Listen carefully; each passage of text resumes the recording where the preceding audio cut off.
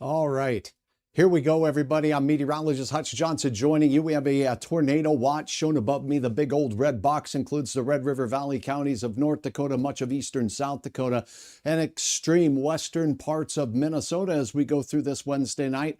We do have some storms firing up in the upper right-hand corner. We also have some forecast graphics indicating some of the risks that we'll experience tonight. Behind me, this is a look at some radar data, but it will oftentimes be scrolling on some model data that we have going on tonight to keep you ahead of the storm. This live continuing coverage will continue until the threat is gone through our area. I will be back momentarily throughout the day as storms pass through the region. Right now, they're firing up, moving into Grand Forks. Notice Grand Forks not in that watch. Let's get started with the very latest. But first, for those of you who are new to the channel, I'm meteorologist Hutch Johnson, and for the better part of the last 30 years, I've spent time as a chief meteorologist on broadcast television, now streaming for you. If you like the content, hit the like button. If you have a comment, it's a two-way street, and you make Hutch's weather fantastic. So in the midst of this tornado watch, I got to tell you, I've already started getting photo uploads right here on hutchesweather.com or right from the app. And check this puppy out.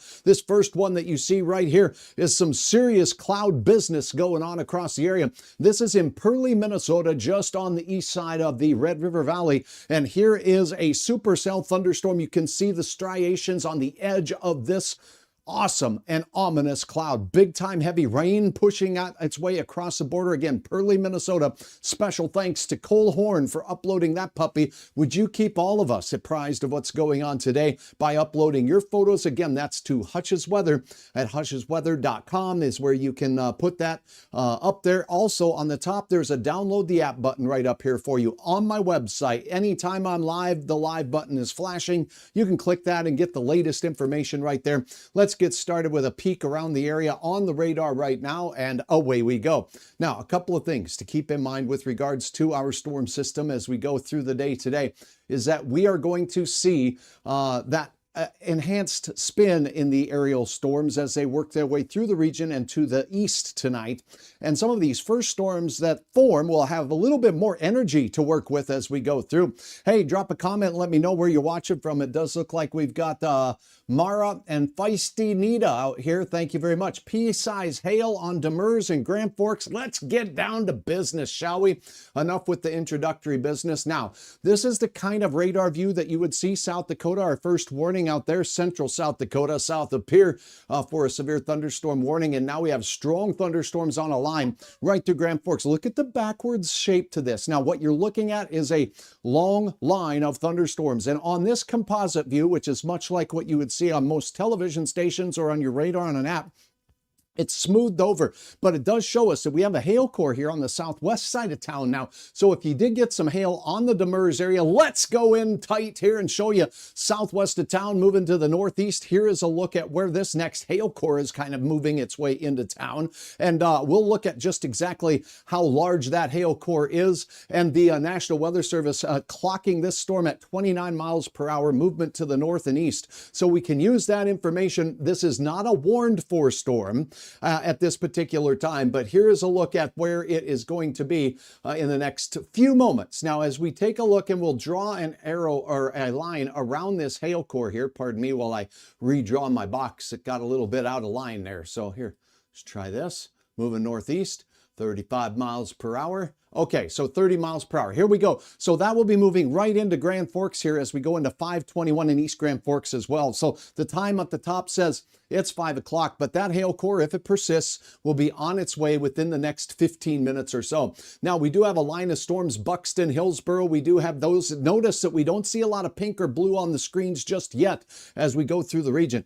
Now we're going to switch over to the high resolution radar data that Hutch likes to use, and I call this single site. It comes from one radar site at a time, and it gives a clear shot of every pixel of what the radar is seeing. No smoothing, which helps us to see where the hail is visible to the radar. So we'll walk you through the event tonight as it unfolds. We'll also take a look at some of the spin factor or shear that we're watching for tonight's tornado watch. That is in effect until 11 o'clock tonight. So right here we see a band of showers, heavy rain, and some hail cores in there. Nothing huge here, but we're seeing some sizable hail making its way through the northern reaches of Grand Forks. So there's your Highway 2 corridor right now. You're probably seeing that as you're going out towards the airport, just off to the west of Grand Forks on Highway 2. Also just outside of Gilby, another cell working its way through. But what is heading your way is this little cell down to the south and west from the southwest part of town there. And that could very well get mighty close to the old golf course out here on the south and the south and east side of town as we take a look at that. So that's what's going on there. Reynolds, Buxton, all the way down towards Hillsboro. Scattered showers and storms are in the offing right there as we head through. And again, thanks for watching. It looks like Kim and, well, Carol, thank you for watching. Thanks for your support. Appreciate all of you guys. And now Lynn says, be safe, Hutch. We sure will. We'll do the best, and I hope you all do the same as well.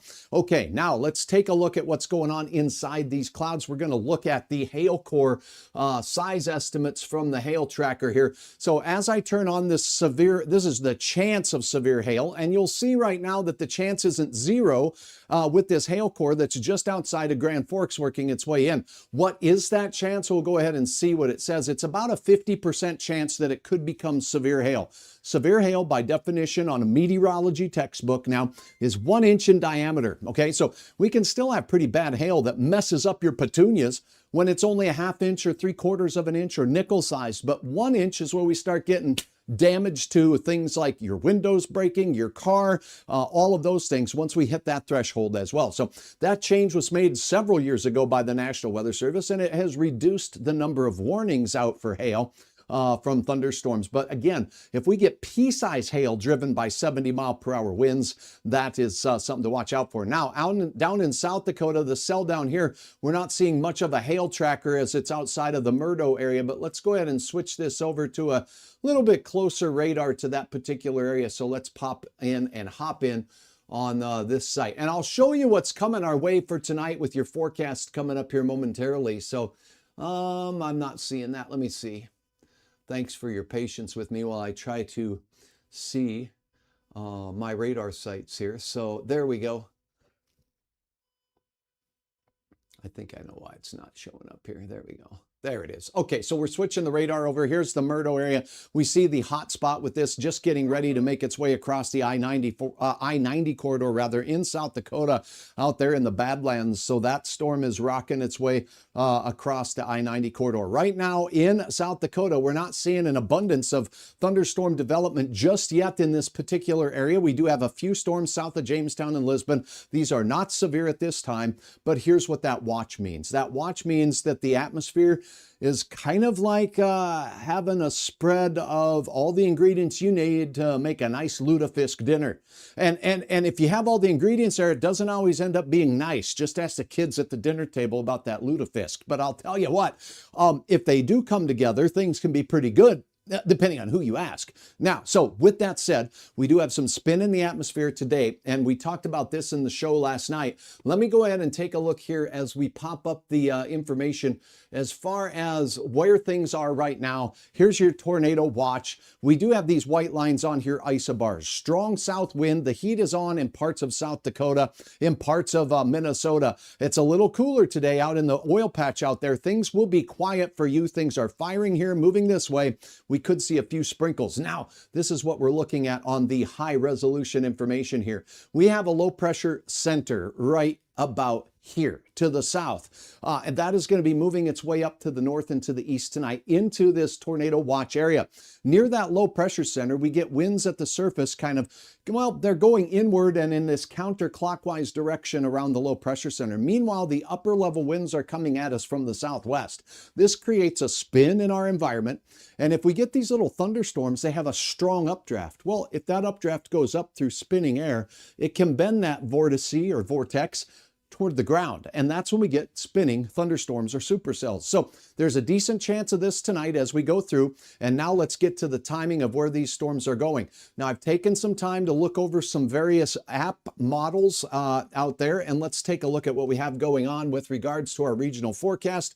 And I'm going to pull up what I think is the best model on point with regards to how things are firing up. Oftentimes we can tell how a model is going to do for the rest of the time period tonight based on how it starts out. If it can't forecast the first 5 to 12 hours, I don't have much faith in it as we go into the late night hours. So here's a look at the high resolution rapid refresh model, and it's showing storms in and around the Red River Valley. Nothing strong here, and basically not much going on, and boom, we start getting some taking off of storms around 7 p.m. Well, we're here and we're getting a little bit closer to that time frame of 5 o'clock. So between now and 7 is when things really take off. Notice here's that low pressure system down here. And there is another one that works its way up through parts of North Dakota as well. So this energy on this particular model takes most of the activity through South Dakota into west central and southwest parts of Minnesota as we go through the early evening. But it's not, that model is not necessarily initializing the best. Here is one that I think is going to do a little bit better job as we go through. Now, we had some storms fire up near and around the Jamestown area with low pressure taking place up in this general vicinity. Now, in and around that area, low pressure, we're going to have an area of spin here as things get going. So I'll watch all these storms very closely. Now, as we go towards about 5 p.m. now to 7, we're going to see the storms moving through Grand Forks. Guess what? This is doing a pretty good job. Has a little more heavy activity up there near Pembina, but that hasn't developed yet. And a line that goes down into South Dakota. Now, heading into the late evening, here's your low pressure in South Dakota, starting to fire off a few more storms. This is 7 p.m. as we go through. Look at northwest Minnesota, a chance for some beneficial rain in the forecast there. Then as we continue to go through the evening hours here, now we're pushing 10 o'clock at night, and we do have a line of storms. What's going on near the international border starts diminishing in its intensity. What we do have going on right here, though, is some strong thunderstorms. Look at where they are with you. I will guide you. We do have the Becker County area here, Wadena County, that's Todd County down there, and straight down into that area near Morris, Benson, and south of you folks out there in Elbow Lake, running right across Big Stone County and right down here into the I-90 corridor off to the west of Sioux Falls, which is right here. Quiet weather for the most part. Once this main line moves off to the east tonight, your risk for severe weather really does wane. We're not going to see anything else develop on the backside of this system of significance. Heading into the late night hours, now you're looking at 2 a.m. Still a few strong storms along the I-90 corridor in southern Minnesota. And as we continue this, we're going to see these move toward the Twin Cities, where our beloved Moorhead Spuds are playing for the baseball championship out there. And good luck to the team out there. Good luck to all of the kids across the state who have made it this far. How exciting for all of you. Overnight storms, they shouldn't be severe as we go through the overnight. The main threat overnight will be some hail up to around 1 inch in diameter and some gusty storms. And then those move out as we start the day. So your Thursday baseball games there, coach, is looking pretty good until we get into the late evening hours. Here, the tomorrow risk of severe weather shifts down into South Dakota. All the way from the southeast quadrant of Montana through most of South Dakota, we could have stout to strong thunderstorms becoming severe as we go through. And those will have a chance as we go into your Thursday night time frame of impacting the weather in and around the Twin Cities. That is your forecast. So now let's go back to the radar real quickly and we'll analyze these storms that are right now making their way through the region. And again, thanks to all of you who have taken the time to upload your content over to hutchesweather.com. Let's see here what we got going on. Okay, very good.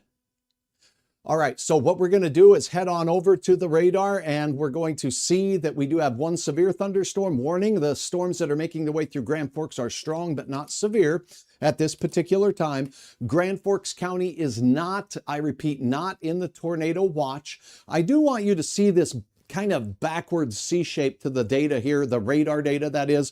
That would indicate that these storms are starting to get a little bit more organized up to the north. Let me take a look for you about, is there any spin? So as meteorologists do behind the scenes, we're analyzing scan by scan what these storms are doing.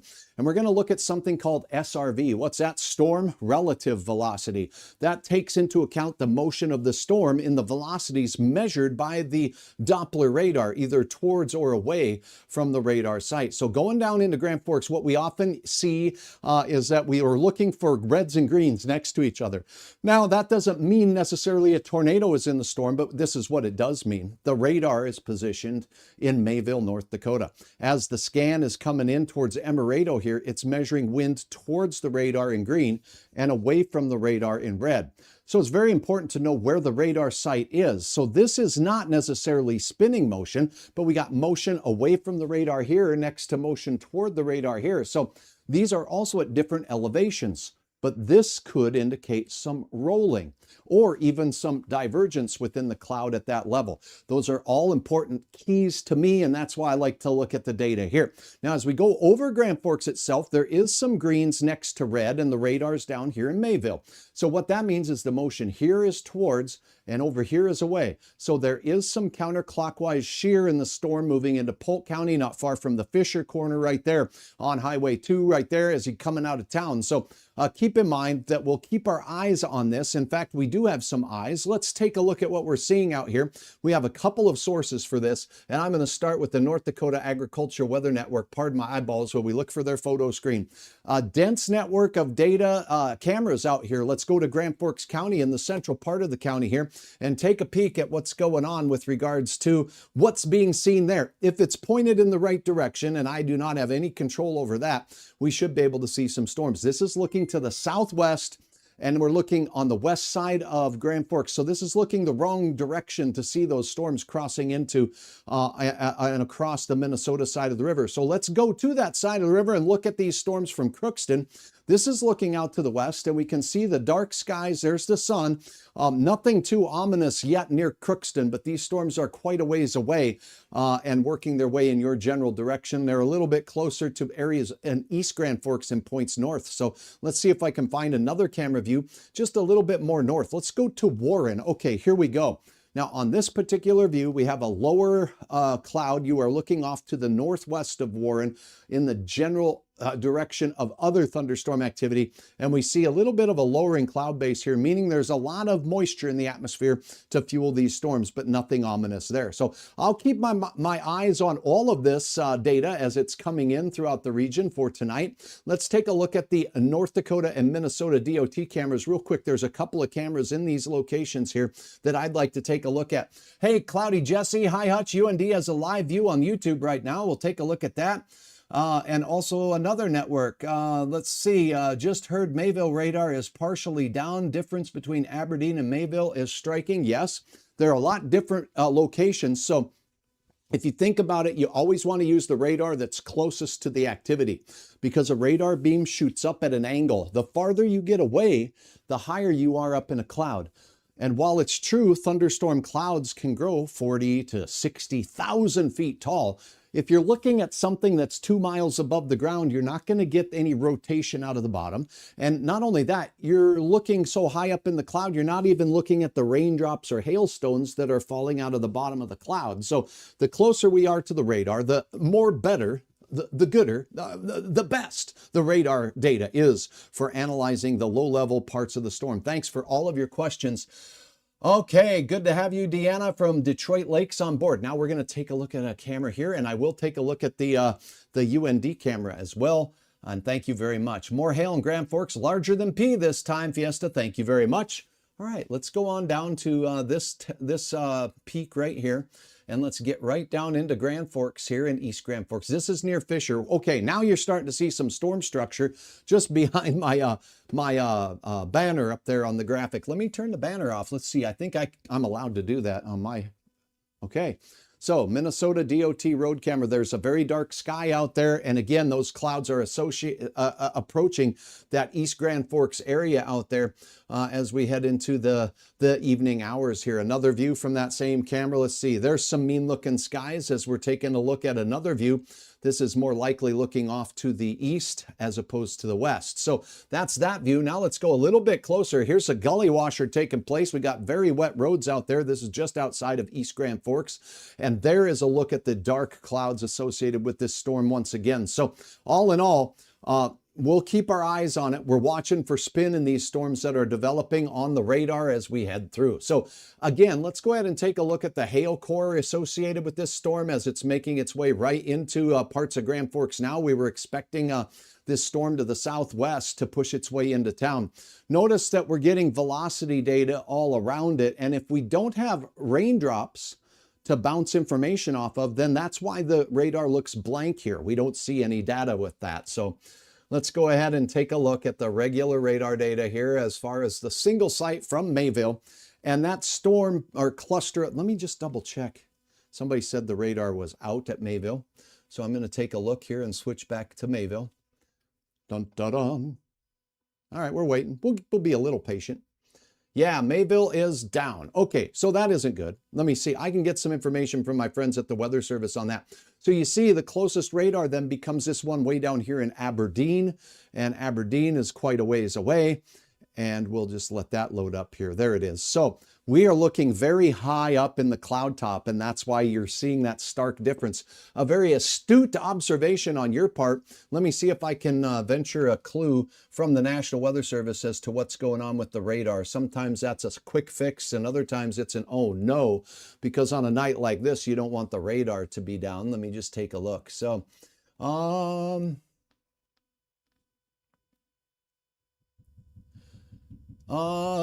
connection from the radar to the office is down. Techs have been notified and they're on their way to twist some wires and get her going again. So that's what we're waiting on for the Mayville radar. So for now, what we are looking at and what we're resorted to using are a couple of different radars around the region. This one's coming from the Aberdeen area. That would be closer. There is one up in Mayville. Deering outside of Minot. That might be a little bit closer. It is showing a little bit of a hotter cell of hail. Again, this would be way up high off the ground. So what this means is some of those hailstones are reaching pretty good heights if we're seeing these strong reflectivities this high into the cloud. And if you're asking Hutch and you said, hey, Hutch, how high is that reaching up in the atmosphere? Well, let me just go ahead and take a peek. Now, as we go ahead and move this back over the radar site here, we're looking from Deering. This is 20,000 feet in the atmosphere. So sizable hail chunks are making their way from the ground to about 20,000 feet up, and that's about halfway up through the cloud. How many miles is that? Well, roughly it's about 3.5 miles up above the ground. That's way up there, right? So that's some pretty high hail, and for a storm to loft hail up that high, it's probably fairly strong. That doesn't mean that hail is falling, by the way, at this pixel location, just that the radar is seeing it that high in the sky. So if you've ever had that question as when these storms move over me, it looks like we're getting hit by heavy rain here. How come it's not raining?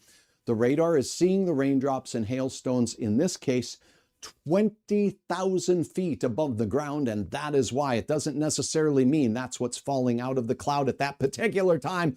So that's a look at what's going on there. Let me see if I can turn this off, and now we'll go back to scanning the skies of a couple other radars here. Let's watch these storms down in South Dakota that are forming. There are a few near the North Dakota-South Dakota border that we'll keep our eyes on. See this activity here? This is just kind of garden variety showers and thunder showers working through Lisbon all the way out towards Edgeley. As you look down into the areas near Wishick, all the way out here, we're seeing a little line of storms developing. This line of thunderstorms, little line right here on the border with Eureka and Loyola right here, has a little backward C shape. It's kind of cupped like a C, like Hutch's hand here. Wind coming from these thunderstorms blows out, and it can cause those storms to accelerate, moving faster in that section there.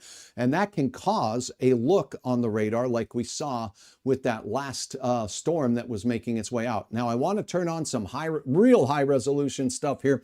Check this out. This is like pro radar stuff right here. I love seeing these details. Okay, now when we go back up to this, here's your Grand Forks storm. Whoopsies, I'm drawing on it here. Let's see.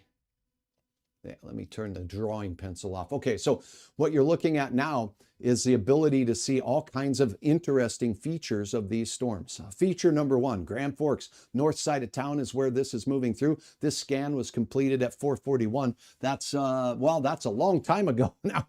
Has the radar been down that long?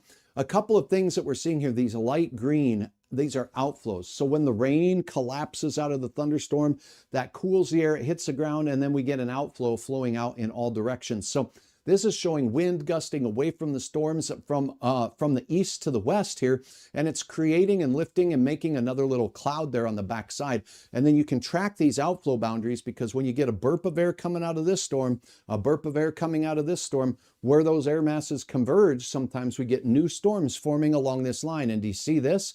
It's kind of helping to form that feature down there on the south side of the storm outside of Grand Forks right now. So we'll be watching all these features real closely. Right now, we got a new update from the National Weather Service Forecast Office on these storms working their way through Grand Forks County. So let's take a look at that and see what the National Weather Service says. I'll move this over so you can see it with me. But the important part is there is a chance for some half-inch hail. The source of that information is the public, you calling in the Weather Service, or people like me and saying, hey, we got half-inch hail. Strong thunderstorm impacting Polk County as well. Northwestern Polk County and east central Grand Forks County is making its way out there. It's located 7 miles west of Grand Forks, moving east at 20 miles per hour. Half-inch hail is the main threat from the storm, and that's what they say right now. So that's what we're watching for in and around the Grand Forks area. Now, the energy in the atmosphere here has yet to be released. We still have south winds feeding this area, hot and humid air. So we're getting all of these ingredients in place. Low pressure forming in South Dakota is going to give us some inherent rotation in the lower levels of the storm here that could interact with some mid-level winds in the atmosphere as well going through. And that is why we have a tornado watch. It does not mean we're going to see a numerous outbreak of many, many tornadoes tonight. That's not what this means.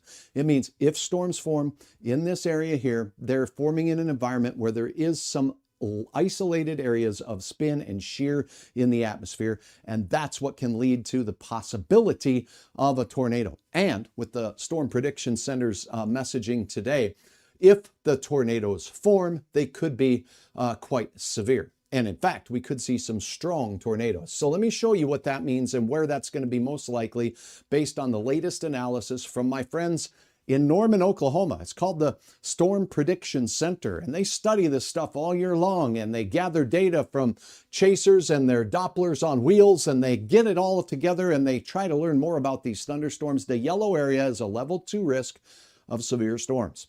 The main threats tonight: gusty straight line winds to 70 miles per hour. Large hail to 2 inches in diameter once they start rocking and rolling, and we'll show you when. And then also some tornadoes. Now let's break this down. I think we did this moments ago, but here is a look at the risk for some tornadic activity for tonight. And as we take a look at this, you're going to see a couple of areas of outline. The green. This doesn't mean go. What it does mean is it's a 2% risk of seeing a tornado in these areas. That seems pretty low. In fact, it is pretty low. But when we consider the average daily risk of a tornado in your area is under 0.5%. So it's elevated today. In the brown area that you see here from Aberdeen to just outside of Pierre, this is a 5% risk area. So we're more than doubling that first risk area. So this is where we're expecting a little bit more of that spin or shear in the atmosphere.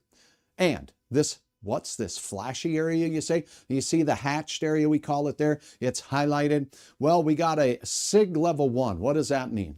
It means that if a tornado forms in any of these areas, even in the green area here, even outside of the original yellow area that I showed you right here, if that forms in that particular area, notice that the tornadoes could be strong ones. EF2s will be possible, and as strong as EF3s cannot be ruled out.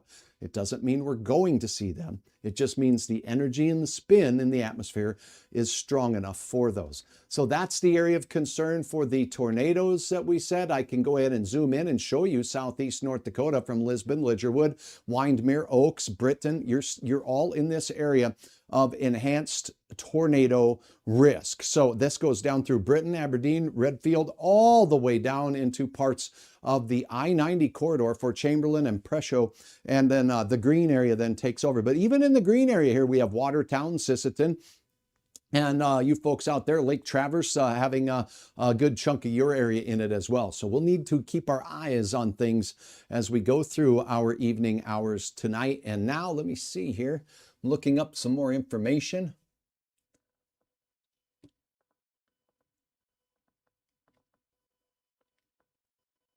Okay, very good. So this is a look at that. The hail risk then, as we break this down once again, looks like this. And again, we see that flashy area. Okay, in the yellow area, we have a 15% chance at seeing severe level hail, 1 inch diameter or greater, and as high as 2 inches hail could be found inside this box. That's where the upward forcing in the atmosphere is going to be strong enough. Think about it. If you're going to take a pea, a frozen pea out of your freezer and drop it on, towards your mouth and you're blowing as hard as you can, well, depending on your lung capacity, you could probably blow that pea all the way through the kitchen. Now, hold a softball up over your head and drop it toward your face and try to blow that up. Don't do it. But if you did, the softball would hit you smack dab in the melon. And when that happens, you realize it takes a lot of upward moving air to support the weight of a large softball, golf ball, baseball sized piece of hail. So we're talking about 2-inch diameter hail here. We're not talking about watermelons, and that's the area where it's going to be possible. Jamestown, Valley City, just outside of Fargo. Even though Fargo has a 15% chance, we are not in that hatched area where we expect a real big hail potential. Now let's talk about what's going on in our atmosphere right now as we head into your evening. And this is what I want you to keep in mind. Now, you can see the cool pool of air on the backside of the storm system where Jamestown and Bismarck are in the 70s. The risk of severe weather low there.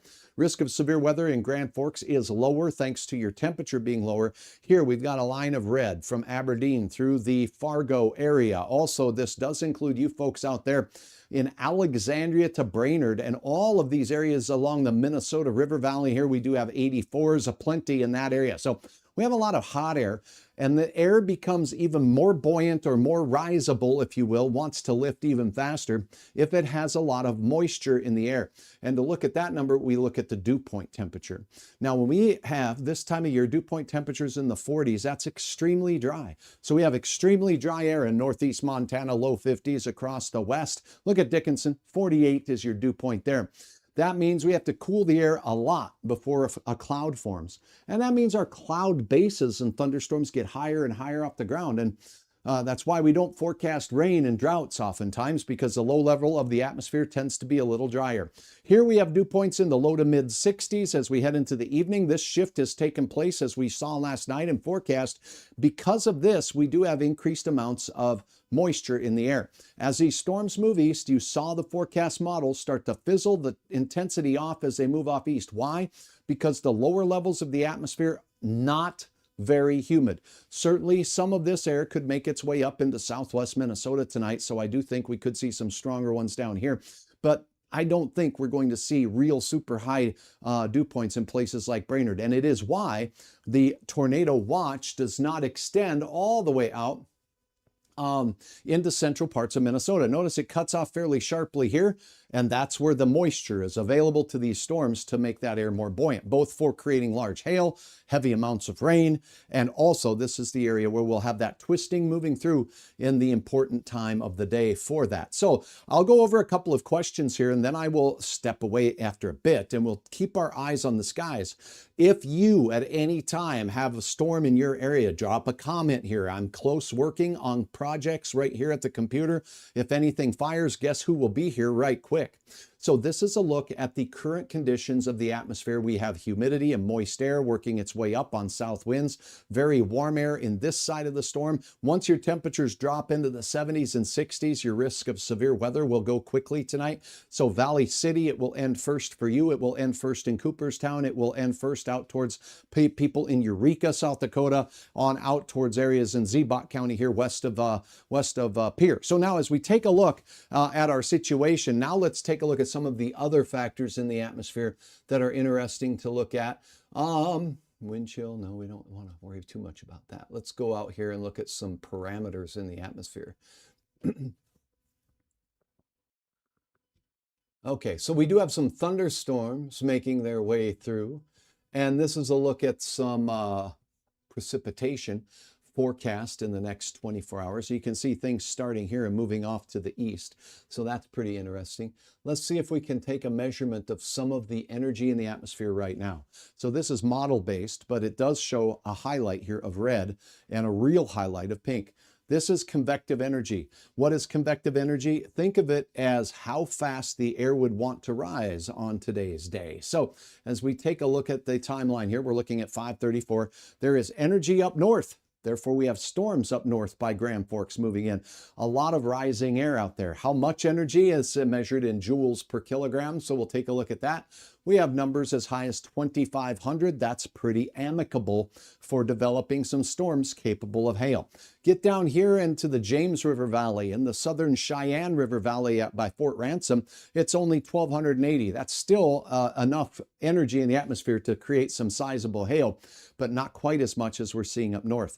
Where you're seeing the hot spot down here is near Pierre, and there was that one severe thunderstorm out there. Look at this, approaching 3,000 joules per kilogram of air out there of energy that is buoyant energy to cause that air to lift. So that is where we have some real hot and humid air out there ready to lift, ready to rise, and once it does start, it could rapidly develop into an evolution of strong storms. Remember, the winds at the surface are southerly. These storms will generally be moving from southwest to northeast tonight, and then quickly through the eastern parts of South Dakota and into western Minnesota before they taper off. So that's the convective energy. Now we're going to take a look at what's going on. Sometimes we can have all the loaded powder keg that we want and we get zero storms. Remember, there's just one of them down here in South Dakota. What gives? Sometimes we can have something like a cap. It's a lid. It's something you wear on your head, but in the atmosphere, it's kind of like having a book over your head. Does Hutch have any books? Yeah, I got a book.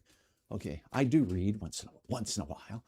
So if there's a cap up above Hutch's head here of hot air, rising air that's warm reaches a hot air level up above it, and it hits that level and it stops it from rising and it spreads out, which will quell or squish a thunderstorm's chance to grow to the true heights that they could. On days like that, and we have had moderate and high severe weather risk days. Those only happen a few times a year, a handful of times, and no storms fired because of the cap. So we can take a look at where the cap is strongest, and we'll take a look at that. It's called convective inhibition, and there is only modest amounts of it out there. It's very, very low across our area. So once we get that air wanting to rise in its surroundings when it's hotter than its surroundings, or if we have low pressure come through with a cool front that kicks it off, boom, we should have the development of some pretty stout thunderstorms. So it wouldn't be a cap problem here for today. Now we can look at some spin in the atmosphere. Notice we have that area of low pressure down near the surface here for higher levels of spin in central South Dakota than we have right now, but there is some up near the Grand Forks storms as well. These are the variables that Hutch will be watching as we go through. And now let's take a look at some of these mid-level winds and relative humidities. Okay, so we do have some winds that are working their way in from the south and from the west, and they have that burp of high humidity air right here that will be working its way into parts of southeast North Dakota. This can fuel the storms for a while, as long as that wind is blowing it into the thunderstorms just above the ground level. It's like a moisture train. If you've ever thought of how can storms keep lasting overnight, all night long, even though we don't have sun causing the air to heat up and rise and form the convection. Let's answer a couple of questions here. Y'all are the very best. Jessica Evans, I want to thank you for your support of Hutch's Weather. Let's go right over here and take a look at what's going on here. Okay, so I want to see if we got Feisty. Yep, Winkler, Manitoba joining. Okay, we'll keep our eyes on Winkler now that we know that you're watching too. And in fact, I do have a radar here that I'll put right back up that has your area clearly labeled on it. And if you're ever around and watching Hutch, you can just ask me and I'll put this radar view up if I can get it out quick enough. But we do have some Winnipeg rumblers up there. In Winnipeg, that pink area you see up there is a severe thunderstorm watch for the area tonight. So they're expecting the possibility of some hail and some pretty strong thunderstorms in parts of eastern and southern Manitoba tonight, including Winkler. There's a little tail of formation kicking back your way. We'll keep our eyes on you. Thanks for watching, Winkler. Otter tail, is otter tail in the watch? It is not. So if you zoom in, we end it right here on the west side of Fergus Falls. So otter tail is not, but as you get into it towards places like Wahpeton, Breckenridge, and Wheaton, those counties are definitely in there, and so is the Clay County area for Hawley, Glendon, and the Fargo Moorhead area. And by the way, we have a line of storms out to the west of us now that are approaching. They are not severe at this time. The atmosphere has a little more heat and a little more energy the farther east we go here tonight, and there'll be stuff from the southwest coming a little later. On this particular computer here, we got another severe thunderstorm warning here out by the Huron area in South Dakota. And that particular thunderstorm cell, I'll switch on over to a radar that's a little bit closer. Let's go to Sioux Falls, shall we? Here we go. So this is a heater. This is a hot spot on the radar. It's got a hail core potential right here. And this is making its way towards Bonilla as it's working its way to the north and east. We can take a look at the text from the National Weather Service office for this particular storm here, and I'll pull it down so you can read it with me. They're expecting some 1-inch diameter hail, radar indicated hail core with that particular cell. This is a long ways from radar sites here too. In South Dakota, there's Aberdeen, there's Sioux Falls, and there's way out by Rapid City. So in the central part of the state, we do sometimes only have the ability to look at something in the middle of a thunderstorm cloud out there. So your reports will be helpful if you happen to be in the path of that storm. Prepare for some sizable hail and winds gusting up to 70 miles per hour. This particular storm warning is for less than 50 though. So mainly as it gets going, we're expecting that risk to be the 1-inch diameter hail.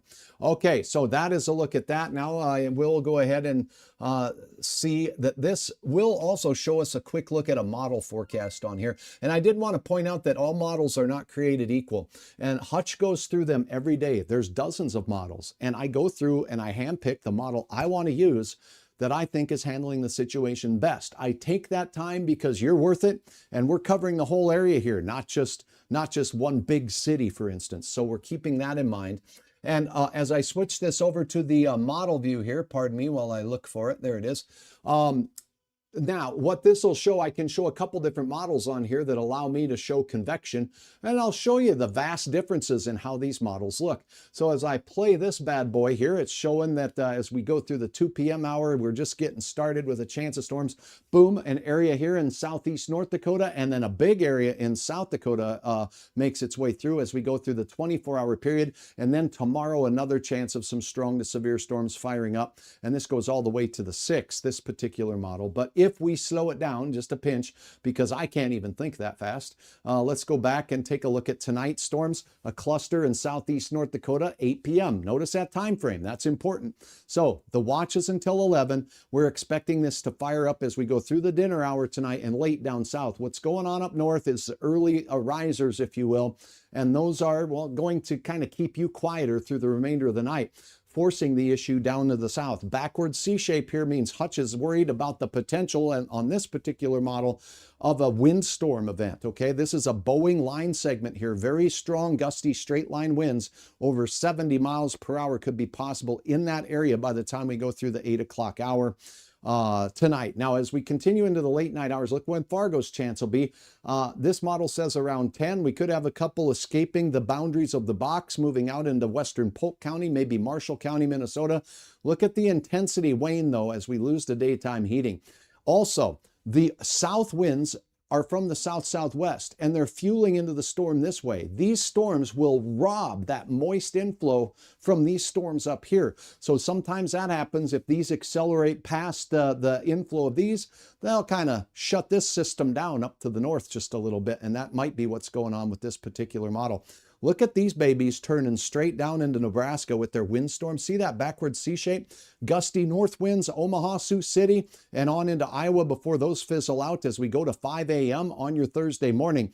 Now, Thursday afternoon is where we could have another round from parts of Montana, right there. Boom, brought us all the way down in towards the Baker, Montana area. Scattered storms across most of South Dakota, but could be strong to severe Thursday afternoon, but here in North Dakota, we'll be on the quieter side of things. A couple of wanderers through the trails out there in Billings and Golden Valley County, Stark County, on down towards Slope County as well. Those thunderstorms are not expected to be severe, and as we go toward the overnight hours, those too fizzle out. By the way, if you're in the Twin Cities, Thursday's storm chances will not arrive until pretty late at night, so keep that in mind for those of you at the state baseball tournament. You could start out with some wet fields outdoors, though, and that's how it looks. A couple more questions. Jessica, thank you very much. I didn't think we'd end up in a tornado watch for the FM area. What are you thinking about tornadoes, especially through the evening? So, you just saw my forecast. We just stepped through that one model, and it's showing after 8 p.m. is the best chance towards 10 p.m. here in the Fargo area. I will keep you advised. We have a tornado watch. It doesn't mean every storm will make a tornado. I want to pour a little bit of water on this, saying be alert.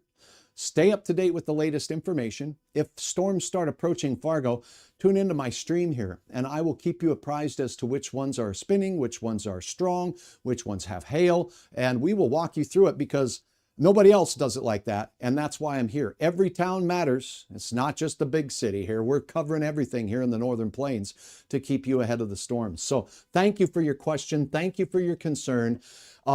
One of the statistics that helped me calm down when I was younger and was nervous about storms too is the fact that only about 2% of thunderstorms ever become severe. So we look at this forecast model and you see all these storms.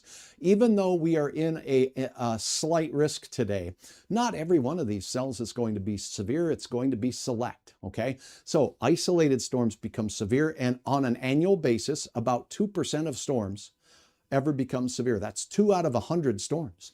Now, how many storms produce tornadoes?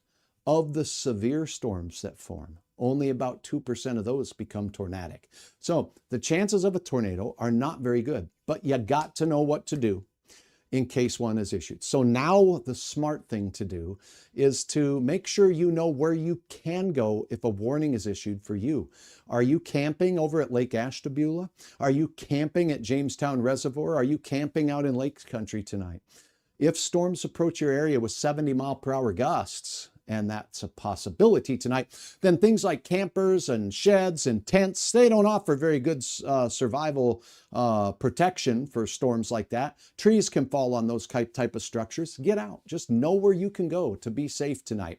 If a warning is issued for your area or thunderstorms are approaching and you check it out and by golly, there's a tornado warning, a basement is the best place. Why? Because a tornado will pick up stuff and throw it through the air, like Hutch's coffee mug here. It'll throw that puppy through the air at up to 300 miles per hour. Now, you don't want this to whack you in the melon. That'd make your day real long and not so enjoyable.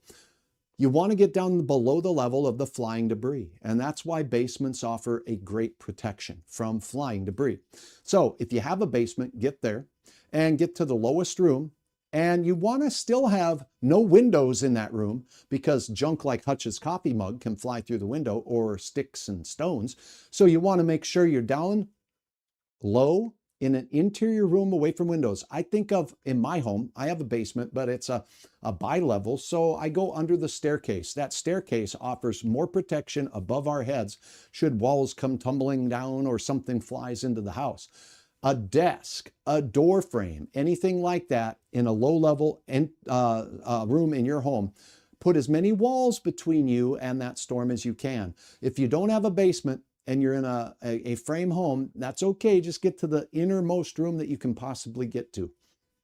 Now, when it comes to these talk about strong tornadoes or EF0, 1, 2, and 3, most tornadoes are EF0, EF1, and those are not strong tornadoes. They can make over 100-mile-per-hour winds. That's pretty darn strong. I wouldn't want to be caught with my coffee cup out in a 100-mile-per-hour tornado. But the point is, many structures can withstand 100-mile-per-hour winds briefly, okay? But when we get up to EF2 storms and above, those are either strong tornadoes or violent. EF2 tornadoes, EF3 tornadoes can do major damage to structures like our well-built homes. So you'll want to take warnings very seriously tonight and get to a safe location. Particularly if you're outdoors, now is a great time, if you're camping, to remind yourself, where is it that I can go if a warning is issued and I'm in a tent? Okay, is there a shower house nearby? Is there somewhere you can go that offers more protection than an outhouse or a porta potty? That's your job now. Okay, questions and answers here. I live in the Twin Cities area, and the Twin Cities are supposed to have a game tomorrow at 6:40, and there's some thunderstorms happening. Do you think the game will be played tomorrow? Well, Hutch's forecast is, you betcha. You'll have some morning showers, but by the afternoon you get a break, and then the storms come in late tomorrow. That's the way the models look. I'll carry this puppy out, and we'll just move this puppy over to the Twin Cities. Now you can see them. Okay, so there we are, St. Cloud, Minneapolis, and St. Paul. Now, as we advance this, you're looking at tonight, and now you're looking at the morning hours on the 4th. You could have some morning sprinkles or thunder showers move through. This is in the morning. Boom. Now you get the drying, the heating. It's going to be warmer there than it will be in Fargo or Grand Forks. And then shazam, shadizzle, here comes the drizzle. And it looks like a chance for some storms down to the south, but nothing too strong or severe. And it really doesn't happen. So unless that game goes into extra innings and you have the I don't know, the outfielder or the catcher pitching, then you'll just want to make sure that you are done by then. All right, let's take a look at more questions. Thanks for your questions. Hi, Hutch. UND has a live view on YouTube. Oh, wow, fantastic. And now let's take a look at, I think that storm up in the Grand Forks area. Let's see if I can switch radars back here. Oh, yeah, I got to switch it over to the radar. Let's just go to this one. I don't anticipate that the radar has been fixed yet, but we'll take a look, shall we? So we're getting questions about that. Okay, we'll go single site. Yeah, that radar, I think, has got no ability for me to select it. Oh, there it is. Let's see. Yeah. Oh, there's data back from Mayville. Okay, now we got the radar back. If you happen to be on the I-29 corridor between Fargo, say north of Hillsboro and on up in towards the Thompson area here, we have a line of storms moving through the Mayville area. So these are the ones we watch. We do have a new update from the Weather Service for the storms moving through Grand Forks. And this says half-inch hail is going to be possible and gusty winds. Right now, the storm is moving east at 22 miles per hour, and we could see some gusts less than 30 miles per hour. So if we take a look at the gusts right now on the map here, this is kind of handy to take a look at that. 26 mile per hour, 32. Oh, it's over 30. Okay, so we're going to be a little stronger than that with our gusts. Hutch says if a storm's moving at 30 miles per hour, it could burp out 6 mile per hour winds and you can get 36 mile per hour gusts. So the faster they're moving, they can create some faster gusts as well. So we do have some 30 mile per hour gusts. That's definitely not severe from the storm that's making its way through the Grand Forks area right now. So prepare for some gusty winds. And now let's take a look at the spin in the clouds. That's our goal tonight, is to keep you safe from that. Here's a long line of storms just passing through Mayville, heading toward the I-29 corridor, just north of Fargo, just north of you folks in Arthur. So you got Hunter, Arthur, seeing some storms approaching. Now, this is a number of thunderstorms. So when you're looking at the radar and you're living in Hallstead or you're in Shelley or Climax here and you're looking off to the west and you see this, you're like, oh my goodness. Watch how bad it gets when we go to the normal radar you see on other sources. This is a composite radar, and it looks like oftentimes one solid wall of rain. So let's let it load up here. Let's see what's going on. Okay, so this composite radar hasn't caught up to the new radar yet. It doesn't know that Mayville's back on. So it has some high rain clouds out here and nothing. So this is why these composites, they take all the radar sites around the globe and we sew them together and make one radar scan with a lot of smoothing on there. So I much prefer the single site radar data here over that. So let's go right back to that single site radar data. Hutch is updating his studio, so some things are not in the same place as they always used to be. Let me verify this radar scan by looking at Aberdeen real quick and see if it's seeing the same line that stretches from near Aberdeen all the way up. It does not. It shows more of what's going on out here to the east. Look what's coming into Ellendale, though. Ellendale, Dickey County here, and also down towards Frederick, just north in Brown County, northern Brown County. seeing a very stout thunderstorm cell right here. Now, all that flashing blue there, that is a hail core, and it looks like it's moving off to the east right now. So that storm is pretty healthy by Hutch's standards. Let's take a quick look at hail size estimates with regards to this particular storm right here. So we're going to talk about the severe chance of hail with that storm, and we take a look and we see that, well, there is a chance, but it's not super high that it'd be severe. Severe is 1-inch diameter hail, so that's good news. And then when I take a look at the hail tracker itself, it's going to give me some estimates of sizes. Now, this is 3/4 inch diameter hail that this is estimating will make its way down to the ground, and it's in the Ellendale area, and that storm is increasing in intensity. So we're watching that pretty closely. Now we're going to take a look at the storm relative velocity from this. And again, we're looking from, it's important if you're using these tools on your own to know where the radar is. This radar is in Aberdeen, and it's shooting up this way towards Ellendale. So we do see all greens. What's that? All motion toward the Aberdeen radar. I don't see reds along with it that would show motion away. If you get green right next to red, oftentimes that can be spin in that particular storm. Back here, we're not so worried about that signature of greens next to reds. So we're looking at the leading edge of the storm. Oh, we got us a little bit of a feature here where it's a confused beam or whatever. And sometimes we get spikes like that when we have really big hail picked up in a storm. So we'll watch this from scan to scan. Let's take a look at this single site radar data. There's your Ellendale storm. It's taking on a couple of features here. There's a little cell out front of it. So this could be an outflow and it can be a cloud forming on this side. It could be a new thunderstorm forming in that outflow.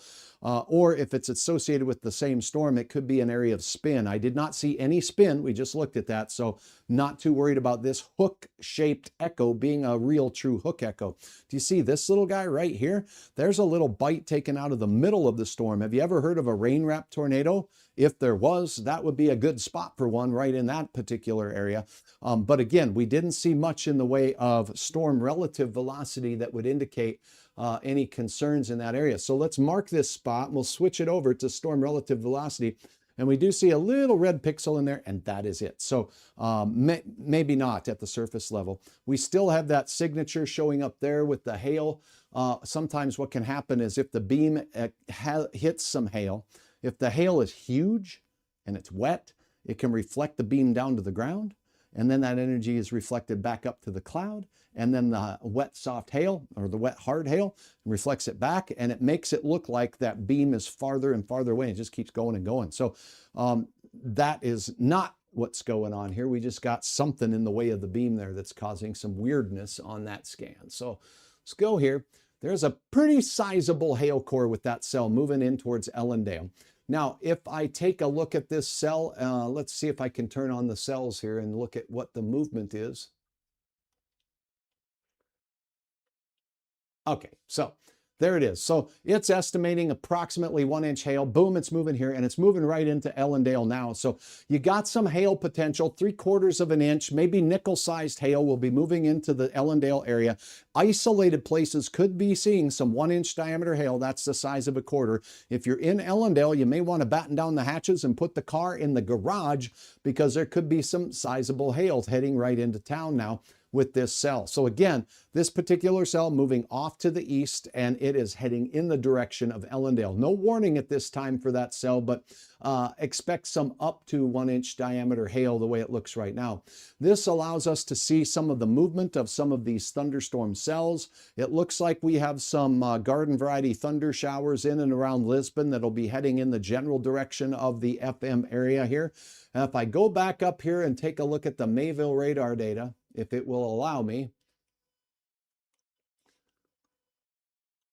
Yeah, there we go. It's now caught up. So it does look like the radar in Mayville now, that line that was approaching Arthur is gone through now, and it's heading over Fertile. Notice how as it's moved off into Minnesota, the intensity of those echoes is significantly weaker. I'm seeing a little bit of a strong signal right here on the north side of all this activity in northwest Polk County right now, and off into the western reaches of the Thief River Falls area and Pennington County, that far from Dorothy and that area off to the west of St. Hilaire. So it's crossing right over Highway 75 right now, and Warren in that area. But here, that's a fairly stout cell and could be producing some gusty winds as well as some hail. Look what's going through northern parts of the Grand Forks area, just north of town. How far north of town is that? Let's go ahead and measure that little core. That could be some hail up there. Could be hail that's upwards of 3/4 of an inch in diameter, 5 miles due north of Grand Forks, East Grand Forks right now. So that's what that looks like. So right now, the good news is I'm not seeing a lot of spinny thunderstorms, and we do have some strong thunderstorms, but they have not yet advanced into that severe category. I am seeing some kind of low energy clouds right here and showers of rain. This could kill some of the energy tonight for Fargo, but I'll keep a close eye on it. Remembering that the main event will be between about 8 o'clock and 10 o'clock tonight before it makes it and has a chance to get to places like Fargo, Wahpeton, Breckenridge, Windmere, Foreman, Lisbon, Gwinner, Lemoore, and the Fort Ransom area. Could be seeing some of that activity as we go into the next hour or so. Northeast South Dakota as well. Okay, a couple more questions here while we got you on the hook. Let me see. I gotta check out my friends here on Facebook too.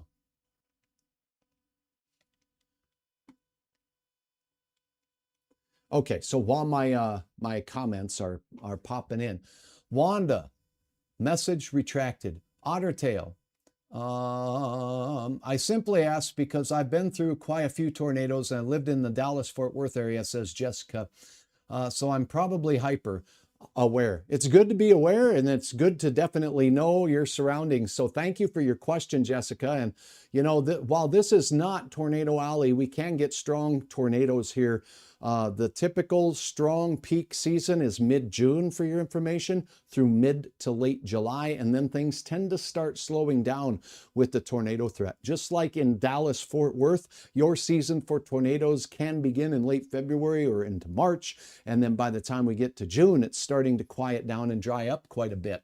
Let's see, we've got Ben's DK. Is there a tornado right now or no? No, this is a tornado watch that's been issued, so we're keeping our eyes on stuff, and I will continue to go back. I will exit and leave some content up for you to look at, and anytime you want to check out my stream, you can do so right here on Facebook, on YouTube, on my website, hutchesweather.com, or on my brand spanking new weather app that is more better than most of the apps because it gives you a heads up to twisting storms. So if you happen to be in the vicinity of a twisting storm, it will tell you with a notification if you have those notifications turned on.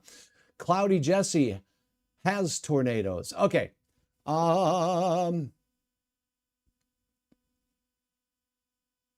Somebody's asking about Ryan Hall, y'all. He covers all weather and covers a lot of it. You can give us some updates, please, on Fargo. Absolutely. That's what I'm here for Fargo. So the Fargo area, again, we'll talk about it, but again, 8 to 10 o'clock will be our best chance at seeing some stout thunderstorm activity in the area. Let me take a moment here to show you a little bit more. Cloudy Jesse, Lake of Fire, yes, Max too, okay. Mayville radar is showing the past. The storm is past Grand Forks. Thanks, Feisty. It took me a while, but I figured that out. So when will Fargo, Moorhead be getting some storms? Estimate it. 8 to 10 o'clock is my estimate based on models. All hail is breaking loose. Oh, I see what you did there, Lake of Fire.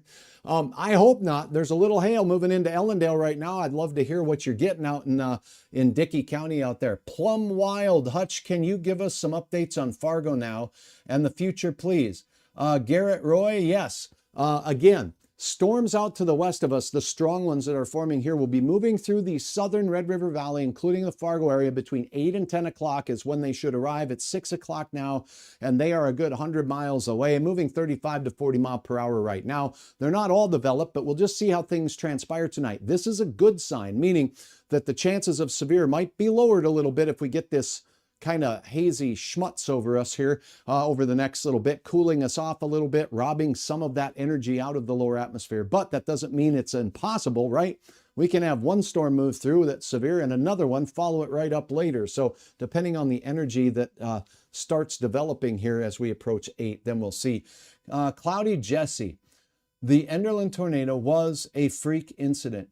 Cloudy Jesse, you're right. I mean, that storm was very, very strong up here, but it was not uncommon and it's not unprecedented. So, but it was a long, long time nationwide that we had even seen an EF5. It had been over a 10-year period.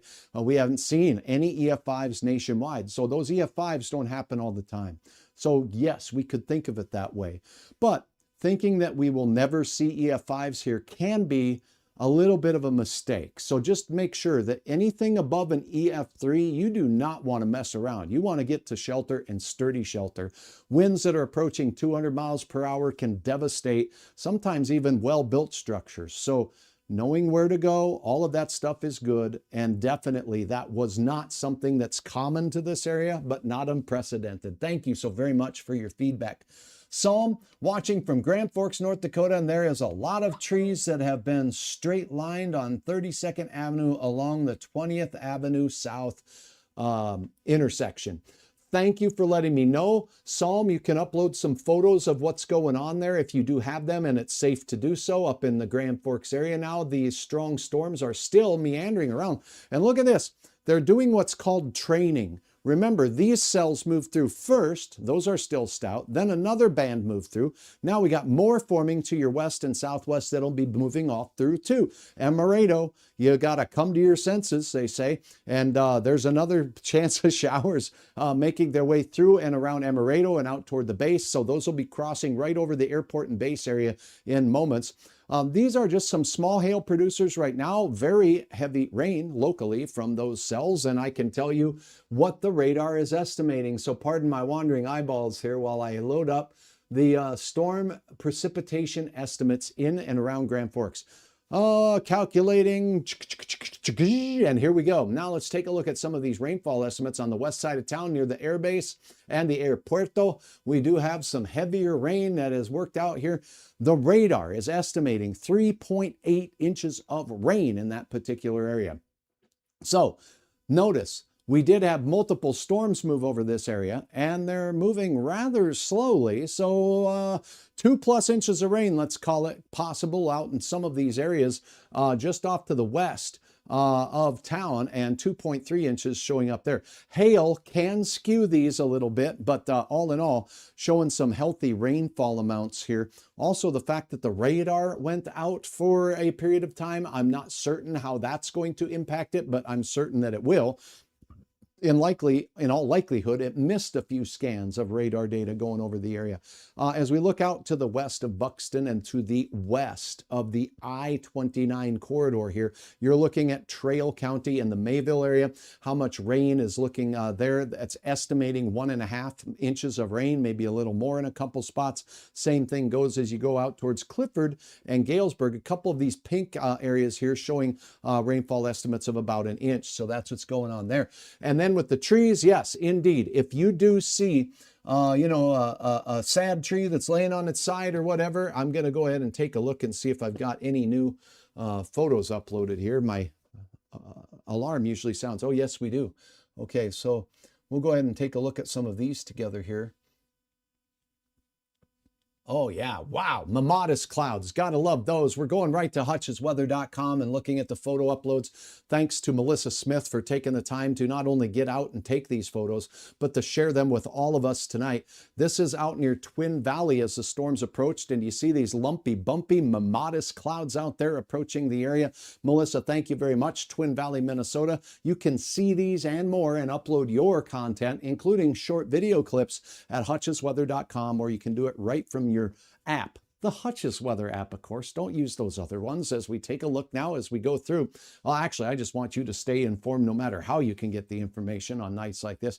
Look at that. So you got this cloud here that's kind of a long, skinny looking cloud. It's scary looking.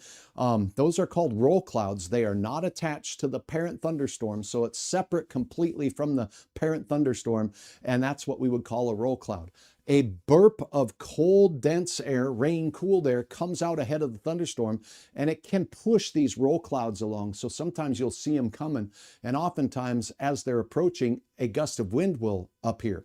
You can sometimes see these on the radar scans, as we were showing you those faint green lines on the radar here moments ago, and that's what they show up like. So let me just go back to this puppy and see if we still see those up in and around the Grand Forks area. I'll have to switch over to the high-res radar data.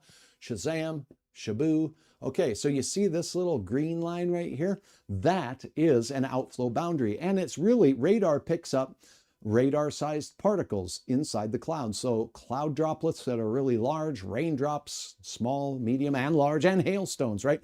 The bigger the particle is, then the stronger the reflectivity it picks up. So a hailstone is going to return a lot more energy than a tiny little cloud droplet. So we're seeing a line of clouds, possibly a roll cloud, just like the one we saw, moving right in towards Mayville. Are you seeing that outside of Mayville now? Snap a photo, upload it.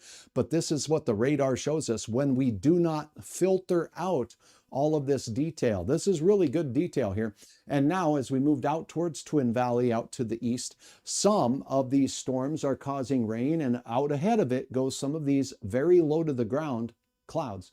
We don't see them on the radar out here. Why is that? Because the radar beam shoots up over the top of them since they're so low in the atmosphere. If we had a radar in Twin Valley, if we had a radar out in Mahnomen, we probably could see that as we were looking at the radar here on Highway 9. So that is a look at what's going on. Look at this, a few showers and some rumbles of thunder in Kitson County, pushing into western Roseau County. Hutch, do you send storm reports to the National Weather Service from the public? Cloudy Jesse, I do when I can. So sometimes I've even stopped, like in the winter storms when I had reports of snowfall or terrible conditions on a road or whatnot. I definitely do. I have a link right to them. And if you hear me typing here, I'm not trying to be rude. I'm trying to pass on information as it becomes available. So yes, if I see something here, I do. Where it gets hard is sometimes people will put a post on my Facebook page. I'm not reading every post in real time here as they come in. So that can be different. And sometimes I don't have access to the comments unless I watch the video back through its entirety. On Facebook, I can see that. So when I can, I absolutely pass them along to the National Weather Service Forecast Office. Okay, let's see what we got coming on. First of all, thanks to everybody who's logged in, watching Hutch's Weather. If you're just joining me, I'm meteorologist Hutch Johnson, and for 30 years I spent time as a chief meteorologist on broadcast television, and I've been covering weather like this in the Northern Plains for an awful long time. So if you like the content here, please hit the like button. Please take a time, leave a comment. It's a two-way street. I'm answering questions right now. We are in a tornado watch. We started this by saying not everybody's going to see a tornado. The tornado watch box extends from areas south of Grand Forks all the way through the southern Red River Valley and all the way through most of eastern South Dakota and central South Dakota. It includes Pierre, Watertown, it includes Huron, and it includes Fargo, it includes Hillsboro and the westernmost reaches of Minnesota. In other words, it's the Red River Valley counties of Minnesota. All of Norman County is in it. There's Ada, and Borup would be right here. And it looks like it ends at Mahnomen County. And you do look at this. This is Clay County, but Becker County and Otter Tail County are not in the tornado watch tonight. This tornado watch is in effect until 11. And usually the folks at the National Weather Service and the Storm Prediction Center who issue these watches for individual counties, well, by golly, they do a good job, and the edge of the storms will likely be moving through this area by around 11. What time did Hutch say they'd move through Fargo? Between 8 and 10? I think that's a good bet. So if you're anywhere around Valley City to Fargo, they'll get to Valley City first. They'll get to places like Windmere first and out towards Lemoore first, and then move into the valley a little bit later. And that's what we have. Thank you so much. One big one popping up down near Murdo, South Dakota, indeed, as we go down in that area. And then we also have a couple of thunderstorm warnings out here. Now they're all outside Presho. So that was a little while ago, and I apologize for that, but some big, tall thunderstorms out there. Some of these storms that reach the tallest can sometimes have the largest hail because it takes a lot of energy or upward motion to punch through the stratosphere. And sometimes those clouds from a long distance away, if you're in Rapid City and you're looking towards this storm, thunderstorms have a very flat top. It's like an anvil cloud. It's called an anvil cloud because it's got a flat base and a flat top. But once in a while, you get a little pooch coming out the top of the cloud. That is from a very strong updraft. And oftentimes, if you see that, called a, well, it's an overshooting top. If you see that overshooting top, that little pooch on the top of a thunderstorm cloud that's flat elsewhere, that could be producing some big time hail. So as we take a look at what's going on out here, we see the high reflectivity returns. All this white means some very large hail potential with the cell. It's moving along and south of the highway, south of Presho. It looks like it will stay south of Presho, but it'll be very close. As we look up here north of, it looks like Woolsey. Yeah, Woolsey and Bonilla, we do have a severe thunderstorm warning continuing, and that storm is moving in the general vicinity of Hitchcock at this time. So we do have some severe starting to fire in parts of central and parts of the eastern third of South Dakota. Their motion is going to be northeasterly. So again, that means the greatest chance at seeing some of this activity may just indeed be south of Fargo. Models do have some storms firing up between Fargo and say the Jamestown, Cooperstown area tonight. So notice the watch is done, and there are no watch boxes out here for Stutzman County. It does include Valley City and Barnes County. It does include Griggs, Steele, and Trail County for now, and that's where the tornado watch box is. Good afternoon. 2/10 of a rain this morning from Stacy. Thank you very much. Looking forward to a bit more in Badger. Yes, and you got a couple of cells floating around the area now. If you're lucky, you'll get a little bit more of that detail. Thanks for keeping us informed, and thank you for your stars, Micah. I sure do appreciate you supporting Hutch's, whether it's from support there, people who have ordered my rain gauges or some of the gear I have on the shop, and my sponsors. Please keep them in mind. If you have any needs that are in their lines of business, they help keep Hutch doing what I do, and it's all appreciated. The definition of a small company, right? Brad, really starting to rumble in Cullum. Okay, so yes, outside of that area there from Cullum towards Ellendale, now that storm's moving on towards Oaks and points south. As you see this Boeing segment here, it's a backward C shape. Gusty straight line winds are going to be the main threat from that one. And this area radar that's down here in and around Aberdeen might have a pretty good measurement of that wind speed that's coming out of the storm out there. So I'll keep my eyes on that, but expect areas south of Oaks primarily to get some pretty gusty storms blasting through in the upcoming half hour or so. Okay. All right. So now answering questions. Which way is the storm moving? So these storms are all generally moving in a northeasterly fashion tonight. This one, northeasterly fashion. This is South Dakota. This one looks like it's moving more east. So as a whole, everything's going to slide east tonight between now and 11 to 12 o'clock, and then overnight it will continue pushing east into parts of Minnesota, eventually working its way into central Minnesota. Will they still be severe? The chances of that are pretty low the way things are looking right now. Most of these storms are moving at a clip of about 30 miles per hour right now, so we'll keep our eyes on that. The one that moved through the Grand Forks area was as fast as 40 miles per hour. Sometimes when we get an organized line like this, they can even accelerate more. Okay, thank you much, everybody. I see we got a lot of folks watching on here. We'll keep our eyes on the skies. Let's see. Ashley was answered by Cole. Thank you, Cole, for helping Hutch answer some questions here. Loud thunder pouring down pretty small hail right now in Grand Forks, and that was a comment made about 45 minutes ago. I'm sorry, I got behind on comments here. Hi from Duluth, Simon. Always a pleasure to have you on board. Thank you so much. Steve says, what's up for Todd and Wadena counties in Minnesota? So you notice you're not in the watch area. So as you go out here, there's Wadena County, Todd County, just off to the south over here in the Staples area and point south. That area here could see some showers and thunderstorms in the hours past midnight. Will they be severe? The chance is low. The main risk for your area overnight will be smaller hail, not the two-inch huge stones, but we still could see some half-inch to 1-inch diameter hail in a few spots possibly, and gusty straight line winds. Those will be the main threats in your area. It's going to be probably after 2 a.m. before they would arrive in your area. War Road, Minnesota. Matt, good to have you on board. Hi from Crookston. Sarah, pleasure to have you on board. Thanks, Gina, for watching and for sending stars. Jessica from Crookston watching. Hi from Fargo, says Christine. Christian, rather. My apologies, Christian.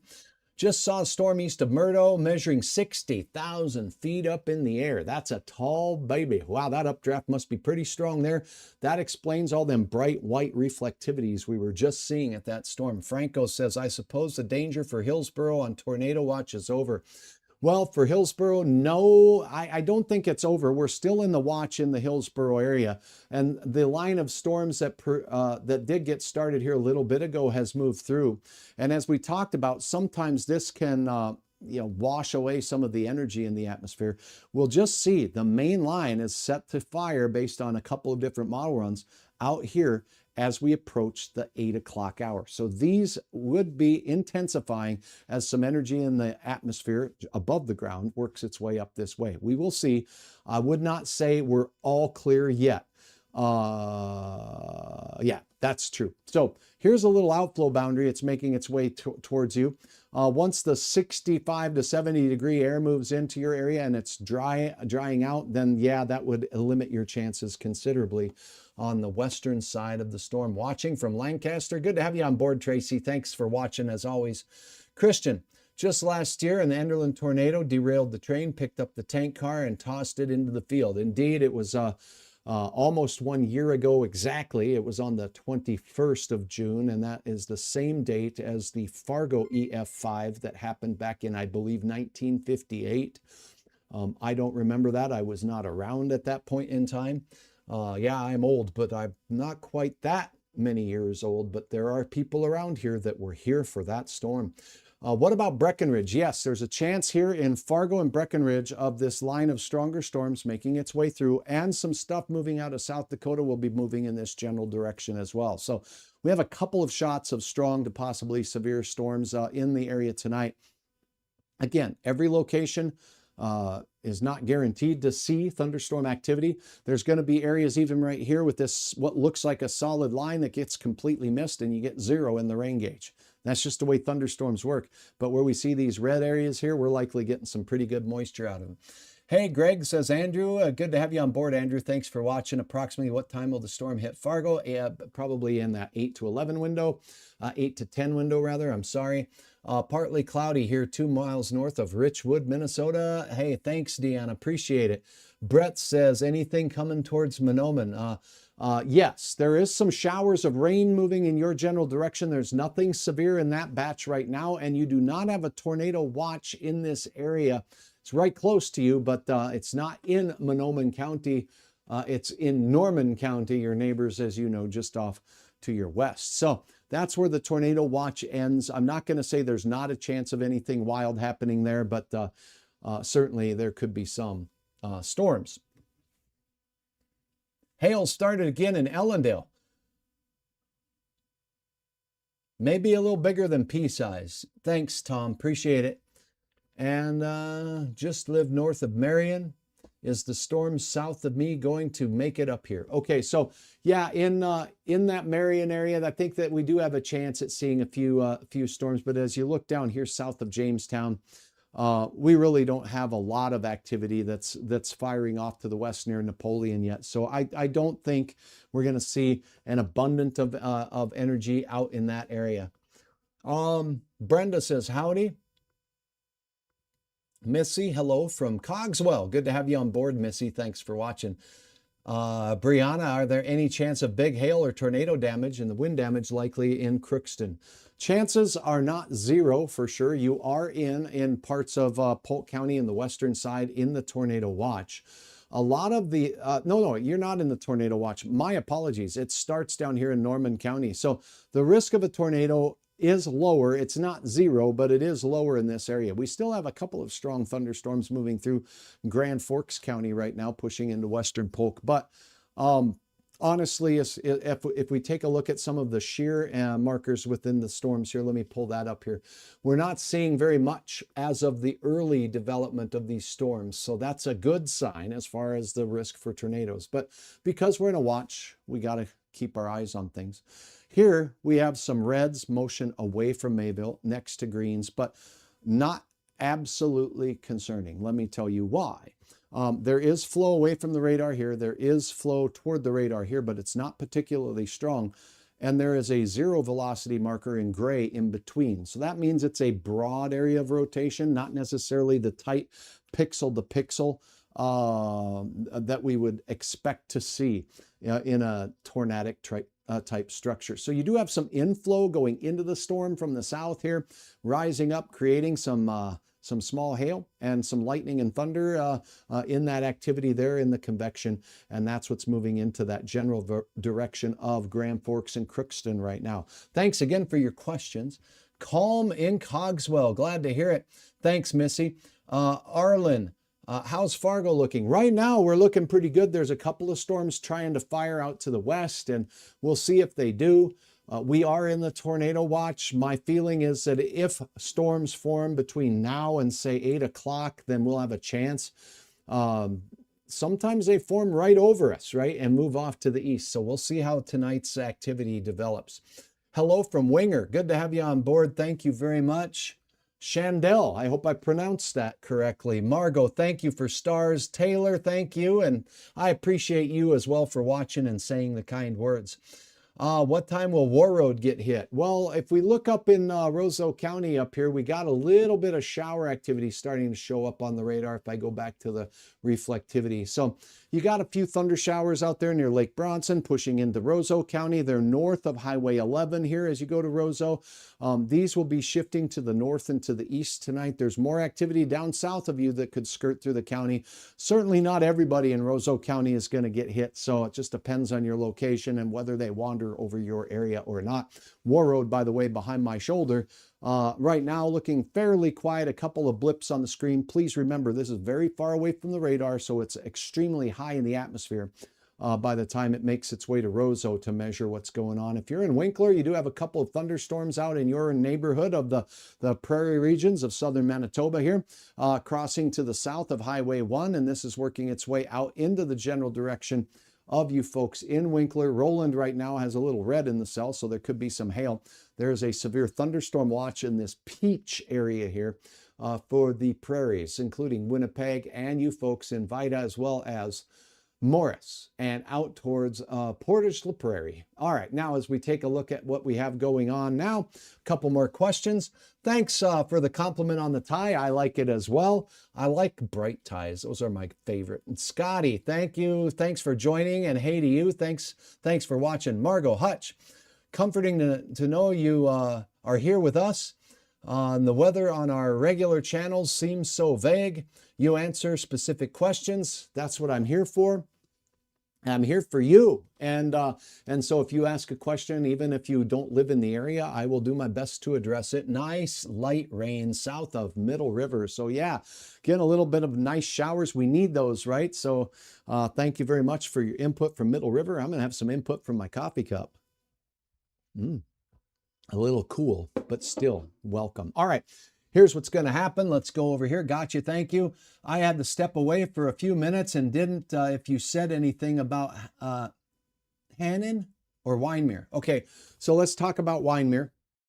There are some storms out here pushing in towards Oaks. Those are going to be moving east. Models have these getting a little bit more intense. And to take a look at the very latest model, let's go ahead and go back to it because it's been a while now since we started our broadcast and continue with Hutch's continuing coverage here.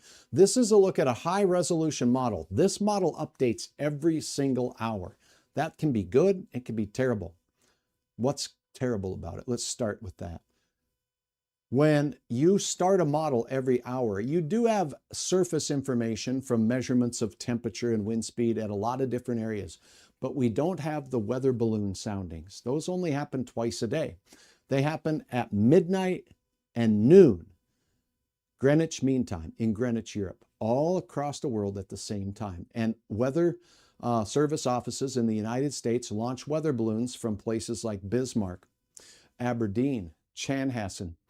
They're pretty far apart, but that data is very important, and it's the only picture of the temperature and humidity and pressure and winds in the atmosphere that we get throughout the day. We can try to fill it in with model data. We can try to fill it in with airplane data. We can try to fill it in, but it's just not the same, not as accurate and it's not the same.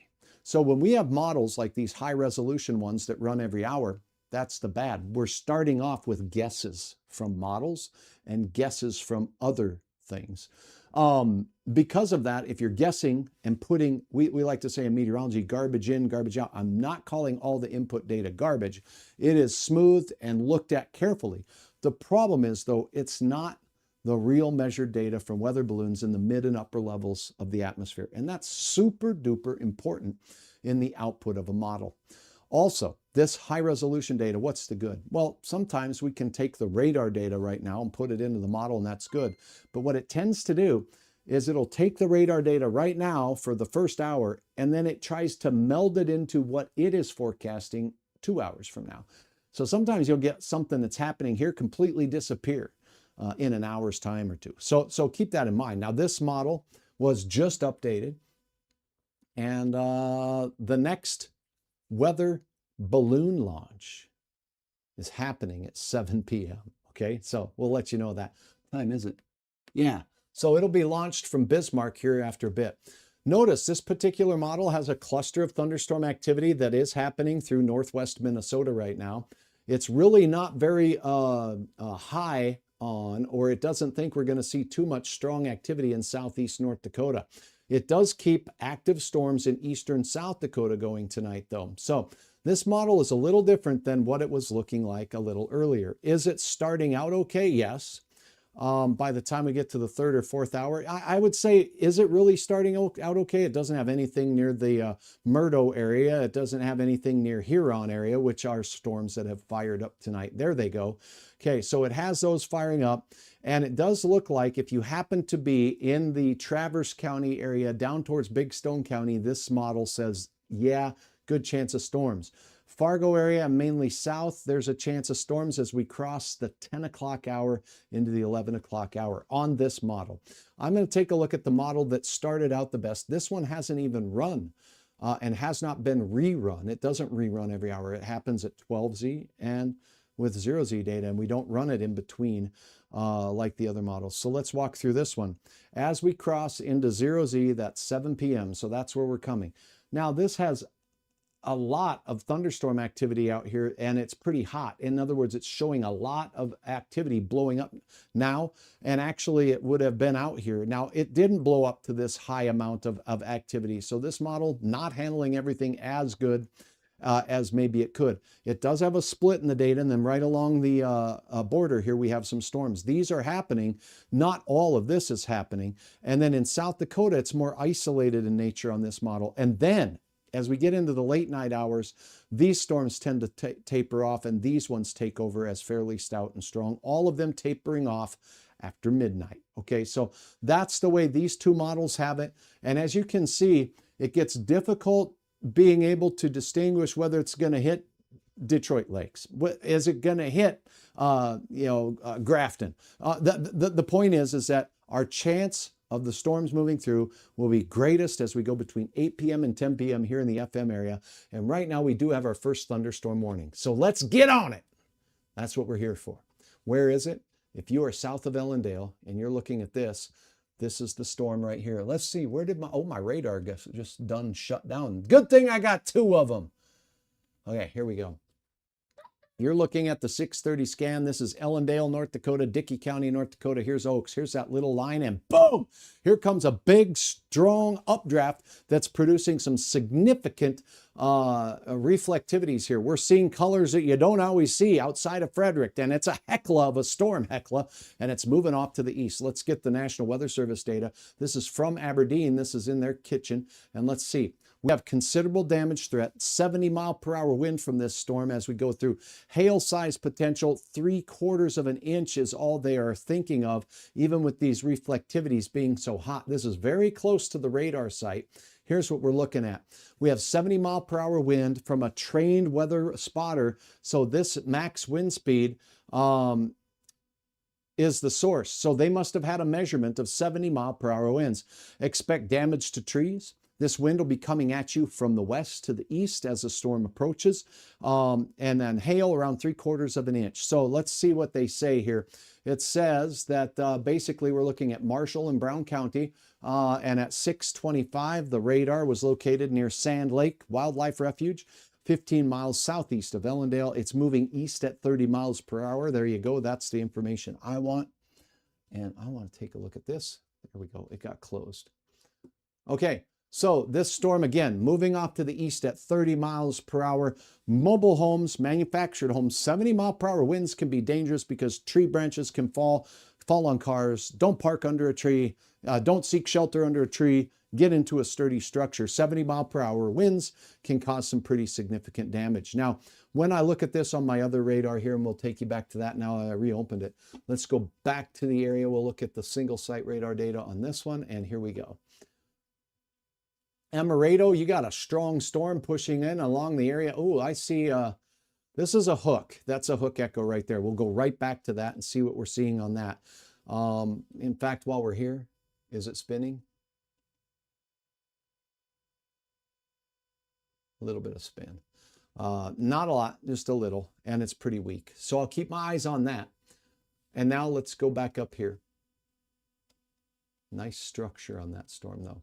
So if you're in Oaks, you got a statement from the National Weather Service office in Bismarck, North Dakota. Some gusty winds, upwards of around 40 miles per hour possible. Look at the hail core heading towards Hecla. There it is. And again, it's moving east at 30 miles per hour. Hutch will go ahead and march this storm system right here. We're going to draw a leading edge on the hail core that has developed now. And now we're going to move it east at 30 miles per hour. I always make it a little faster by a couple miles per hour. Why? Because scans are usually about 6 minutes in between the low-level scans. And with that timing, it could have jumped a little bit. So I make it a little faster. That's why. Okay, so now Hecla by 6:41, the storm will be in your area. So again, with hail and gusty winds, the gusty winds will approach you from the west. So you want to batten down the hatches. You know, if you have a big glass table outside on the deck or something of that nature, the lawn furniture and whatnot, maybe put it on the other side or make sure it's secured. 7:14, it'll be on its way towards the Britain area. It's not in the warning in Britain yet, but this is a pretty good sized storm. Now let's take a look as I clear this off at the hail potential with this. That changes quickly in situations like this. Now here's the cloud top estimates. And this shows us in the orange and the dark orange that this is a 45 to 50,000 footer. So the hail sizes with a 45,000 foot cloud can be quite large. Temperature and speed of the updraft make all the difference in the world there. And then when we take a look at the hail tracker, we can get an estimate of what the radar is estimating through its algorithms, the size of the hail. So let's do that. As it's a changing thing, one thing that Hutch's Weather offers you that a scroll at the bottom of the screen does not is that I can update you scan to scan on what this radar is seeing now. So let's go ahead and take a look at this. Okay, this says that up at cloud level, there could be 2-inch diameter hail. I was seeing some pretty strong reflectivities with this. Will it really be that big by the time it reaches the ground? Possibly or probably not, but that is some significant hail potential from this storm in Hecla right now. Now, that is heading right towards Hecla, that hail core, and again, it's moving at 30 miles per hour. It won't take too long. So right now, it's over areas. How far off to the west of Hecla is it? Let's go ahead and get Hutch's line chart here and say, if you live in metropolitan Hecla, the core of the hailstorm is only 8.5 miles away. Remember, it takes time for the scans to come in, so it's probably closer to 6 miles away from Hecla now, and it's moving at 30 miles per hour. With any luck, it will move to the south of town, but you are in the path of that particular storm, so please seek shelter in the interior room. Stay away from the windows with this particular storm. That's some big-time hail. So now, this is the first storm in our area that has really taken off with the energy in the atmosphere, with the updraft in the atmosphere. Let's take a look right from the radar in Aberdeen, making sure I'm using it. And now what we're going to do is look at the velocities on this storm. And then we'll go back up and cover you in Grand Forks too. So let's see here, pardon me. There it is. Okay. So we're looking at the radar data now. This is very interesting. Here's your outflow boundary. So that's probably a roll cloud coming out on the south side. Gusty winds are coming out of this storm right now. And that gust front that's formed here, this is called a gust front. Cold, rain cooled air is behind it. It's coming at your area from the west. So here are some very strong winds south of Hecla, right on the Highway 10 corridor right there. I couldn't read that number, very little numbers. Now, as we take a look at Hecla here, this hail core is making its way off to the east. Estimates by the Doppler radar are 2 inches. Oftentimes we see a little bit smaller than that for storms like this, but do know that that core there is pretty stout. Now, if we get a strong updraft, if it's in a rotating environment, then we can start seeing some tight vortices. It's taken a step closer to Hecla now. It's on the doorstep. Be interested to hear from you folks about what it is you're seeing. Thanks for all you do, Hutch, and Pedro too. Pedro, thanks. He's napping. We'll keep it down. Okay. I appreciate you all. Missy, thank you very much. Scott, I saw that hugging the ND South Dakota border and the models this morning too. Yes, so a couple models did definitely have that on the south side. And we talked about last night too that the SPC's area of slight risk was likely to expand south, and that's what happened. So those models that came in late showed that. Let's look at the velocity on this. Now, there's a couple different types of velocity. We're going to call and take a look at storm relative, taking the motion of the storm out.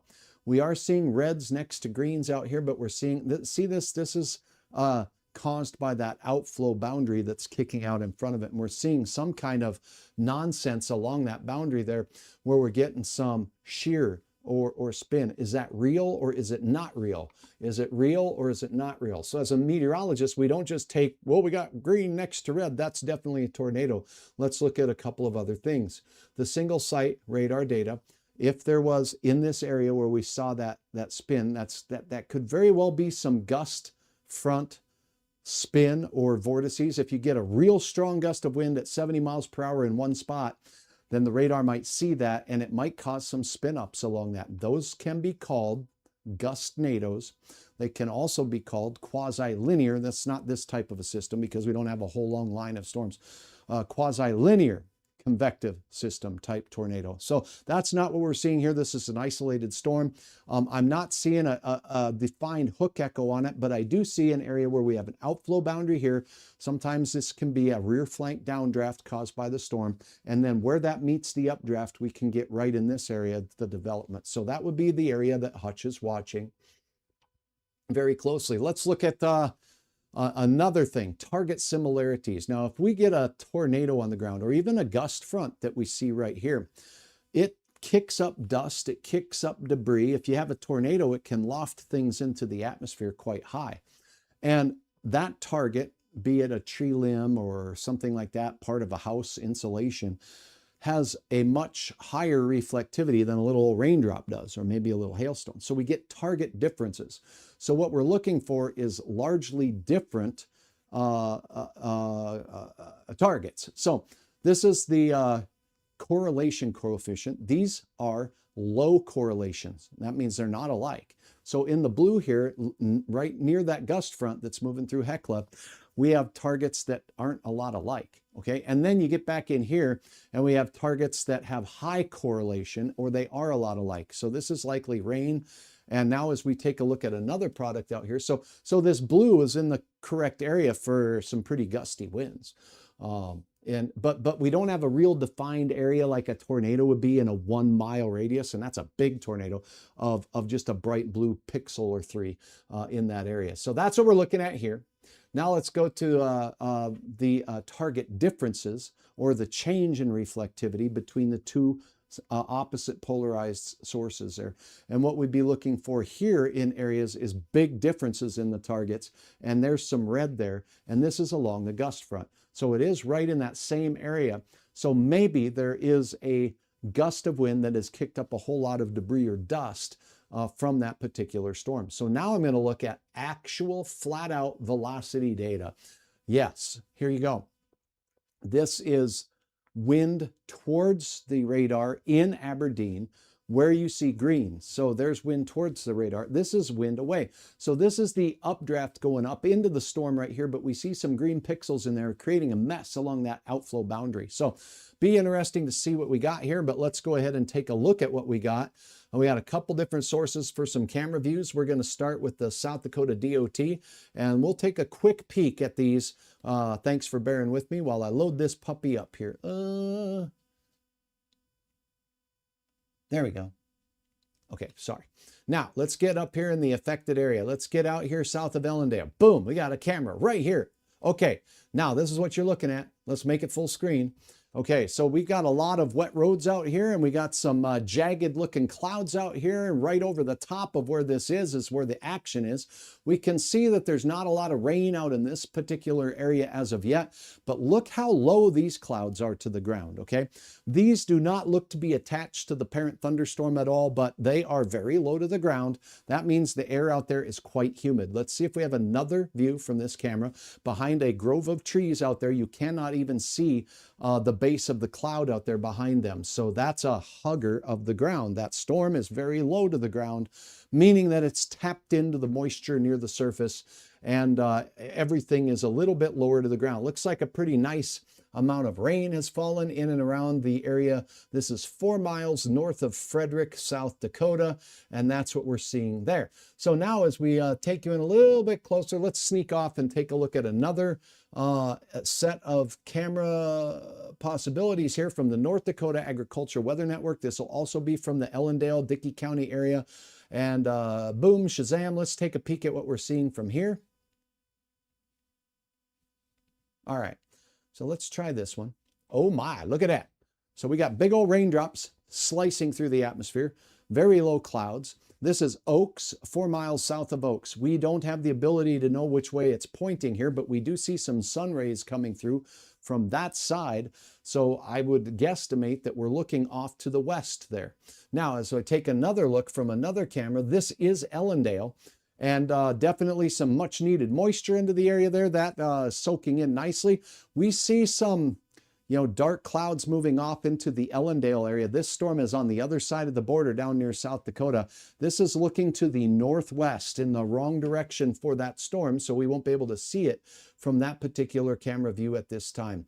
And Sturm, yeah, we're not seeing anything looking off to the east there either. So not going to be able to report too much more with regards to that. But if you have photos to upload, you can do that at hutchesweather.com.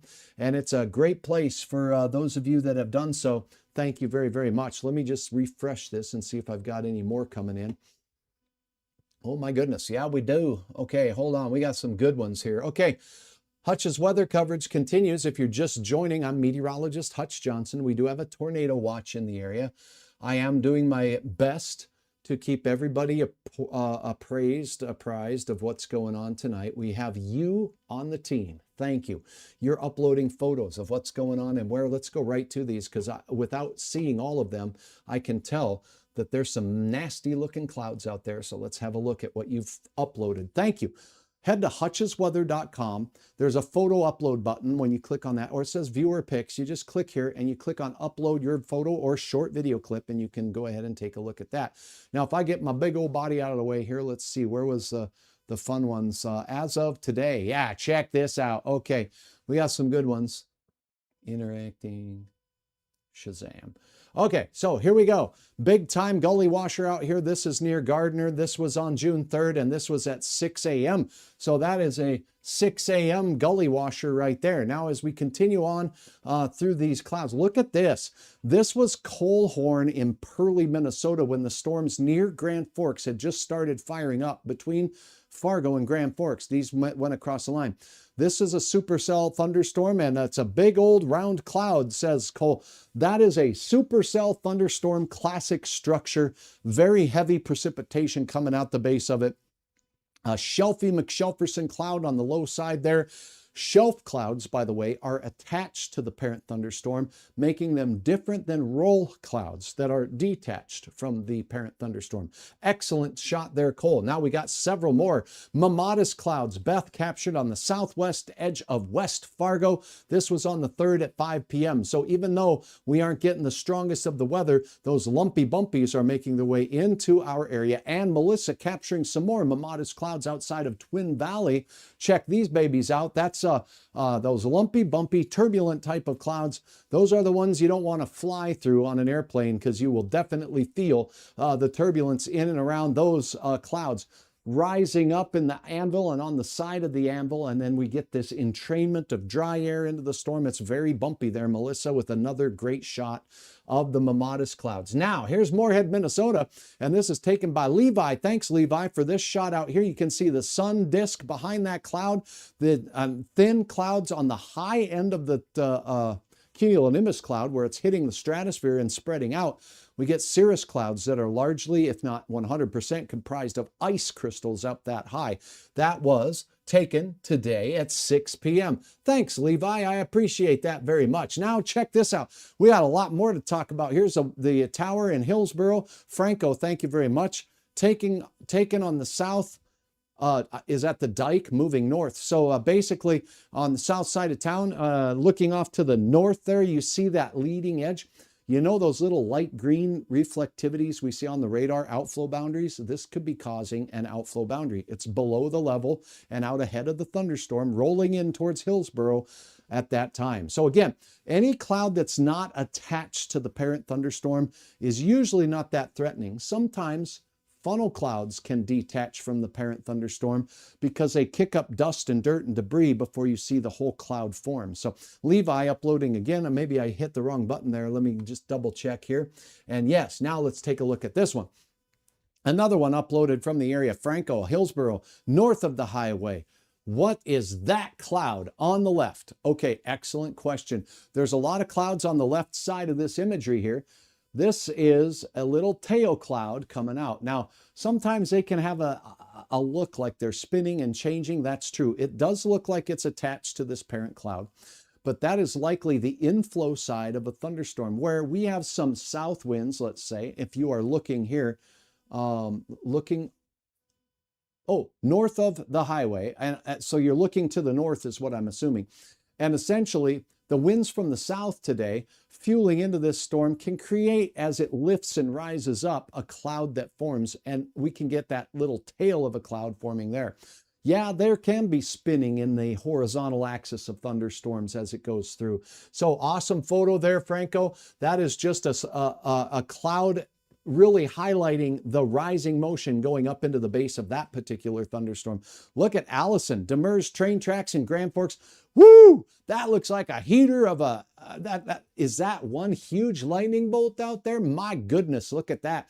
So a lot of lightning and thunder happening there. I don't know if we're even seeing that up here as well. Just an amazing shot, a lot of color, and I'm assuming that that was a very hot and bright strike. Yeah, the strike was very bright. That was Tuesday, June 2nd at 10 p.m. Okay, very good. You captured a lightning strike last night as storms moved through the Grand Forks area. Thank you, Allison, for sharing your photo. Now, Oaks, North Dakota. This is the happening area. Okay, this is called a wall cloud. This is a parent thunderstorm. Do you see the flat base of the thunderstorm is here? This is the flat base of the thunderstorm. This is a lowering of the cloud base. This is seeing light under it. So it's all updraft there. That's all updraft going into the storm, and it's lower pressure there, so it's cooler, and well, it makes a cloud. So here we have a wall cloud. Brooke, thank you for capturing this. Now, it takes a trained eye, but if you're watching this from a distance or you're time-lapsing it, you might see one side of the cloud with motion this way and back behind it motion the other way. Is that wall cloud rotating? Wall clouds are where most tornadoes come from. And imagine this, because it's only this far off the ground or thereabouts, a tornado doesn't have to reach down as far to make contact with the ground. So this is a supercell thunderstorm with a wall cloud, and that is taken from Oaks looking south. And now let's take a look at this storm. Brooke Sargent, thank you very, very, very much for uploading your photos at hutchesweather.com. I'll keep that window open now so I can try to keep my eyes on when clouds and photos are coming in. Thank you so much. Back to the radar we go. This is the storm we're looking at. Now we're starting to see, here's that hot area of wind blowing away from the storm at a very fast clip. And then here is this like this. Okay, so this is the area where we would expect to see the possibility of, well, a tornado. And if we take a look at the velocity data here, which is what we're looking at, let's look at storm relative velocity. We do have some reds next to greens. It's not very strong here. So I'm not too concerned that we have a tornado on the ground, but we definitely have a wall cloud with this storm. And we are also seeing, you know, some areas of red and green on the front of it. So now if in this exact area where we're seeing these signs, this is very close to where we were seeing, let me point out, this is where the red and green is. Now we're going to switch this over to the radar data. It's out ahead. See this? That is a hook right there. That's a little hook. Here's the outflow. Right where the outflow is meeting the inflow, there's a little hook starting to show up on this particular storm right now. We cannot see anything from Ellendale, North Dakota with this storm. We're looking from over here. You're not going to see through the hail and the rain that's making its way down to the ground. If you are on this side, the Britain side, you might have a view of this, and that very well is the onset of some rotation there. It's in the exact same spot as the reds and the greens. Are we seeing any other indication in this exact same area of any debris? So, okay, now we see some blue right there. Do you see that? That is a sign of that. And here we have a little bit of red, but there's a lot of it out there. But remember, there's a gust front coming around this way or a rear flank downdraft that's probably kicking up some debris and dust. And we have highly different targets in that vicinity right there. So we're looking for red on this particular scene. Here's your hail out here, that hail line moving into Hecla at this time. So that's what we're seeing there. Now let's go back to the Grand Forks area and cover that storm, as we do not have, let me go ahead, a box drawn around that storm anymore. And now let's go back to the regular radar data so we can start from scratch. Huge area of very heavy rain, no huge hail core, but right here along and north of Highway 2, we got another hail core making its way into town.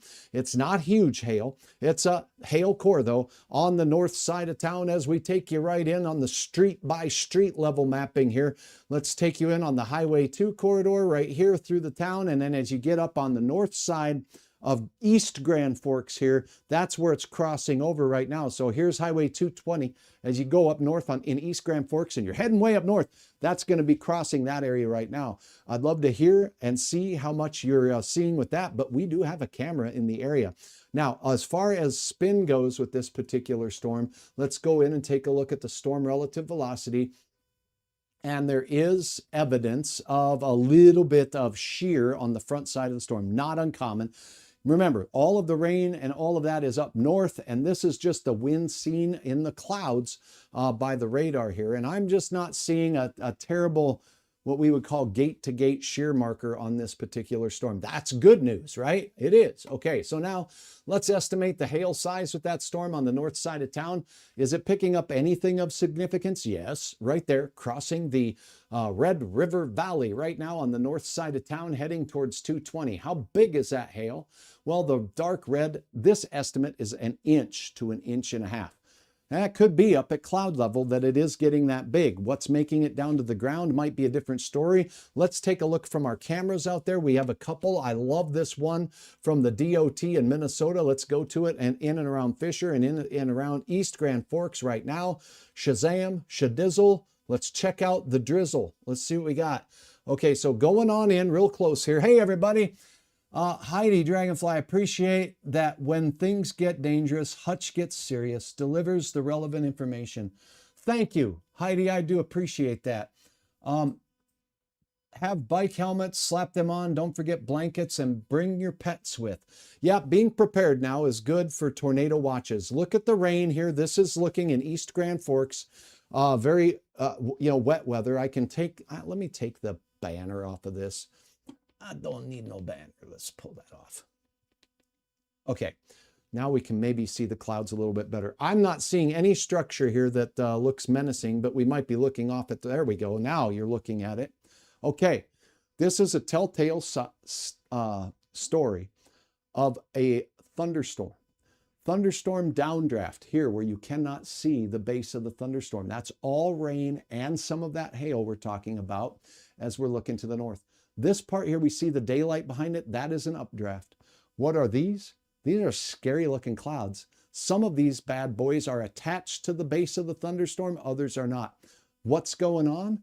As we rise or lift air that has moisture in it, it cools. And if it has enough moisture, it starts lowering the cloud base right there. So that is the beginning of a lowering of the cloud base in that particular area. It's not a tornado. This one looks like kind of almost funnel shaped. It's hard to tell from a static photo what's going on there, but we are seeing an area of a lowering of the cloud base.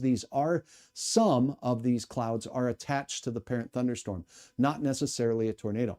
And this is an inflow feeder band, we call it.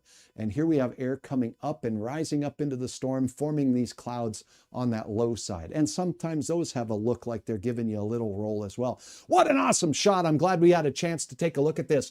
We should keep updating this and looking at it fairly frequently as it makes its way across the area. Is there a risk of a tornado in Grand Forks? The risk is not zero, but it's lower than some of the other places. What happened here? I think I clicked too many times. Oh, Hutch, knock it off. Okay, here we go. Let's close it. Let's go here. Okay. There, I did it. I erased it. Okay, sorry about that. Okay, so looking at the other shots from that same DOT camera, we've looked at what we can look at with that particular storm. Now we're going to our friends over at the North Dakota Agricultural Weather Network and seeing if the Grand Forks type bump, bottom, bump. That means there's been a warning issued. Let's see what we got. Got to go back to the full picture. Okay, nothing new showing up on this one yet. Let me look at my other one. Bump, boo-doo-doo-doo-doo. All right. Britain, South Dakota is just getting really active over there. A lot of lightning. We see an increase in lightning a lot of times with storms that are the most severe. Here's the Emerado view. You're looking to the south and west, kind of the wrong way from Emerado. So yes, this would be off on the off onto the east side there. So as you're looking at what's going across the Grand Forks area, that's the tail end of it right there. So can't see everything we would want to there. Let's look from Warren. Hopefully it's looking south. No, it's looking north. At the showers north of the Warren area on Highway 1 in Minnesota. That's what's going on there. Let's go on a little bit closer. Crookston right here. Now we can see farm field aplenty. We got some daylight on the background. You're looking at the sunset, so you know you're looking off to the west-northwest out there. And here is the downdraft part of that thunderstorm right over there. That's all of the rain and hail. You're seeing the bright sun reflecting off the growing towers. Every one of these thunderstorms here, when we get an outflow, can kick off new thunderstorm development on the south side. So you start seeing these little towers form along this feeder band down here. And sometimes you can actually watch that expand on the radar as well. So that's what we're seeing out there as we're looking from Crookston, thanks to our friends at the North Dakota Agricultural Weather Network out there. Here's a look from Fertile. It's an awful long ways away. It's looking to the west in the right direction, but the storms are a ways away yet. From that area. So that's the best view I can give you. If you have a view and it's safe to do so, then let me know what you're seeing.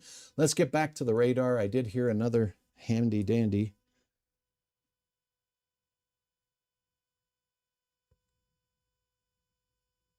Thunderstorm warning, Polk County.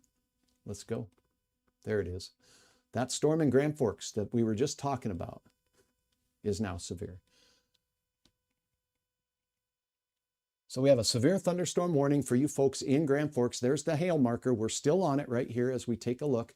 And now let's get loaded up here and see what we got. So there is a hail core with this. The National Weather Service says in the text that you're seeing crawling across the bottom of some screen, if you happen to be watching TV on one hand, you got Hutch in the other hand. Here you go. This storm warning is in effect for the area until 7:45. It is for radar indicated 1-inch diameter hail potential with this storm and gusts to 60 miles per hour. This does include Grand Forks, East Grand Forks in particular, and areas north.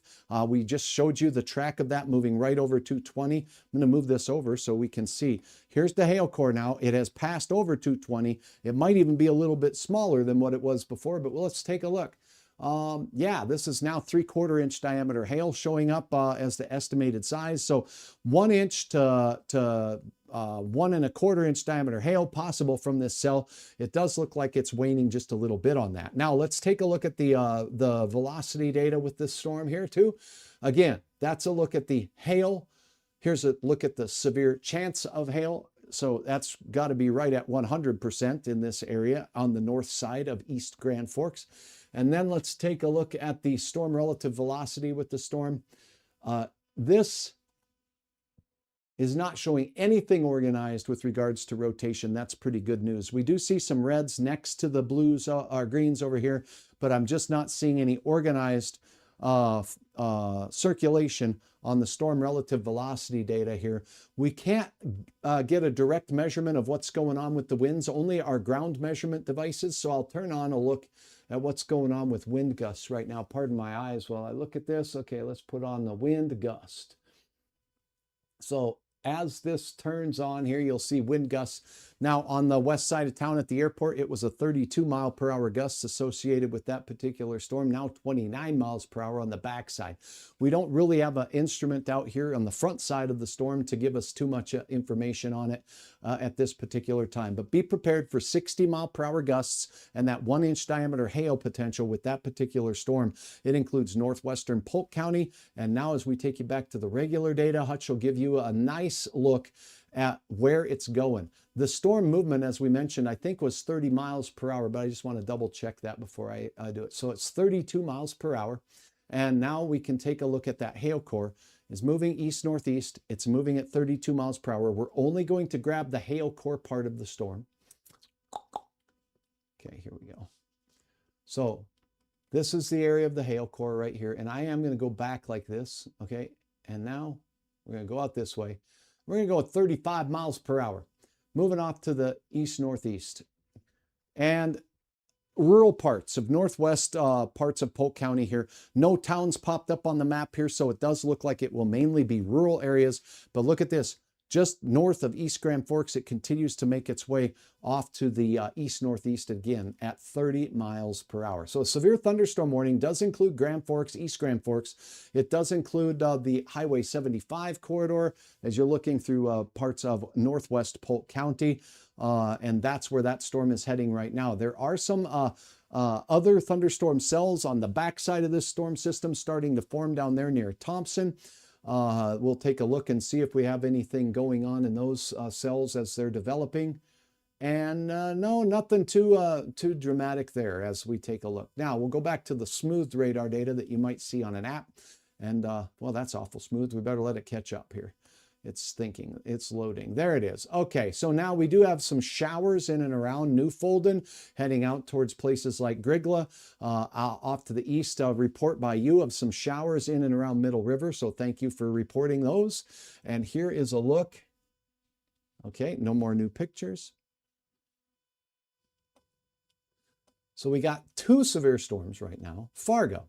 If you're in Fargo, we do have some showers showing up on the radar right over us. This little heavy rain band that's making its way right out of Tower City now and pushing in towards the Carrington, not Carrington area, I'm very, very sorry, Mapleton area and Castleton area. These will be heading through the Fargo area. So we finally get a chance at a drink of water here. These are not severe. They don't look threatening at all whatsoever, and they are just garden variety showers. Look what's going on here outside of Hecla.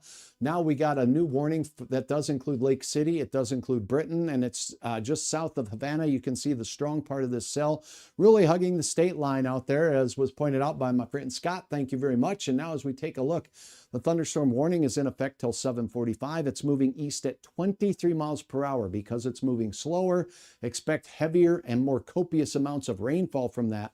Also, radar indicated wind threat and 3/4 inch diameter hail now is what they're expecting. But the main thing will be the gusts to about 60 miles per hour. The radar site being very, very close to that. And let's see what we got in Frederick. Look at that. In Frederick, there was an 84 mile per hour personal weather station measurement at a football field. So a building at a football field was destroyed by the 84 mile per hour gusts from that storm. So That one has a history of destructive winds, and it's moving right along the area. If you're in Havana, this is going to be pretty close to you. And again, let me switch this back over to the single site data, and let me pull up, not the, let's go over here to Aberdeen. There we go. This will be the closest radar, so it'll give us the best look at this. Now, as we take a look, here is this backward C shape. The strongest wind gusts are usually right at the apex of the bow. Do you see the bow? It's kind of like a bow and arrow pulling it back. Here it is bending. Right here is where we often see the strongest wind gusts, and they'll be from west to east. So this is a great example of the wind behind the storm, the outflow from the rain and hail, surging the storm to develop and accelerate. So you're going to have very gusty winds straight out of the west in most cases. Some of these areas might be seeing a little bit of a northwesterly component. And if you live up here, you might get your wind coming at you from this direction here. So get very gusty winds with primarily a westerly component moving in the general direction of you folks in Britain, South Dakota right now, and towards Havana as well. So we do have thunderstorm activity in Foreman, Cogswell, and it will be pushing its way off to the east as well. This is the main event right here. Along that leading edge, you can expect very gusty wind and some hail, upwards of 3/4 of an inch to an inch in diameter, as it works its way off to the east. The latest analysis on the most recent scan of the hail looks like this.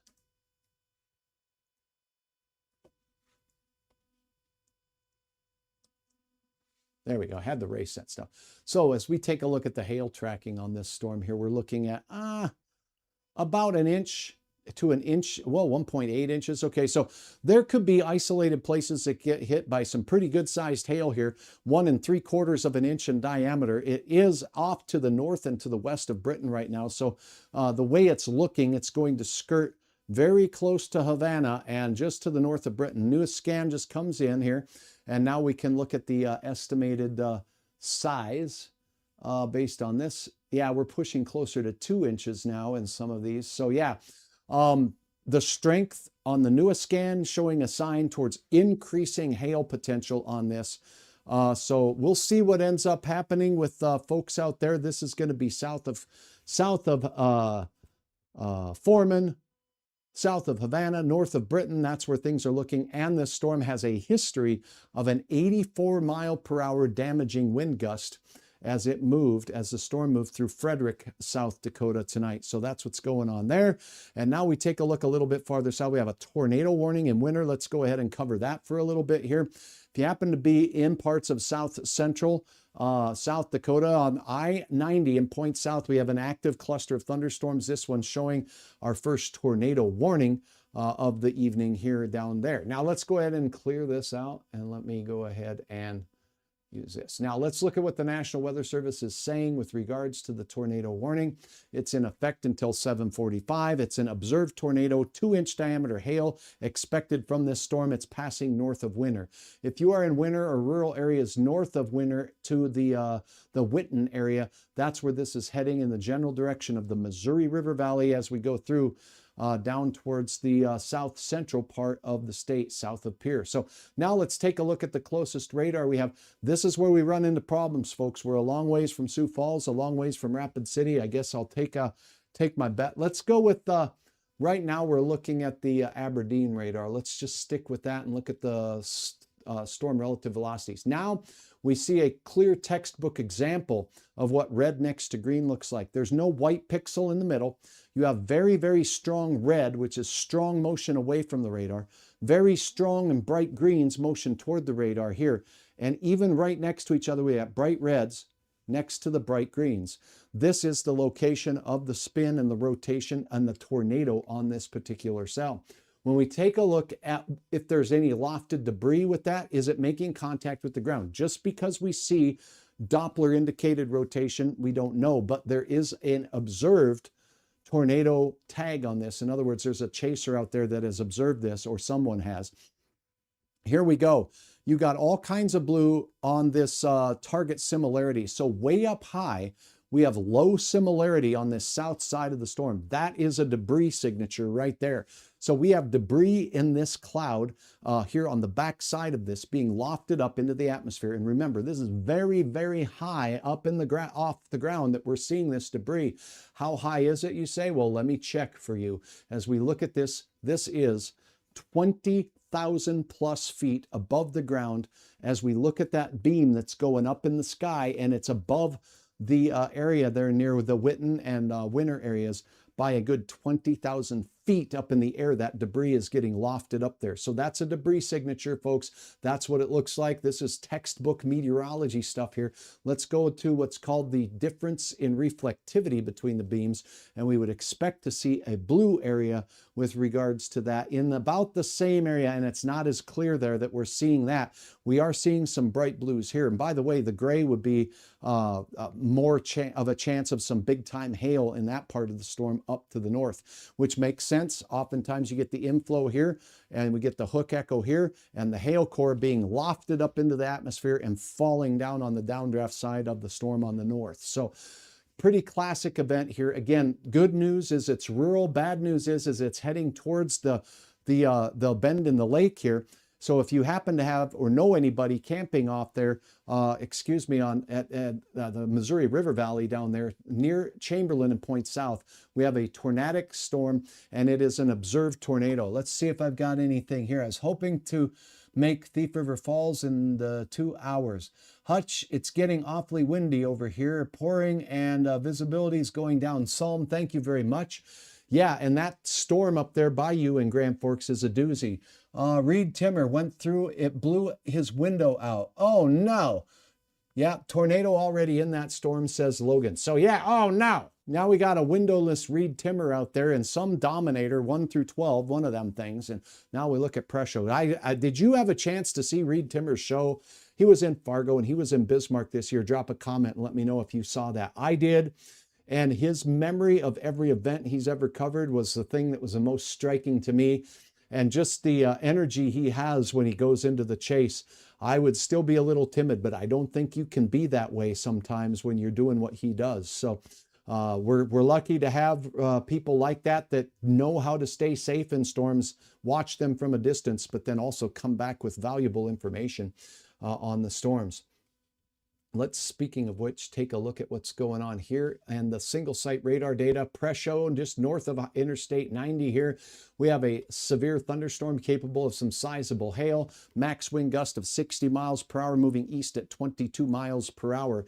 That storm is making its way in the general vicinity to rural portions and areas of south central South Dakota, north of Presho, off of the I-90 corridor. So big time tornado on the ground, huge hail showing up on that storm right now. And we have Chamberlain and Kimball with increasing intensity to their storms right here, right now. As we take a look at the velocity in this one, we do have some areas of shear showing up. If it's an organized storm there, that's some increasing shear on the south side of that storm as well. Got a new warning, so let's go ahead and take a look at what we got going on. Let's go down here, up here to Grand Forks and check in. We got a hail marker report. 1-inch diameter hail was reported by the broadcast media, and this was from the Mackinac area out there just off to the west of Grand Forks and north of Emerado. This storm, let's go back to the Mayville radar here. I'm a little bit far away from it. We don't want to get confused here. What's going through the area? Okay, come on, Mayville. There. Okay, so as far as the velocity goes, so I'm not seeing anything that's really jumping right at me and sticking to my lap, so let's not worry about that. Let's go here. Okay, big time, another big hail core making its way over on the composite radar scan here. Single site radar data will give us the most recent, and there it is. So a very weird signature to this.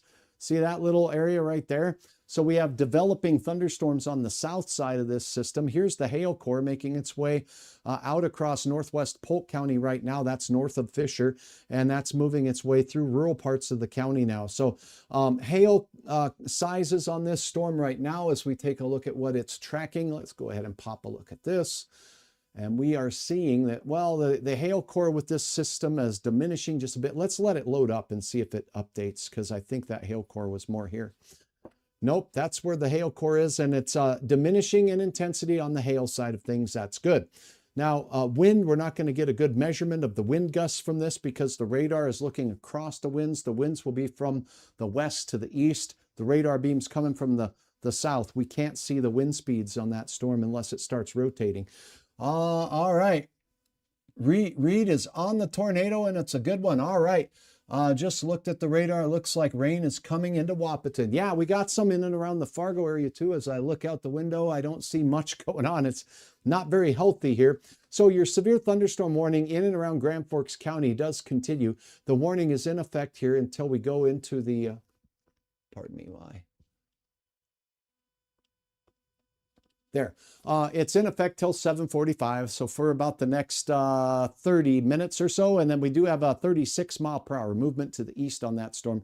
Still capable of 1-inch hail. We're getting new development down to the south side of Grand Forks down here as well, and we're going to keep our eyes on all of that because now Thompson and areas north of you and heading right into Fisher. Now this here has this little hook shape to it. That's called a hook echo. Sometimes that can be caused by a rotation in the storm. So we will take a look at the velocity down here on this part of the storm relative velocity in that area. It's very, very weak, but that's exactly in the same area as where that little hook was trying to show up. So we're close enough to the radar. This is pretty good low-level data. The lower part of the storm is what I mean by that. And now let's take a look at the cloud tops on the storm moving through Grand Forks County and Polk County right now. These cloud top heights are on the lower side. So this gives us an idea that the updrafts in this storm are not nearly as strong as the ones we're seeing down in South Dakota. Cloud top heights in the 30,000 foot range out there. We can still have, as you saw by the images that were uploaded earlier, 30,000 foot low topped supercells. Because there was some pretty good structure in a couple of the photos that were uploaded by you folks today. So no new pictures as of yet. Thank you for everybody checking in on the storms and giving me your feedback here. SpongeBob says, big tornado in Manitoba. Do Manitoba tornado. Do Manitoba big tornado. Let's go ahead and take a look because I got some viewers up in Manitoba right now. And that I can't see what time that was there, SpongeBob, but I am looking up in Manitoba at velocity data. Let's look at single site radar data.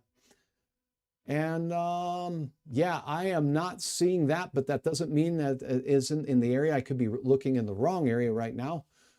This is a long ways away from the Mayville radar too, by the way, so it gets a little bit harder to see. There's a whole lot of thunder shower activity here, but the strongest updraft looks to be south of Winnipeg. So we'll take a look at that one as well. And I'm going to go to the other radar here that has a little bit more mapping in Canada for me. So bear with me while we look into Manitoba, and thank you for your question and interest in Hutch's weather. Let's get to it. Okay, so as we go up here, there is a tornado warning near Morton, so it is that hot cell. The structure on this tornado, at least from the radar here in Mayville, looks like a hail cell making its way in. Let me go ahead and loop this so we can get you the direction of movement. You can see it's moving due east, and that hail core is going to pass right over the highway corridor there and just north of Morris. So if you happen to be down to the south, not as much of a threat with that particular thing. Now, this is going to be super duper high up in the cloud, but let's take a look at the velocities on this. We're going to look at storm relative velocity. So high up in the cloud, I'm not seeing anything organized. If you have data or information saying that there is a tornado on the ground with this, the Environment Canada has issued an extreme impact level tornado warning for this storm. As I move this over so we can read it together, oopsies, I'm just going to try to move it over. There we go. So, the alert parameters, extreme danger, very high confidence, and risk tier number 1. Meteorologists tracking a severe thunderstorm, possibly producing a tornado, damaging winds, large hail, locally intense rainfall, also possible. area, RM of Morris, as well as the Rosemount area. And let's take a look with the motion. We can go ahead and track it out for you. Dangerous, life-threatening storm.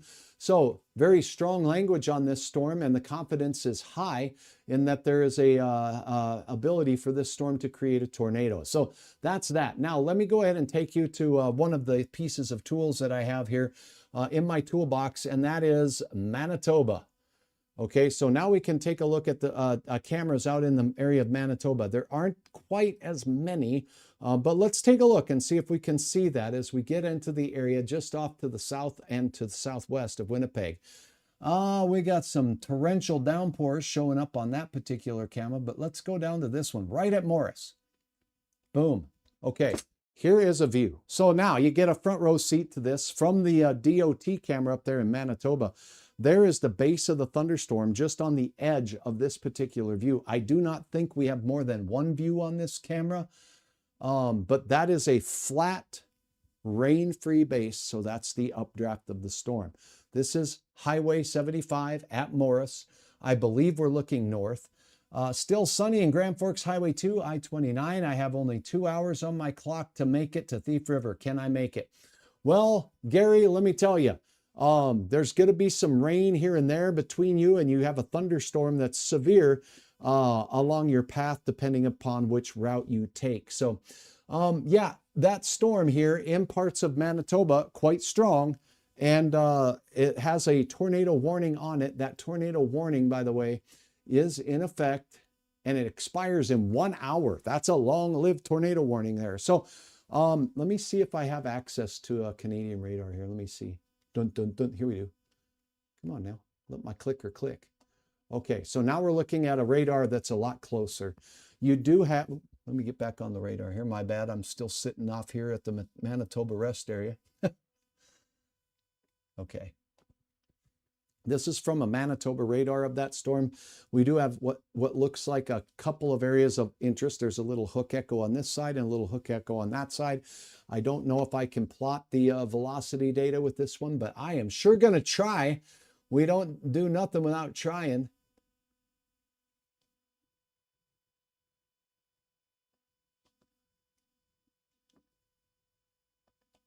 Let's see if we got that. Here's the velocity. So we do have some velocity away from the radar up to the north of the Morris area, and some velocity that's toward the radar here. So this would be moving right to the north of the Morris area now. Now we were just looking at this camera, and on the left side of the view, or over here, we were seeing the rain-free base. So this would make sense. So if you are in Morris, seek shelter, get to the lowest level of a sturdy structure. This is moving due east, and it's heading off toward that highway corridor right now. So that's a dangerous storm for you folks. And if you happen to be in the Rosenhof area, it's very close to you, just to your south, just north of Morris by only a couple of miles here. I can estimate that distance for you, I believe.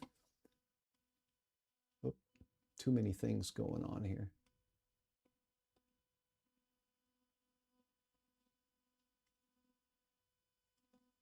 Yeah.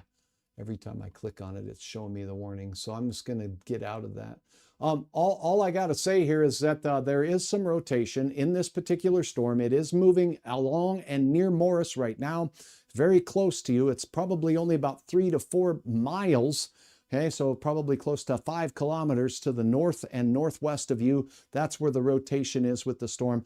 And now we can see it has leaped right over. And here, there's a little bit more gray splitting up the greens in here. Here's some green, but when you look at it, that's kind of a rolling of the air. So that is the area of concern, though, with this storm. If you're in Morris, if you're in Rosenhof, it's almost by you now. You're on the, it's going through your area. Still some lightning associated with that storm. That's dangerous as well. So that's what's going on there. Let's get back to the regular radar data here and take a look. Thank you for your question. And we wish you the best. Gary has a question here about traveling from Grand Forks to Thief River. So as you can see, well, no, you cannot see. Got to switch it over so we're sharing the same view. Okay, Roseau County, a lot of thunder and lightning going on, and some heavy rainfall going on in the northern portion of the county. Nothing severe there.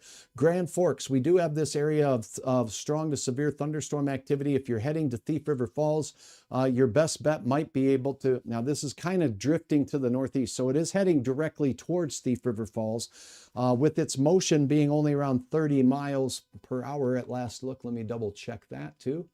It's always good to check and see if it's changed its speed. So it's moving at 35, 36 miles per hour, 1-inch diameter hail. So, you know, depending on what route you want to drive to, there's not a good one here where you're going to get out of it. You can go north towards Alvarado and then out this way, but you kind of going a way you may not want to. And then by the time you get out here, you might be messing with it anyway. So, yeah, best advice here is that if this becomes non-severe, then just take it at your own pace and make a decision that you're comfortable with, and that might be the best route. So that's my answer to you, Gary. That's a tough one to drive right through if you're going to take one of these shortcut highways through there. Very clear in Valley City, but very dark south of here. We'll get to that storm as well. So this storm moving east at 36 miles per hour. The hail core is diminishing. That's the good news with this particular cell. And here is the hail core, or the core of the storm right now is here, moving off to the east-northeast at 36 miles per hour. We'll put it in Thief River Falls by the time Hutch moves his melon. 8:11 is the time that that'll happen. So we're approaching the 7 to 8 o'clock time frame right now. These storms are strong. We do have some cells down to the south of Grand Forks. I mentioned that this looks like a little hook echo here. It still does look like a hook echo. Let me see if there's any velocity here, information to be concerned about. In the general vicinity, we're seeing some greens next to reds here, but I'm not seeing anything strong. So that's a good news. This is more of an outflow. And likely caused by the collapse of the thunderstorm up above, and showing that we do have some new thunderstorm development along that line on the southern flank of the storm. Now, let's get back to the storm near the South Dakota border. Now, this one has big time, bright velocity signature, but we're looking at it from Mayville. So let's sneak our radar over here to Aberdeen. Pardon me. Okay. Letting it load. Okay, so now we're looking at a lower slice through the storm. The Mayville radar was looking way up high with a lot of shear going on in that upper part of the cloud. So what we do know about this is it's a supercell thunderstorm with rotation in it. Now we do have some areas out here that are interesting that show some reds motion away from the radar. Green is motion towards here. This area right along Highway is at 10, and at the intersection of 27 right there. That is a little bit of shear or spin along that boundary, making its way through parts of north central South Dakota at this time. The severe thunderstorm warning says that this storm is capable of 1 1/2 inch hail and 60 mile per hour gusts, and it has a history of 80 mile per hour gusts as it moved through Frederick in South Dakota. So let's take a look at that particular storm and cover it the best that we can. Let's go ahead and go to South Dakota's DOT site here, and let's see if we've got anything there that's going to help us take a look at that. So that's what we're going to do, and we're going to take a peek at that area if we can get anywhere close to the area of rotation as it's moving in on Britain. There we go. Let's see what we can see from Frederick. Okay, so this is probably out closer to the Lake City area. Yeah, okay, so here's what we're seeing on that particular camera go. See this low cloud? What do we call that? That's a roll cloud. A roll cloud's not attached to the parent thunderstorm. You can see the light under it. You can see the light over the top of it, so you know it's not attached.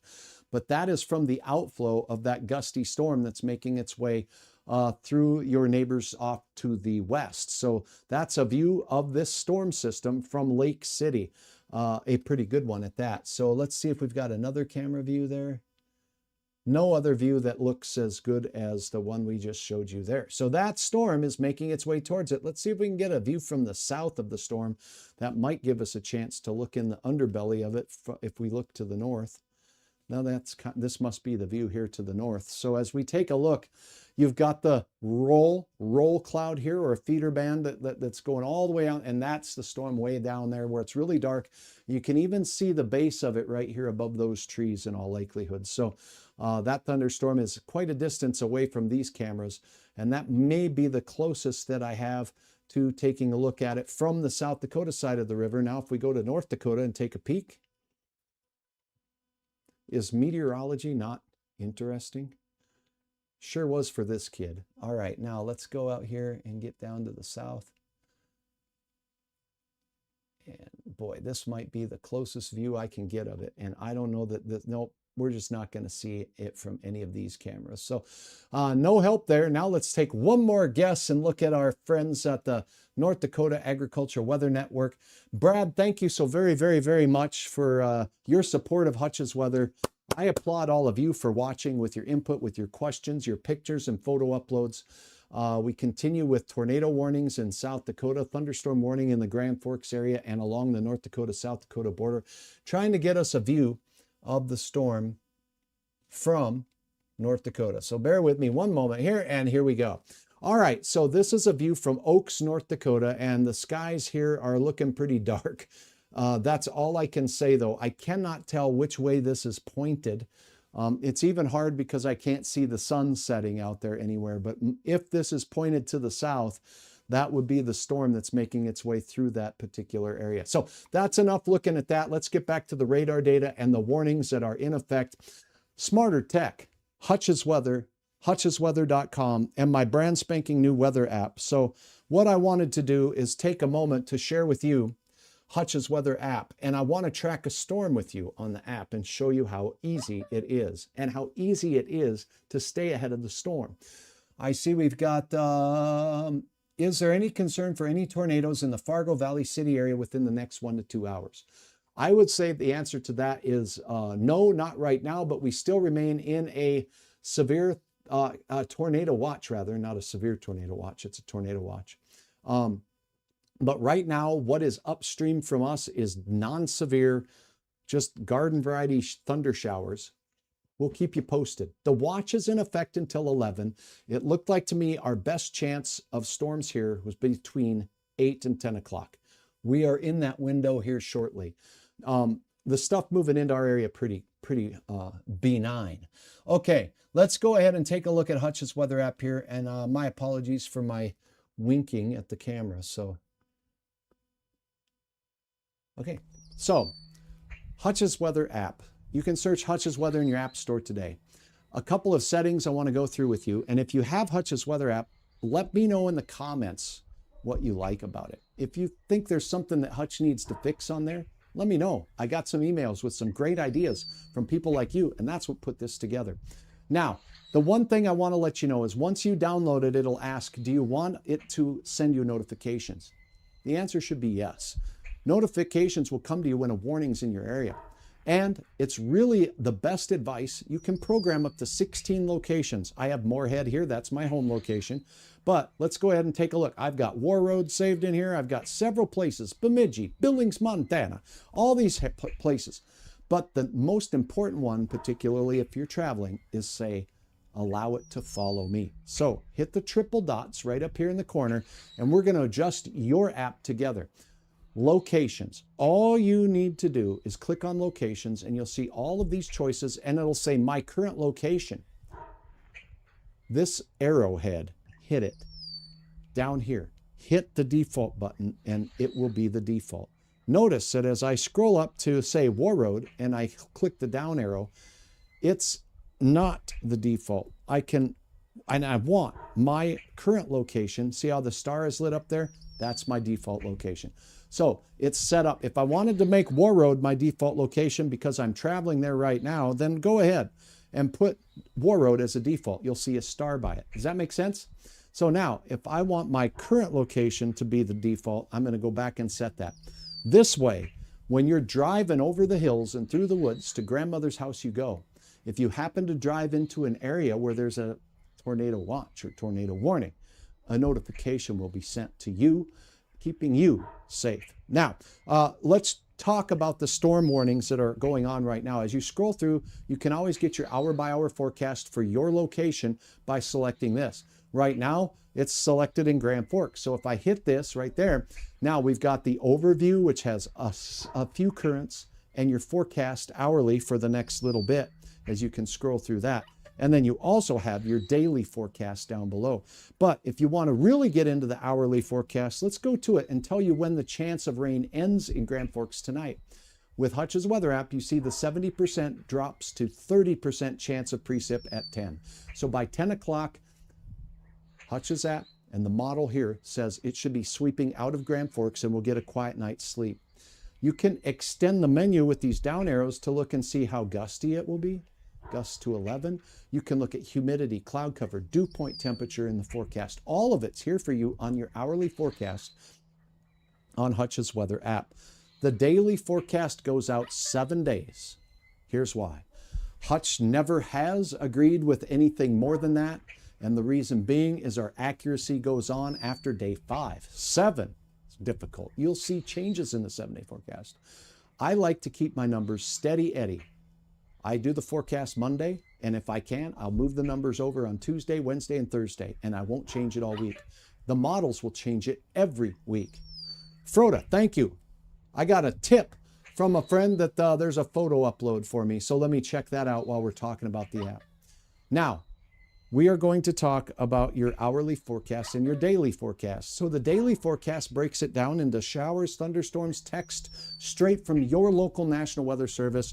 It's going to give you the best timing and approximate timing of what's going on there. And then if you watch Hutch's videos, I will keep you up to date with the latest there. Now, if you have Hutch's weather app, you will likely know that I sent you an alert to the app saying I'm going live.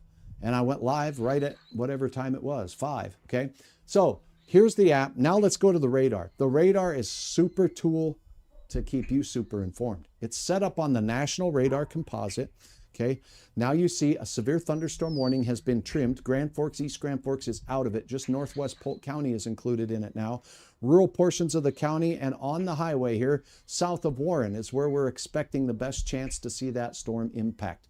The yellow counties are your tornado watch. How do you know that? You just click on one of those yellow counties and it says, there's a tornado watch. Do you want more information about it? Click that arrow and it will tell you.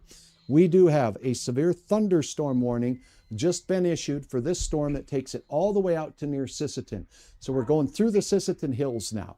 As this storm works its way off to the east, notice its expansion and the copious amounts of lightning detected right here on Hutch's weather app with this storm. So if you happen to be in the Rutland area right now, a lot of lightning, heavy rain in your area. If you happen to be in Lidgerwood, it's coming your way, a lot of lightning. And if you happen to be in the area of Wahpeton, Breckenridge, and Hankinson, it's heading in your general direction right now. Notice the arrows here. You can turn on different things to be overlaid on this. So you go to the National Radar here, okay? Look for overlays. Right now we're looking at the National Radar. We can change it and look at temperatures, the satellite. One of my favorites is the future radar for 24 hours. Show me that. Oh, future rainfall from a forecast model. Now I'm going to be straight up honest with you, as I always try to be. And that is the fact that if you're using my app, it's just one model. And I always say, there isn't one model that gets it right every time. That includes Hutch's weather app, but that's why I am here covering the weather for you, and I'll let you know what model I think is going to do it, and that will be in my videos, so you always have access to that. Let's say we want to look at the radar, but we want to overlay lightning. You turn the lightning on there. You turn the alerts on here for watches, warnings, and advisories. Storm tracks. If you turn that on, you're going to get these little icons on there that show you the track that the storm is moving. And if you happen to be interested in seeing where earthquakes struck today, let's turn those bad boys on and have a look-see. It's all right there on the Hutch's weather app. So all of this data is available to you. We've got no earthquakes in our area, thank goodness. You see the little arrow here? Those are the storm tracks. These little yellow icons that are in the center of this are right here, and here are the thunderstorm cells it's tracking. Two distinct cells. One hail core here, another one there.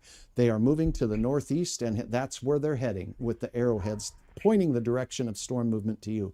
More severe thunderstorm warnings. Watertown, you have a severe thunderstorm warning for this cell right here. You got this one, you got this one, you got this one, and this one. They're all pretty strong in your area.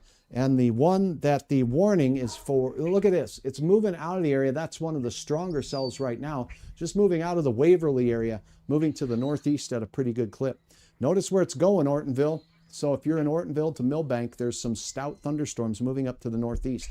These will move up into Lakes Country and maybe even Otter Tail to Grant counties as well in the upcoming little bit. So now we're tracking storms with Hutch's weather app. Here's your tornado warning down here in red. All the lightning, if there's too much lightning, you don't want it on, now you know how to turn it off. Here is a look at that pink core, the hail core with this particular cell. You can click on this cell, I do believe, to get more information on it. High winds are expected, and this is the storm identifier, I1, is moving northeast at 20 miles per hour.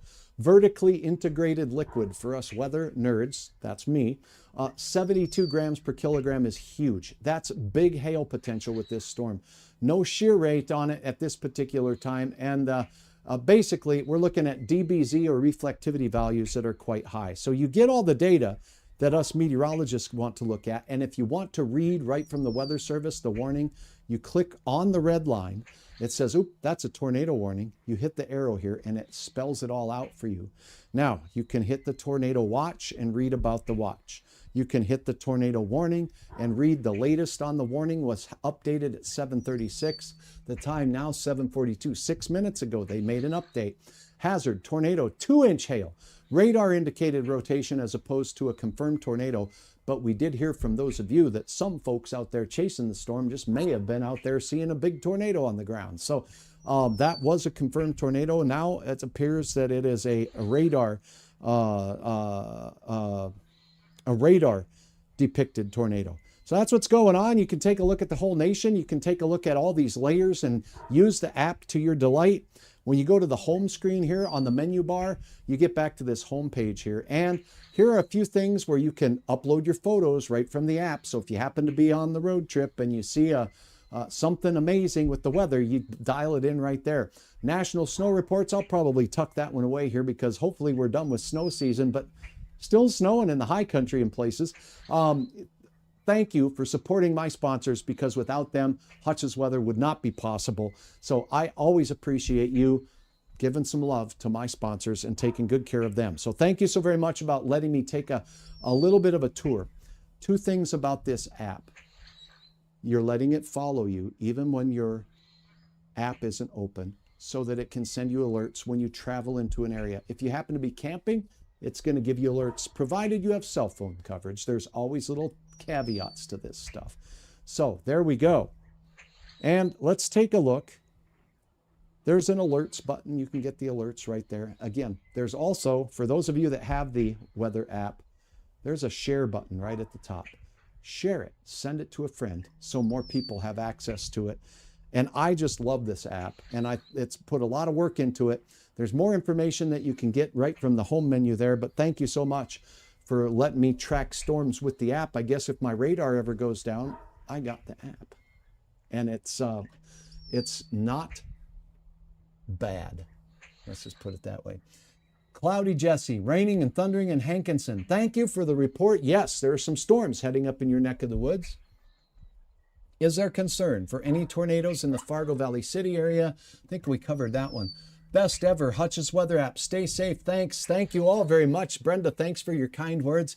Jessica says, very clear in Valley City, but dark south of here. I think we covered that. Now let's go back to the radar here. And Hutch is going to have to go get a tall drink of water, so this will be a synopsis. We do have more wind measurements that have come from this storm moving out of Britain. 64 mile per hour gust. 7 miles east of Britain, a Mesonet weather station, meaning a small network station, did measure 64 mile per hour winds. You see this red next to the green? That storm is spinning now. So we do have some pretty broad spin going on with that storm right over Lake City right now.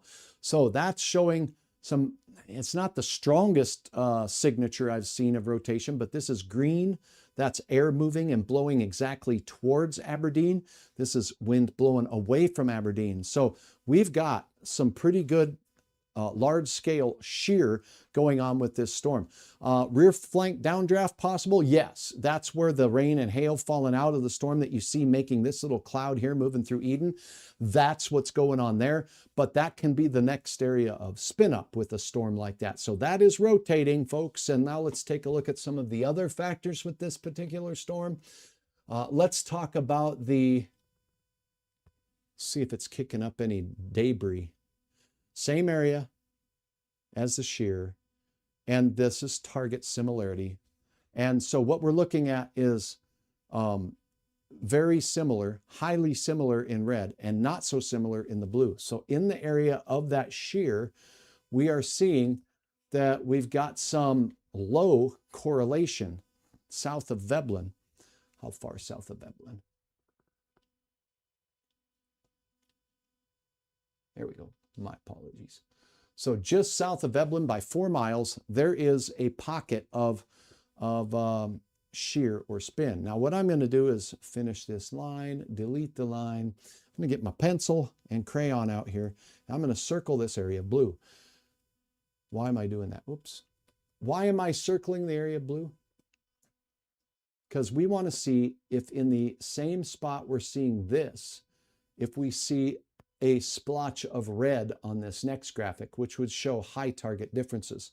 No, not in the exact same spot. There's a little bit of it over here. So high differences in the types of targets that the radar is seeing showing up over here, and correlation coefficient, we call it, not very well correlated in this area.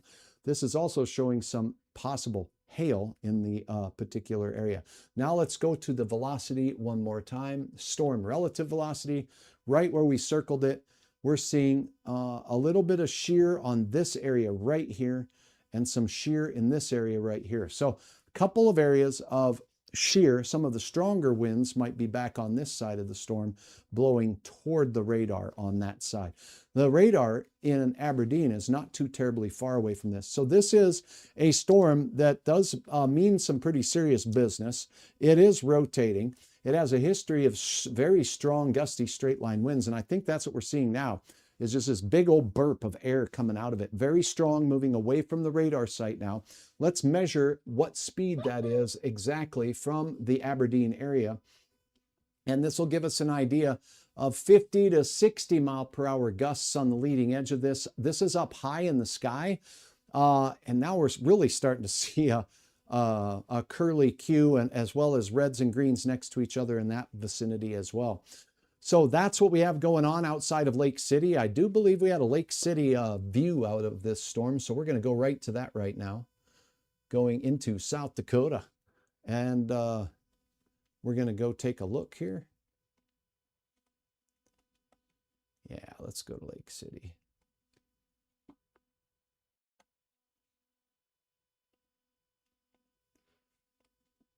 Okay, so we got view number one. Low clouds right above the tree line. Those are scary looking clouds. They don't mean much, but this looks like there is some inflow and rising air going up into that storm on that particular side of the storm. Now you see, kind of see, this leading edge of the lowering of the clouds right there. So that's moving into the area. And some more dark skies. The rain has already fallen in this particular area. So this might be looking in the direction that the storm is heading and going. So that's what we're seeing from that side. Sisseton, you have a warning in and around you in the Sisseton Hills off on the west side of the interstate here. So you're looking from the Interstate 29 corridor here. Near Sisseton, very dark skies as you would expect in the general direction of the stormy weather approaching the I-29 corridor.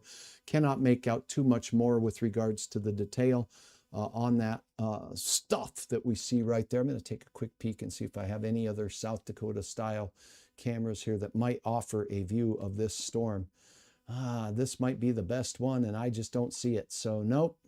Okay, so we've done our best to take a peek at what's going on with that particular storm. That catches you up on that one. Now let's go back to the regional view here. That is the strongest storm that's in the general vicinity of the eastern part of North Dakota right now. And we do have a strong storm now. The warning is expired for Polk County. That is done. And that's good news for that particular storm on the north side there. Now, as we take a look, we still have the winter tornado warned storm down here. Let's go grab a radar view from, let's try Rapid City. Okay.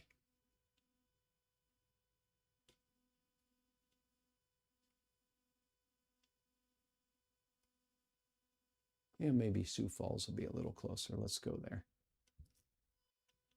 All right. So it's right on the edge of the ability of the Sioux Falls radar to detect much with this storm here. We're looking at straight velocity, but we need to factor out the movement of the storm. So this, oh, I hit the wrong one. There we go. Storm relative velocity. We do have some reports out here. There was a tornado report right over here north of the area around Winter. And that was 1 mile west of Ideal. That was in Tripp County, South Dakota. Multiple chasers reported a tornado, photo and location submitted via social media. Then we have over here a 70 mile per hour gust that happened in Hamel, 2 miles to the west of town. And that was reported from a Mesonet data station there. Moving into the Chamberlain area, we have a severe thunderstorm warning out there. These are gusts, by the way, the plot there. Not temperature, thank goodness. And if we're looking from the area in and around the Sioux Falls radar, this would be motion away from. This is motion towards. So the rotating part of the storm you can see is right here on the north side. So that is where this radar is showing that couplet. Sometimes we can use what's called dual Doppler, double Doppler, and look at it from a couple different ones to see if they both agree. So to do that, we'll switch over to the Rapid City radar and see if it agrees with the location of the rotation. And it does. Well, it's a little, no, it does. There's motion away, motion away. Here it is. It's a little farther south on this radar. So on the Sioux Falls radar, it was up north, and this one has it just a pinch to the south. But that's this general area. The tornado warning for that particular storm does continue until 8:30. So for another half hour, it's a radar indicated tornado with 2-inch diameter hail balls falling out of that puppy. So that's not fun. Now, as we take a look at the regular radar data to analyze that storm that's making its way in towards, well, let me just do this here. We got another warning just popped up here as well. So things are getting a little heated out there in that Chamberlain area. Look at all of this white. That's that hail core. The 2-inch diameter hail has now slid into this thunderstorm warning area right now. On the south side of that with the updraft, that's where we would likely be seeing that rotating couplet. Usually if there's a rotation inside a storm, it centrifuges or throws the hail out of that rotating couplet and it's out of there. So that's what we have going on here. Here's a look at some thunderstorms making their way into the general vicinity of Chamberlain, but this is the big hailer right there. Now, the big hailer itself says it's moving off to the east at 26 miles per hour. So we'll go ahead and just mark that off right here and show you where it's heading at 26 to 30 miles per hour. That will be in rural no man's land, south of Chamberlain, south of Interstate 90, in south central parts of South Dakota, right along the river valley there. So that's where that one's heading. As we head into the later evening hours now, it is 8 o'clock. Kimball. If you're in the Kimball area, we're expecting 1-inch diameter hail potential from the cell that's working its way. It's moving to the northeast at 21 miles per hour. These storms are moving east. This is moving northeast at 21 miles per hour. 1-inch diameter hail heading away from the Kimball area. Kimball is in the warning. We're going to have to switch over to a different radar source here to gather a little bit more information. Let's go back to Sioux Falls. It is indeed a little closer, so let that load up, and now we can see the cell prompting the warning there. So, huge hailer Big rotation on the south side of that hail couplet. Here's another one that's starting to fire up, and we're seeing a hot spot on the radar just over Puckwana. So as you look at the Puckwana area here and moving off to the north and east, there's another cell that's starting to fire up and develop along this area. So this area right here is really taking off, and it kind of exploding with more intensity now as we cross into the 8 o'clock hour. We were talking before, and the models showed at 8 o'clock things really lighting up in the eastern Dakotas. So in South Dakota, these storms are playing along as the model suggested that they would. So that's what's going on here. Pardon me, I've got to plug this in. I've been talking for just a wee while. Excuse me. Oh, is that where I put it? Okay. Running out of power in one of my devices here, so I've been a little long-winded, you could say. Okay, so this area really starting to see things light up. We have one hot storm that is warning heading into the Sisseton area, and now a warning near the Millbank area. We talked about this one. So from Strandberg right up here into the Millbank area, we have a storm moving to the north and east. 14-mile-per-hour winds right now. This storm mainly looks like a hailer. We might see some gusts out of it that are appreciable, but let's go ahead and take a look at what the National Weather Service says down here in South Dakota. So as we're looking at this, it's a thunderstorm warning. It's moving northeast at 30 miles per hour. 1-inch diameter hail is expected from that storm. The max wind gust expected would be 60 miles per hour. If you are in Millbank, seek shelter in that interior room. Stay away from windows, and you know, if you have a chance to upload from your Hutch's weather app any photos of the storm, let me see that. I did get a note from a friend here that we have a new photo uploaded here, so let's go to that and see. Okay, oh boy, we got lots of them here. Thank you all for your uploads. Trying to keep up with everything going on, but I see some doozies here, so let me get them to you. This is, all right, here we go. Okay, and again, just so that you're aware, in and around Grand Forks, the radar is still active all the way from Grand Forks right up in towards the Roseau County area and pushing into western Pennington County, but the warning has expired. The storm has weakened. These storms look like they have a little bit of potency to them. Some hail possible from these cells right along the Canadian border, north of Roseau, and that is a look at what's going on there. So that's what's going on right now. That's the synopsis. You are a part of covering the weather with Hutch, and I sure appreciate having you aboard. Now let's take a look at what you've sent me now with regards to a few of your photo uploads tonight. Now that we got some brand new ones here, let's start with the brand newest of the newest ones, and this is from Gary, east of Grand Forks. Look at the standing water out there, but not only that, after the storm, sometimes we get to see a beautiful rainbow. That's what's taking place right there. Thank you very much. That was 8 p.m. it says. Is that right? 8 p.m. All right, so now, that's about now. It was just uploaded. Joseph Adams sending this in. Lexi, my hardtop convertible Lexus. Got some cushions on her windows to be safe from the possible hail. Joe, not a bad idea. Got to tell you what, you got to put what you can on there when you're trying to protect the car. And believe me, it could make a difference on the windows or even the paint, right? Because you ruin the paint on some of those cars and it's no fun. I have a few that I wouldn't want to see get hailed on. Look, speaking of rainbows, check this out. It's the full Monty. Get your shovel and head to that spot right there because, well, legend has it that you might find yourself a pot of gold there at the end of the rainbow. If you look very closely, it's a double rainbow. And one of the cool things is that this rainbow has Roy G. Biv, red, orange, yellow, indigo, all that. And then this will be Roy G. Biv the other way. When you look at that next time and you see a double rainbow, check it out. It's kind of cool. Now we got more coming in. Let's check this out. Ooh, menacing skies out there. This is Wyatt, Sisseton. From Britain, South Dakota out there, a storm from Sisseton. So looking from Sisseton, this is what's heading your way. You do have a warning right now, Wyatt. Thank you for taking and sending this photo of 7 p.m. So about an hour ago. It's a lot closer to you now. Would love to hear from you about what you're seeing.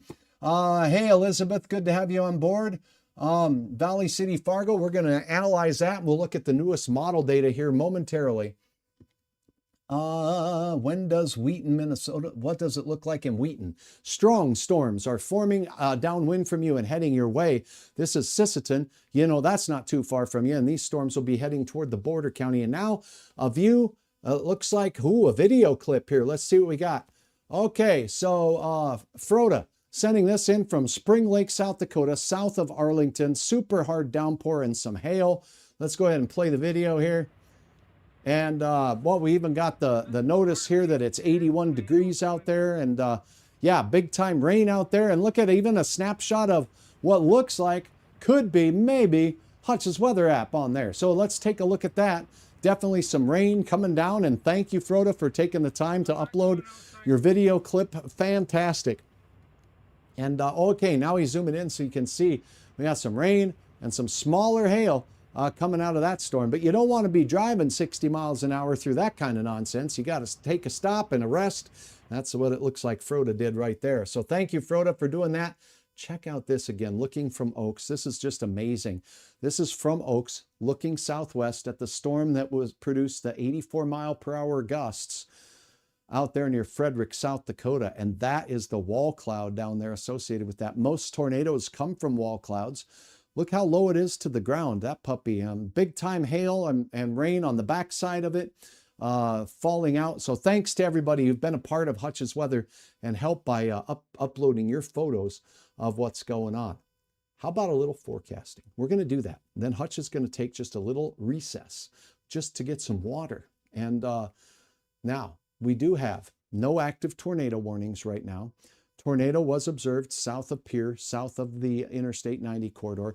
We have crossing north of Brookings, the I-90 29 corridor rather, severe thunderstorm, and another one out in Millbank, and another one crossing into Sisseton. Strong thunderstorm there in Richland County, not far from Windmere, not far from you folks out here in Hankinson, heading your way. So Windmere, Hankinson, Fairmount, all the way out towards Wahpeton. We do have a cluster of strong storms, but the strongest is down here, and it's going to be pushing in towards Rossholt as we go through. So looks like most of the activity on this one, let me make sure I've got the closest radar possible here.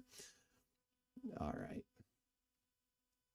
Yeah, let's turn that over to the Aberdeen radar. Now we should be able to get a better view. So this is what's going through Hankinson right now. The southern part of North Dakota will have the strongest cells. There's not necessarily a big time indicator of rotation on that storm. In and around the FM area, we've just got this kind of dirty sky look, very dark gray skies. The heaviest of the rain looks like it's missed Fargo. It's down south here by Sabin, heading into Barnesville. We also have some activity out by Osgood, straight south into the Wahpeton. So if you're traveling on the Highway 75 corridor, you're going to go through some heavy rain, but you're also going to get the big event making its way across the river valley. Again, in our area, we have had no tornado warnings right local here. We have had some very windy thunderstorms, and that's good news. Thanks so very much to all of you who've shared stars. I just heard Tim. Thank you very much, Tim. I appreciate you. Thank you very much, Brant. I appreciate all of you who have supported Hutch with your gift of stars here. Looking good. North Dakota native visiting from Arizona.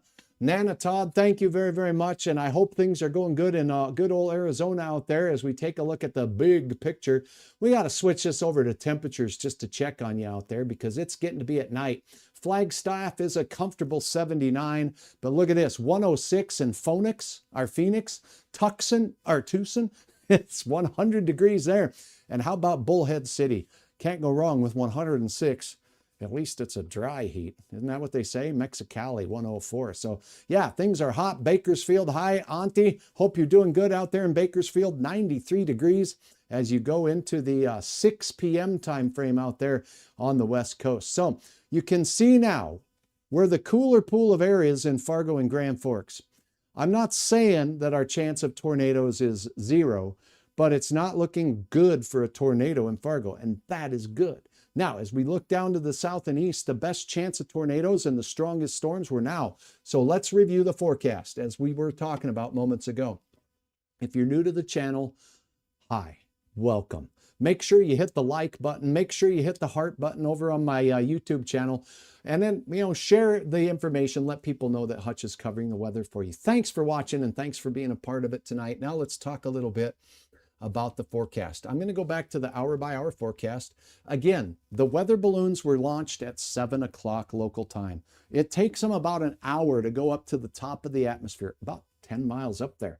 And then the balloon pops and they come back down. Once we get that full scope of the data, all of that goes into the computer models. The computer models run through just thousands and millions of calculations, physics, fluid dynamics, and they calculate every parameter of the atmosphere at every layer, multiple layers. Some models have more layers than others. Some models have a tighter grid of input data than others and a tighter output grid of data than others. And they give us a forecast. We can shut that model off after it goes out 2 days, and that's what a lot of the shorter range, higher resolution models will provide us. A look out 2 days or so. Now, if you go out for a week or more, those global scale models, they give a little less detail about the finer facts of the atmosphere, where one thunderstorm might form, but some of them do a very good job out to about 4 or 5 days. Sometimes you get beyond days 5 and 6 and it gets a little wonky. We're going to look at your forecast for tonight. Remember, the HRR forecast had not much going through Fargo, and that looks like that's what's happening. I would say that model is doing the best with this system as of right now. I'm going to take a look though, because the model data for 0Z is just coming in right now. So that's with the new radio sonde or weather balloon information, and it's just starting to come in. Why not look at the first couple of hours? Here's what this model says. We launched a balloon in Bismarck, in Aberdeen, in International Falls, in the Chanhassen area of the Twin Cities. And there it goes. We see some percolating storms as we go towards midnight tonight in and around Fargo, but that's it. So really, even the moisture amounts we get, hit and miss. Lakes country, Becker and Otter Tail County, we could have some storms moving through. Will they be tornadic? Well, we can't say no. There's a watch in the area. It's not a 0% chance, but the fact we have not seen a lot of that activity tonight, that's been a blessing in my humble opinion, and I hope you feel the same way. But I'm here to help keep you up to date with the latest. Looks like I got another Sisseton photo here from Wyatt, so we'll share that as soon as I'm done with this forecast update. As we go towards midnight, boom, boom, 05Z is midnight. You see that the storms are mainly exiting South Dakota and North Dakota, pushing into Minnesota, and they continue across places like Grant County, south of Otter Tail County here. So you're looking at Grant County, you're looking at the Douglas County and those areas. And then they push off to the east. Now, as we go towards morning, they fizzle out. And if you are playing baseball at the state tournament in the Twin Cities, go Spuds! We're rooting for you. And congratulations to all participants out there. Proud of all of you on a wonderful baseball season. To be even in the state tournament is quite amazing. So that's what this model says. I will take a look at one other model. Let's see if it's coming in yet. Nope. Let's look at it anyway. This one's still a little bit of an older model. This had some activity in Grand Forks, falls apart in Fargo, moves up here, falls apart. What's going along the border did a pretty good job of capturing that. This is the North American model. And what's going on down here in southern South Dakota looks like it takes a right turn, Clyde, and moves into Nebraska overnight. And this is about midnight. Everything is out of North Dakota. Most of it's out of South Dakota. So let's just call it what it is. We're looking at a time right now of 8:08. It's 8:08 p.m. Central Daylight Time. Most of the activity will percolate through the area. It doesn't look organized. It doesn't look overly severe here, but in South Dakota, yes. And in West Central and Southwest Minnesota, yes, that's where the models are showing that there's the best chance at things continuing to be quite strong. If I go back to the model that I was using for yesterday, because I liked how it had been performing, it did a good job of showing the James River Valley storms forming this afternoon. But what it did was it continued them right through the entirety of the Red River Valley. That turned out to not be the case. We had one cluster of cells move right up into Grand Forks, and we had nothing really move through Fargo until about now. Well, this is 7 o'clock on the model, so it had it moving through at about 8 and then gone. So not bad, but a little bit overblown on the aerial coverage of the storms with that particular model. And the new ones will be coming out here shortly. So what we'll do is do one quick analysis of everything going on. I got one new picture that has come in. Thank you very much. This model shows a lot going on towards Grand Forks, a solid line across eastern North Dakota, moving into western Minnesota, central Minnesota, falling apart as we approach midnight. Most of them have the timing right. It was just how widespread the storms were. We saw a little cluster go up towards Grand Forks. We saw a little cluster form out here in the James River Valley and kind of fall apart and fizzle into not much. Right along the South Dakota border there was some, and right along the I-90 corridor there was some. All right. Picture time. Let's see what we got here. Photo uploads. Thank you very much. And I'm going to have to change out my microphone and do a little some other stuff here while we're getting rehydrated. But this is a look from oh, yep, the storm is here. This is, again, Wyatt sharing from Sisseton. This is Wednesday. This is 8 p.m.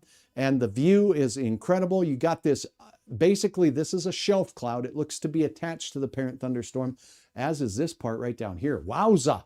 And then you got the downdraft part where it's really dark out here, and all this is updraft and it's blowing towards you. So yeah, it is on the way. Wyatt, thank you for sharing your photo here at Hutch's Weather. We appreciate you very much. Stay safe out there.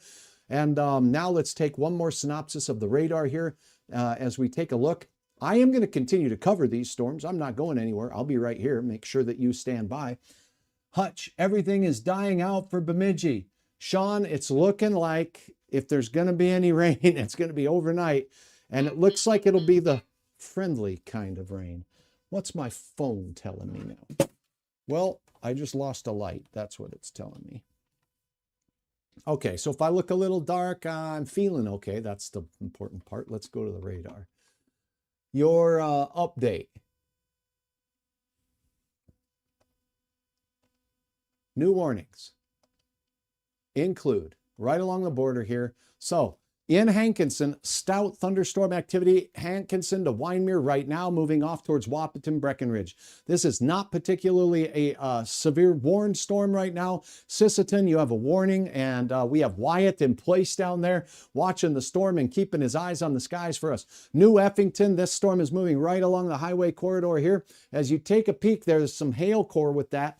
See this backwards C shape again? This is accelerating out, probably moving faster than it was before. So it will be right into your area. So here's Sisseton. You're on the looking at the storm from the south side. That's where it just skirted north of you. Sisseton not in the warning. Here you go, Browns Valley. The Lake Traverse area, all of these areas here, this storm will be moving, but it looks like more New Effington and Rossholt with this curving area. This is a sign of some gusty straight line winds. The gusty straight line winds will be blowing at you from the west.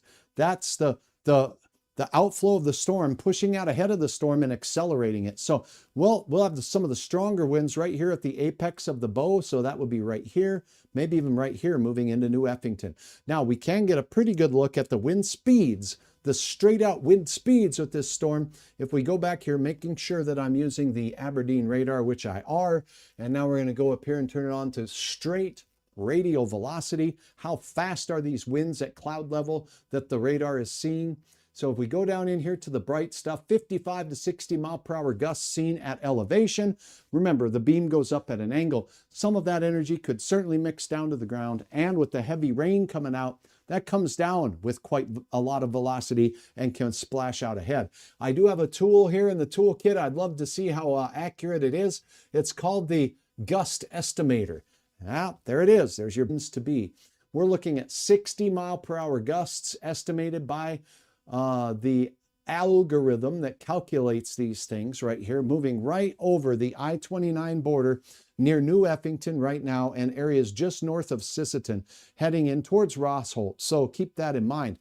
Now, notice that the gust estimator up here on the cells that are out in Hankinson, not quite as high. The threshold is 58 miles per hour. Now, we'll see pixels here and there that are 60, but not as organized are those storms. Now, just so we're not skipping the folks in Richland County and not giving them their due with these storms, there are strong storms, Mantador, Hankinson, and down to southwest Richland County. As we take a look at the velocity inside this cluster of storms from the Aberdeen radar, it's all pretty uniform green, which means motion towards the radar site in Aberdeen. There's a little bit near Fairmount that might be in both directions, but there's not a lot of radar activity over Fairmount now. Let me go to the radar up here in Mayville. That is a little farther away, but let's go ahead and give it a try because we are on the edge of the data capabilities of the other radar. So here we go. Switching over to Mayville. So some of our communities, unfortunately, end up so far away from the radar sites, we're looking pretty high up in the clouds. So looking high up in the clouds, the source of the radar beam is Mayville, North Dakota. This wind is, well, blowing towards the radar at the strongest speeds there. So most of this is unidirectional until we get out here with motion away from the radar. So there is some motion or some shear, but that's kind of on the backside of the storm system out there. And that could be some outflow from other activity to the north. So I don't see anything too concerning with regards to you folks in the Wahpeton Breckenridge area of a tornado right now. And there's no tornado warning and there's no thunderstorm warning, but strong thunderstorms with some gusts over 50 miles per hour here and there, not all over the place, could be making their way through your area. So this is a look. This is what's going on. Dwight, Morton, Wahpeton, all those areas are in the path of this area of thunderstorm activity. The I-29 corridor there in the path of activity. Look at this. We got a hot spot starting to form up near Lemoore. So if you happen to be up in Lemoore, in the Edgeley area in Lemoore County, that is looking to be like the hottest storm up in that general vicinity. See if we can see it from Aberdeen. Yeah, it's kind of a narrow band of thunderstorm activity just kind of percolating up. And now let's take a look at the big picture here. Watertown, big time severe storms out towards Chamberlain, big time severe. All thunderstorm warnings, no tornado warnings right now. Not a bad time for Hutch to take a drink of water here, maybe. I don't know. We'll see. So we do have that severe thunderstorm warning moving into the Ross Holt area right now. Prepare for very gusty straight line winds from that puppy. There's a hail report of 1-inch hail out there out in the Mackinac area out there north of Grand Forks. Thunder rolling into Wahpeton now. Thanks, X Dirty. Appreciate it very much. Now let's see what we got going on over here. Hutch, go rest your voice. Yeah, I need to do that. I need to get a little drink of water and almost done with spring. Yeah, June 1st is meteorological summer, so that's something to keep in mind. This is what's going on right now. We're going to take a look at the big picture of cloud tops. We just looked at the forecast. Upon my return, we will go over your forecast, okay? Like nobody else does. We'll pick a model, the one that did the best with our storms tonight. We'll show you where these storms are going to brew up again tomorrow. South Dakota, another round for you looks to be inevitable for some areas. So we'll talk about that forecast. And now I'm not seeing much on my cloud top estimator here. It looks pretty blank to me. Maybe I've outworked my computer and it just doesn't even want to give us cloud top estimates. So fine. My computer's being grumpy. I'll have to give it a little reboot. All right, so thunderstorm warnings, Southern Valley. The strongest storms are basically from the North Dakota, South Dakota border south in towards Nebraska right now. That's what's going on. Your temperatures were hottest in central Minnesota. Still south winds providing us some 75 to 80 degree readings. A cool pool entering from the north on the backside of the system. One thing we can tell you is that the dew point temperatures, a drier air punching in from the west. Once these 50 degree dew points push in, you're done. But we still have dew points in the 60s to near 65 degrees out here, meaning the air is laced with a lot of moisture here in the eastern parts of South Dakota. It's waning a bit up in the northern valley, and that's what's going on. And according to what's going on in and for our neighbors up in Canada, I do want to say that the tornado warning that was in effect there has now expired, and I do not know that I've gotten a report. We do have some Steinbach thunderstorms up that way. Let me turn this on for you, and you can see with me what it is I'm showing. So severe thunderstorm warning for outside of Morris. That was the tornado warned storm. There's still some circulation in that storm right now. It's by St. Pierre, Jolies. And then this is a look at what the warning says. It's very wordy, but let's just get right into here. Moderate impact level, high confidence, risk tier 8. Conditions favorable for the development of severe thunderstorms capable of producing strong winds, large hail, and heavy rain. So in that cell that's making its way in this general vicinity of St. Malo, right here. So that's where that one just north of town there and heading in that general direction of Grunthal. Those storms, severe. Hail, the main threat. There is a little bit of shear in that storm, so keep that in mind as we go through the evening. Andrea Novak, why does Canada and the U.S. have different warning systems? We should use the same thing. Yeah, there are some different systems, but we don't even use the same measuring units, right? So it could be kind of hard in that respect as well. And if you want to think about it, we have different thresholds for what is severe weather in both countries as well. They're hardy folks up in Canada, and when it gets wintry, we've been there and seen that. Us folks in the northern plains have seen that too. The tornado watch has been dropped from Fargo, Moorhead, and from all counties north and all counties to the west. Only Richland County, Wilkin County, Traverse County, Big Stone County, and you folks down in South Dakota all the way through Chamberlain remain in the tornado watch. That is a look at what's going on. I am meteorologist Hutch Johnson. If you're new to the channel, the stream isn't going anywhere. You can always refer to it right here on my YouTube channel. You can take it in the palm of your hand here with my app and watch it right there, no matter where you are. The latest information will be available here. I will be back very soon with an update on what's going on in and around our area. For now, the 4-panel will be playing. I'll have on the top left the radar scanning about the region. This on the far right, lower right side here is going to be the latest model guidance. I'll load that up for you as I step away for a bit to get hydrated. And in the right panel here, we'll also update that with your forecast information, which we will go through in detail here in just a couple of moments. But for now, I want you to enjoy the Hutch Johnson Singers right here with a version of some weather poetry right here.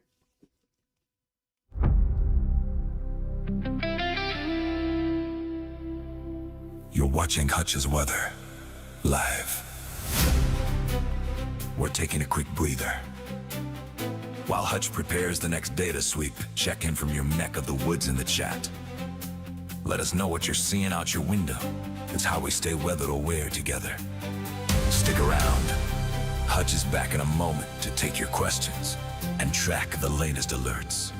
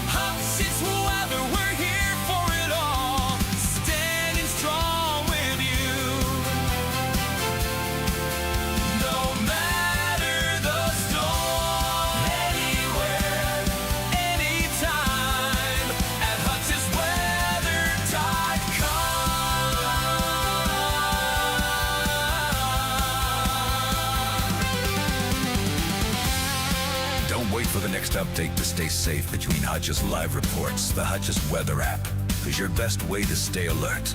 Grab it now and never be caught off guard by the changing weather. If this coverage is helping you stay prepared, consider giving the stream a thumbs up. It helps the system push these alerts to more people in the path of the storm.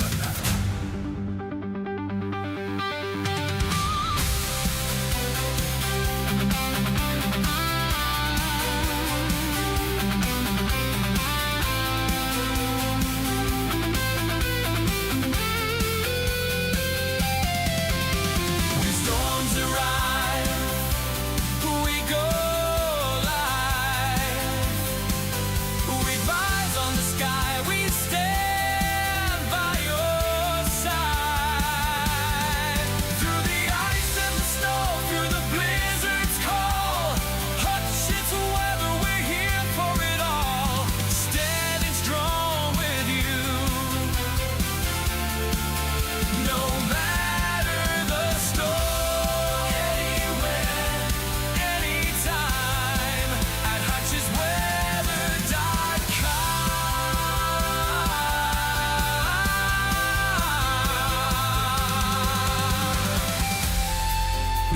chat. Keep the reports coming. Hutch is monitoring your local updates in real time. If you're seeing a change in the weather in your area, drop your city and current conditions now. You are our eyes in the field. Let's build this forecast together. Providing live coverage for the thousands of you across the northern plains is a responsibility we don't take lightly. Thank you for trusting Hutch's weather. Grab a quick refill, take a second to share an update from your neighborhood in the chat. And we'll be right back to continue monitoring these developments together. Your safety is our mission. When storms arise, we go live with eyes on the sky. We stand by your side. Through the ice and the snow, through the blizzard's call, Hutch's weather, we're here for it all. Standing strong with you, no matter the storm. Anywhere, anytime, on Hutch'sWeather.com. You won't find any hype here, just the data, the radar, and the truth. Thank you for trusting Hutch's weather for your severe weather updates. While Hutch resends the maps, make sure your notifications are turned on so you never miss a critical update. We're back real soon to keep monitoring the threat. Stay weather ready.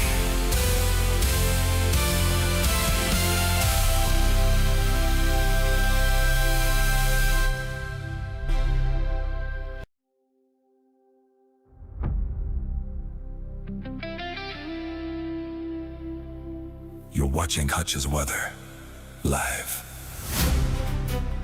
We're taking a quick breather. While Hutch prepares the next data sweep, check in from your neck of the woods in the chat. Let us know what you're seeing out your window. It's how we stay weather aware together. Stick around. Hutch is back in a moment to take your questions and track the latest alerts.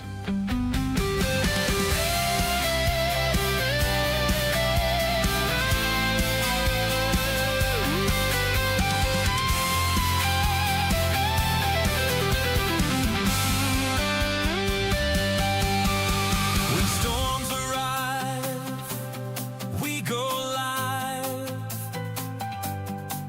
With eyes on the sky, we stand by your side. Through the ice and the snow, through the blizzard's call, Hutch's weather, we're here for it all. Standing strong with you, no matter the storm. Anywhere, anytime, at Hutch'sWeather.com. Don't wait for the next update to stay safe between Hutch's live reports. The Hutch's Weather app is your best way to stay alert. Grab it now and never be caught off guard by the changing weather. If this coverage is helping you stay prepared, consider giving the stream a thumbs up. It helps the system push these alerts to more people in the path of the storm.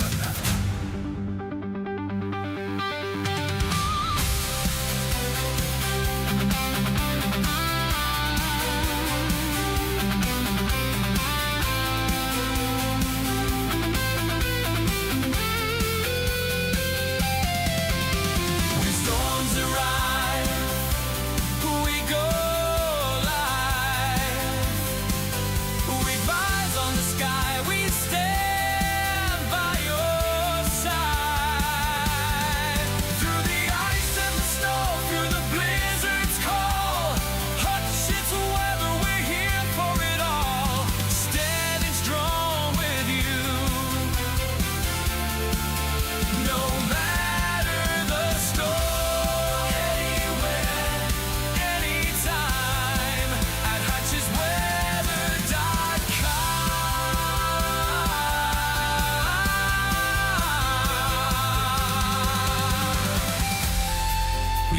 chat. Keep those reports coming. Hutch is monitoring your local updates in real time. If you're seeing a change in the weather in your area, drop your city and current conditions now. You are our eyes in the field. Let's build this forecast together. Providing live coverage for the thousands of you across the northern plains is a responsibility we don't take lightly. Thank you for trusting Hutch's weather. Grab a quick refill. Take a second to share an update from your neighborhood in the chat. And we'll be right back to continue monitoring these developments together. Your safety is our mission. When storms arrive, we go live with eyes on the sky. We stand by your side through the ice and the snow, through the blizzard's call. Hutch is the weather, we're here for it all. Standing strong with you, no matter the storm. Anywhere, anytime, our HutchesWeather.com. You won't find any hype here. Just the data, the radar, and the truth. Thank you for trusting Hutch's weather for your severe weather updates. While Hutch resends the maps, make sure your notifications are turned on so you never miss a critical update. We're back real soon to keep monitoring the threat. Stay weather ready.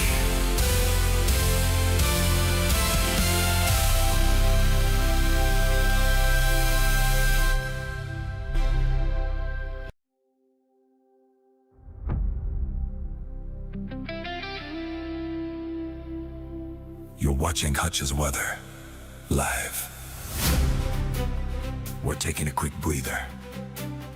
While Hutch prepares the next data sweep, check in from your neck of the woods in the chat. Let us know what you're seeing out your window. It's how we stay weather aware together. Stick around.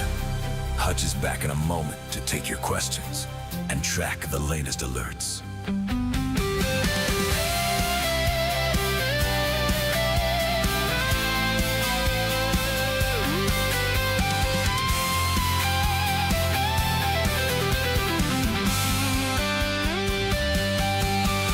When storms arrive, we go live with eyes on the sky. We stand by your side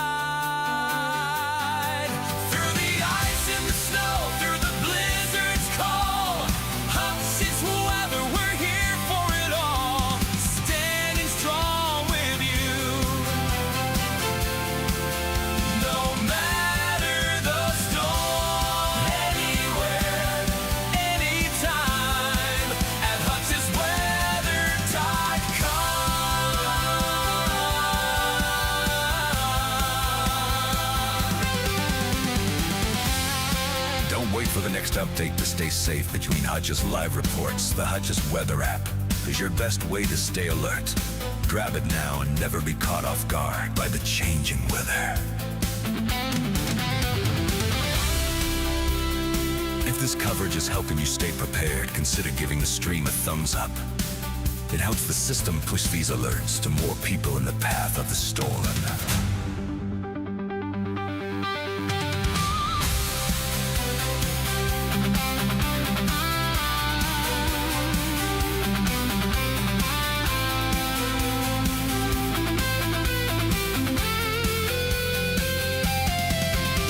When storms arrive, we go live with eyes on the sky. We stand by your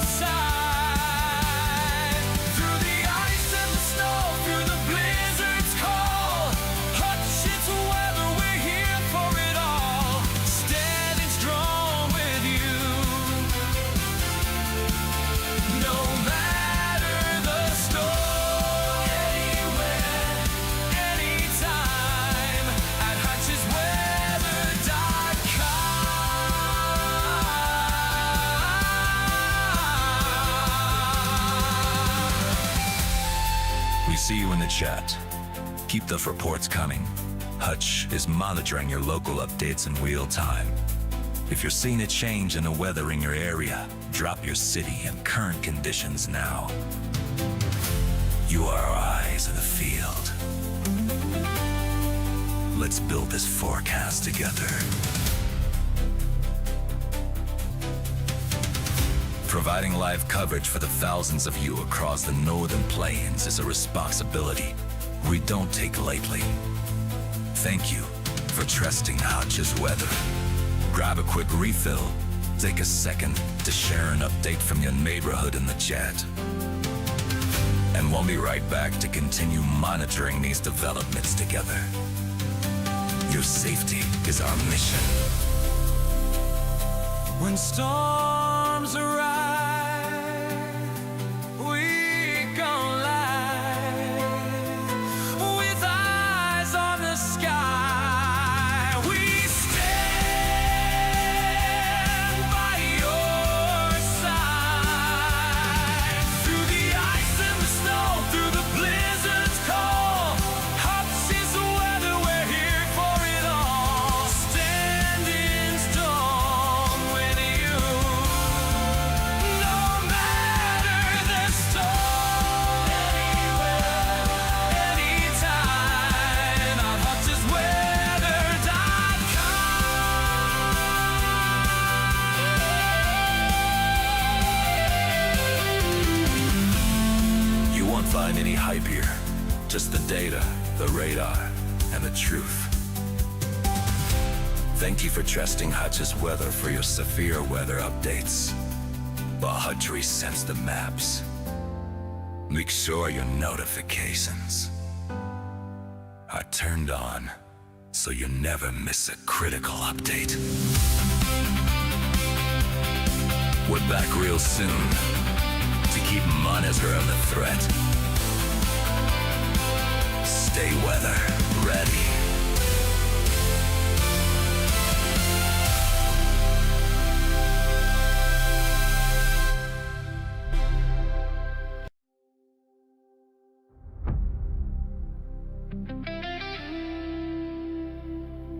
You're watching Hutch's weather live.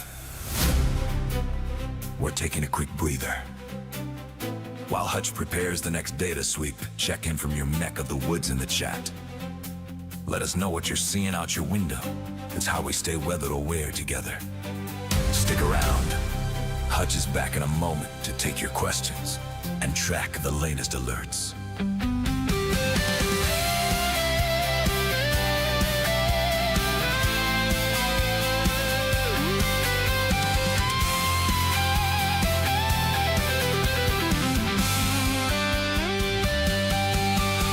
When storms arrive, we go live with eyes on the sky. We stand by your side through the ice and the snow, through the blizzard's call. Hutch is weather, we're here for it all. Standing strong with you, no matter the storm. Anywhere, anytime, at hutchesweather.com. Don't wait for the next update to stay safe between Hutch's live reports. The Hutch's weather app is your best way to stay alert. Grab it now and never be caught off guard by the changing weather. If this coverage is helping you stay prepared, consider giving the stream a thumbs up. It helps the system push these alerts to more people in the path of the storm.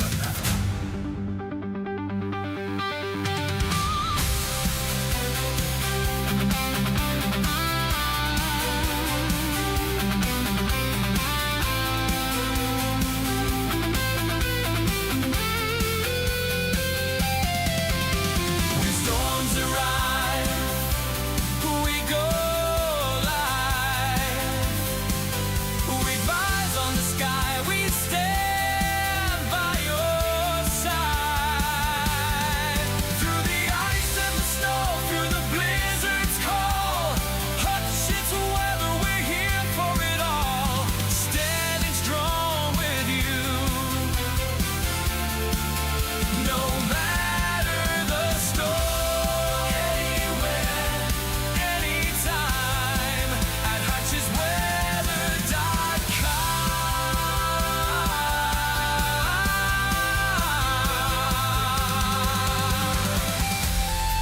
We see you in the chat. Keep the reports coming. Hutch is monitoring your local updates in real time. If you're seeing a change in the weather in your area, drop your city and current conditions now. You are our eyes in the field. Let's build this forecast together. Providing live coverage for the thousands of you across the northern plains is a responsibility we don't take lightly. Thank you for trusting Hutch's weather. Grab a quick refill. Take a second to share an update from your neighborhood in the chat. And we'll be right back to continue monitoring these developments together. Your safety is our mission. When storms arrive, we go live with eyes on the sky. We stand by your side through the ice and the snow, through the blizzard's call. Hutch is the weather, we're here for it all. Standing strong with you, no matter the storm. Anywhere, anytime, our HutchesWeather.com. You won't find any hype here. Just the data, the radar, and the truth. Thank you for trusting Hutch's weather for your severe weather updates. While Hutch resets the maps, make sure your notifications are turned on. So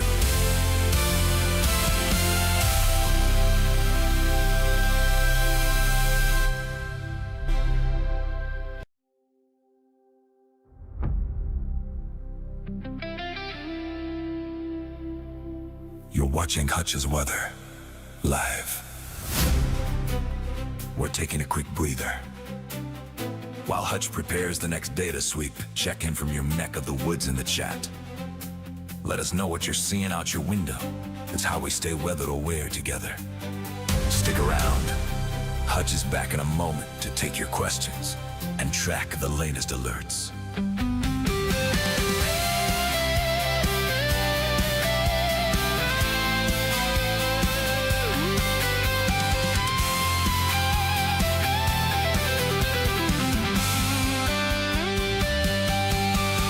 When storms arrive, we go live with eyes on the sky. We stand by your side through the ice and the snow, through the blizzard's call. Hutch is weather, we're here for it all. Standing strong with you, no matter the storm. Anywhere, anytime, at HutchesWeather.com. Don't wait for the next update to stay safe between Hutch's live reports. The Hutch's Weather app is your best way to stay alert. Grab it now and never be caught off guard by the changing weather. If this coverage is helping you stay prepared, consider giving the stream a thumbs up. It helps the system push these alerts to more people in the path of the storm.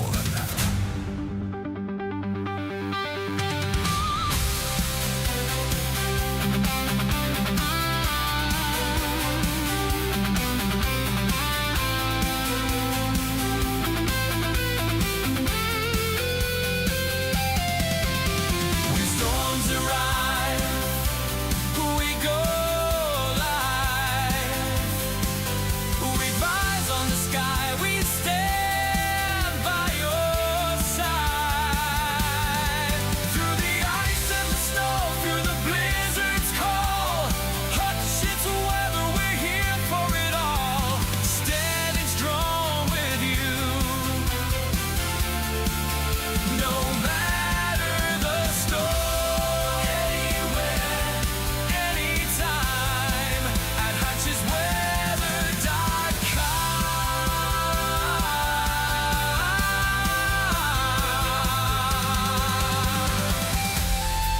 see you in the chat. Keep those reports coming. Hutch is monitoring your local updates in real time. If you're seeing a change in the weather in your area, drop your city and current conditions now. You are our eyes in the field. Let's build this forecast together. Providing live coverage for the thousands of you across the northern plains is a responsibility we don't take lightly. Thank you for trusting Hutch's weather. Grab a quick refill, take a second to share an update from your neighborhood in the chat. And we'll be right back to continue monitoring these developments together. Your safety is our mission. When storms arrive, we come live with eyes on the sky. We stand by your side. Through the ice and the snow, through the blizzard's call, Hutch is the weather, we're here for it all. Standing strong with you, no matter the storm. Anywhere, anytime, on HutchesWeather.com. You won't find any hype here, just the data, the radar, and the truth. Thank you for trusting Hutch's Weather for your severe weather updates. But Hutch resends the maps. Make sure your notifications are turned on so you never miss a critical update. We're back real soon to keep monitoring the threat. Stay weather ready.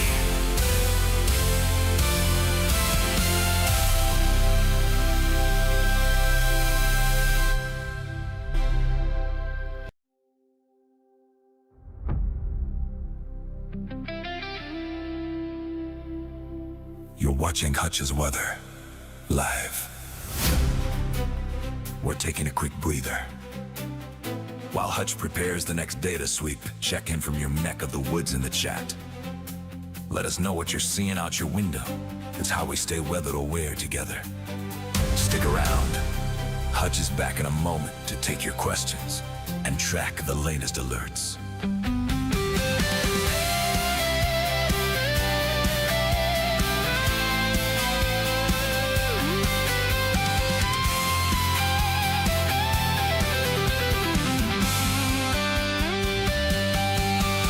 When storms arrive, we go live. With eyes on the sky, we stand by your side. Through the ice and the snow, through the blizzard's call, Hutch is weather, we're here for it all. Standing strong with you, no matter the storm. Anywhere, anytime, at HutchesWeather.com.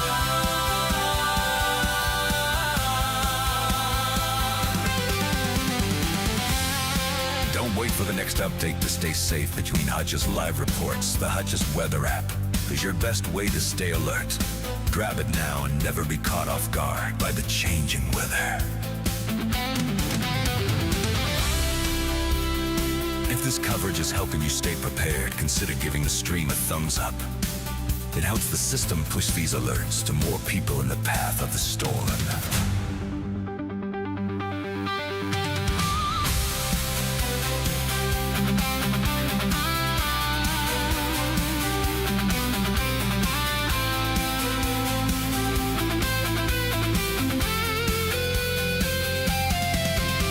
When storms arrive, we go live. With eyes on the sky, we stand by your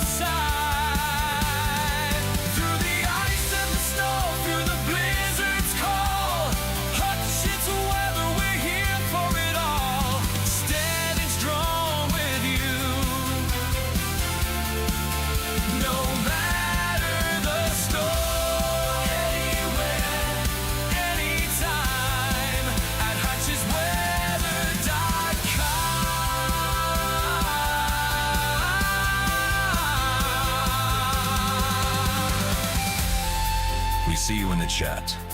Keep the reports coming. Hutch is monitoring your local updates in real time. If you're seeing a change in the weather in your area, drop your city and current conditions now. You are our eyes in the field. Let's build this forecast together. Providing live coverage for the thousands of you across the northern plains is a responsibility we don't take lightly. Thank you for trusting Hutch's weather. Grab a quick refill. Take a second to share an update from your neighborhood in the chat. And we'll be right back to continue monitoring these developments together. Your safety is our mission. When storms arise,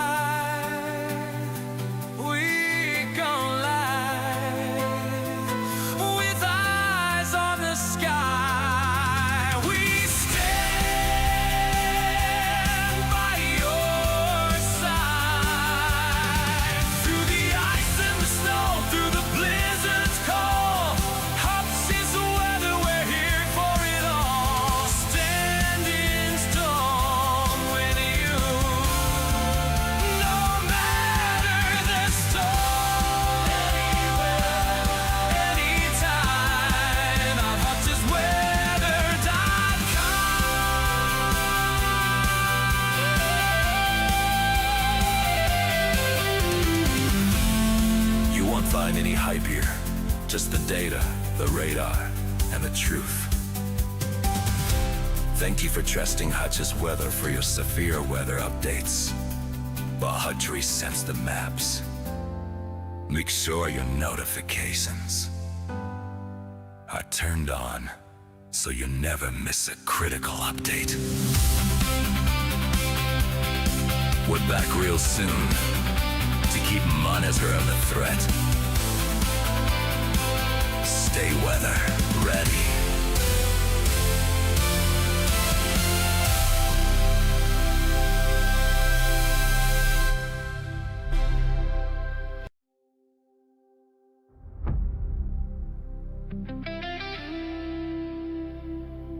You're watching Hutch's weather live. We're taking a quick breather. While Hutch prepares the next data sweep, check in from your neck of the woods in the chat. Let us know what you're seeing out your window. It's how we stay weather aware together. Stick around. Hutch is back in a moment to take your questions and track the latest alerts.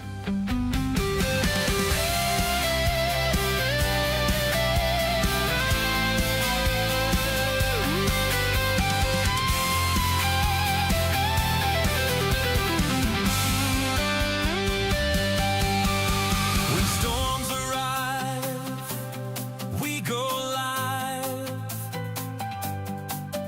With eyes on the sky, we stand by your side. Through the ice and the snow, through the blizzard's call, Hutch's weather, we're here for it all. Standing strong with you, no matter the storm. Anywhere, anytime, at HutchesWeather.com.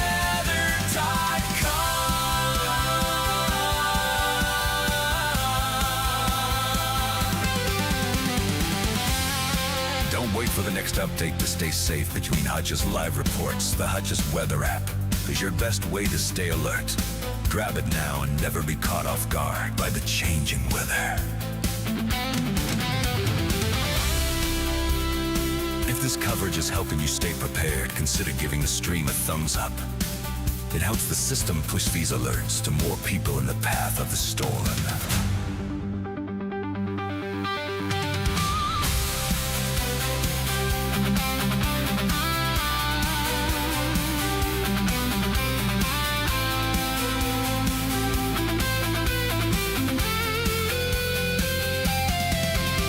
When storms arrive, we go live.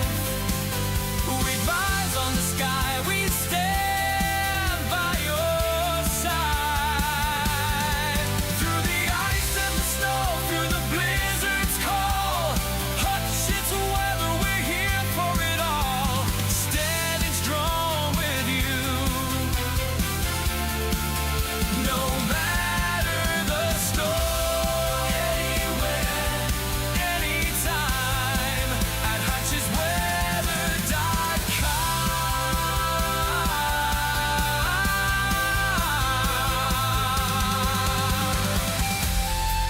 We see you in the chat. Keep the reports coming. Hutch is monitoring your local updates in real time. If you're seeing a change in the weather in your area, drop your city and current conditions now. You are our eyes in the field. Let's build this forecast together. Providing live coverage for the thousands of you across the northern plains is a responsibility we don't take lightly. Thank you for trusting Hutch's weather. Grab a quick refill. Take a second to share an update from your neighborhood in the chat. And we'll be right back to continue monitoring these developments together. Your safety is our mission. When storms arrive, we come live with eyes on the sky. We stand by your side through the ice and the snow, through the blizzard's call. Hutch is the weather, we're here for it all. Standing strong with you, no matter the storm. Anywhere, anytime, on hutchesweather.com. You won't find any hype here. Just the data, the radar, and the truth. Thank you for trusting Hutch's weather for your severe weather updates. While Hutch resends the maps, make sure your notifications are turned on so you never miss a critical update. We're back real soon to keep monitor of the threat. Stay weather ready.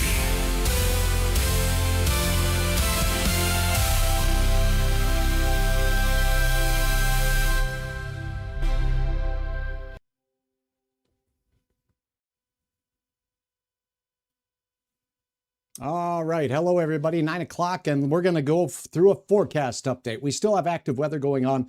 And if you happen to be in parts of Lakes Country, all the way from Hancock, all the way into southern parts of Otter Tail County, strong storms are rumbling through there. We have an active tornado warning for our neighbors up in the Manitoba area, in the province of Manitoba. So we'll get started with that. Wheaton is really looking bad, and the weather today is the storm is strong. Let's go over the latest forecast details first, and we'll talk about the storms coming up here right now. First and foremost, this is what's going on the latest radar. We'll stop this from moving on. Showers and thunderstorms along the international border. Again, a tornado-warned storm south of and east of Winnipeg. Boeing line segment making its way into west central parts of Minnesota. This is a windy line of thunderstorms. It looks mean. No tornadoes reported with this, but this particular cluster of storms, as it moved across the North Dakota-South Dakota border, produced anything from 80-mile-per-hour winds and some pretty good-sized hail as well. This trails back into south central South Dakota, where numerous severe thunderstorms are active at this particular time. And then as we head down towards Grand Island, Nebraska, and into Kansas, some strong thunderstorm activity going on there. Here's what's going on. If you happen to be in the Wahpeton-Breckenridge area, this storm has moved through this big backwards C shape, moving into Herman here. Very gusty winds from the west, pushing in as we speak. It sounds like we've got new warning information coming in here as we speak as well. If you happen to be in Graceville, this line here also strong. And again, this backward C shape, a huge backward C shape showing up here, indicating that this storm producing some significant winds as it pushes into Herman here in Grant County, heading towards Elbow Lake. Dalton, you'll be on the north side in the fringe of these storms. The strongest hail cores with these storms moving more in a southeasterly direction towards Clinton. So that's what's going on with the South Dakota and Minnesota border right now. As far as how fast the winds are blowing, let's take a quick peek at that. And again, we'll look at the velocity data outside here. Let's go back over to this Aberdeen radar. That'll be probably the closest one that we have. Now, there is some shear in these storms, okay? That's the greens next to the reds, but we're looking at actual flat out velocity. High up in the clouds here, here's that backwards C shape pushing into Herman. And the winds up above Herman now, not necessarily on the ground at this time. Remember, radar is just showing us what is going on up at the cloud level. And it looks like we have some outgoing winds up for 30, 40 miles per hour. But the bright spots that we see here near Donley, that's where things are really strong, 58 miles per hour. Campbell, Tinta, those areas showing some wind gusts over 50 miles per hour as well. So that's what's going on as we move into Minnesota. These are not warnings. The blue boxes are basically indications to strong storms. Isolated areas will be picking up wind gusts upwards of 50 to 55 miles per hour. And that is a look at what's going on there. A couple of pictures came in while we were waiting as well. We'll get to those in a moment. In a moment. Now, as we take a look at your single site radar data, let's go back up to the north a little bit. Rothsay all the way to Fergus Falls. Some good gully wash and rains. Much needed rainfall in these areas heading in. Doran all the way to Foxhome, Fergus Falls, Barnesville. You're almost out of it. We have gotten very little. I checked the rain gauge here in the FM area. 5/100ths. That's today. That's not very much. That's the total for the day. A little bit of light rain shower activity in and around the Fargo Moorhead area. North Fargo up by Harwood, seeing a better chance at some. All the way out towards Mapleton, there's some soaking showers. But once again, pretty dry is the grass here in Hutch's yard. Milner, Hankinson, these areas have a kind of some trailing area thunderstorm activity going on out there as we work our way up to the north. We have active storms in Thompson. Again, nothing severe here, just kind of percolating storms that are festering up in the nighttime heat and humid air. Now, as we go north of the border, we're going to go to the other radar to take a look at our Canadian cities up here. So I can turn on the Canadian radar. Here's a look at a tornado-warned storm that's moving south and east. Let me give you some perspective on where you're looking. There is northern Minnesota. Here is the storm that has a tornado warning on it as it's crossing down just north of the Vida area. So Letellier up north of there, where we're seeing it now. As you take a look at the greens and the reds, here is the shear on this particular storm right here. So indeed, there is a chance for a tornado to be occurring right now. This is by Sarto, and it's working its way down here as we go toward the U.S. border right now. So we'll keep our eyes closely on that storm as it gets a little bit closer. Again, it's a long ways from the radar sites out here, but again, an active tornado warning has moved out of this area up here. By Niverville out there and the Blumort area, but now it's making its way down to the south and to the east at this time. Tornado warning, Nose Q Porner.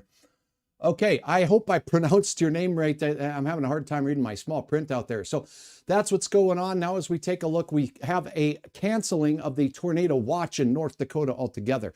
This is where the tornado watch remains in effect until 10 o'clock. This is eastern South Dakota, all the way down to DeSmet, Winter, and also out towards the Lake Andes area as you get out toward that Yankton area. So Mitchell and the Corn Maze right now, a line of thunderstorms has become strong there. Again, these orange counties are in a severe thunderstorm warning right now.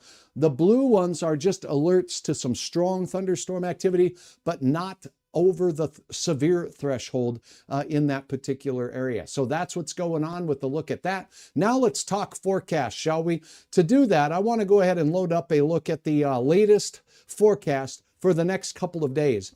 Tomorrow, we do have a risk of severe storms. Let's go right back to this radar data here. I got to get a regional view for us, and then we'll take a look at what we're expecting to take place here as we go through. These storms tonight are kind of making this bow-shaped echo, and one model had them racing down toward the Twin Cities and fizzling out. Not expecting a ton of additional moisture. Thank you very much for your support. I do appreciate it there, Holly. Thanks for sharing stars.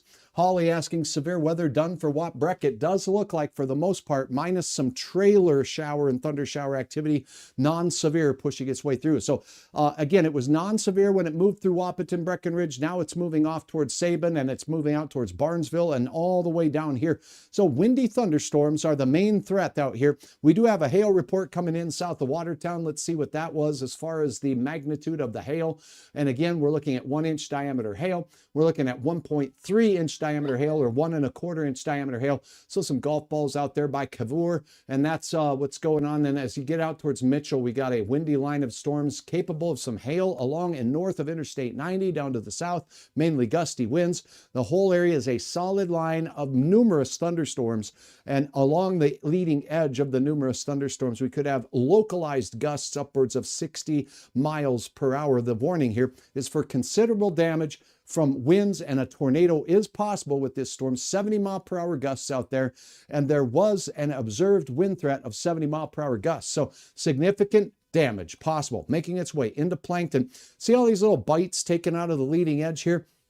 These are individual thunderstorms with their outflow boundaries making their way around the base or the south side of the storms.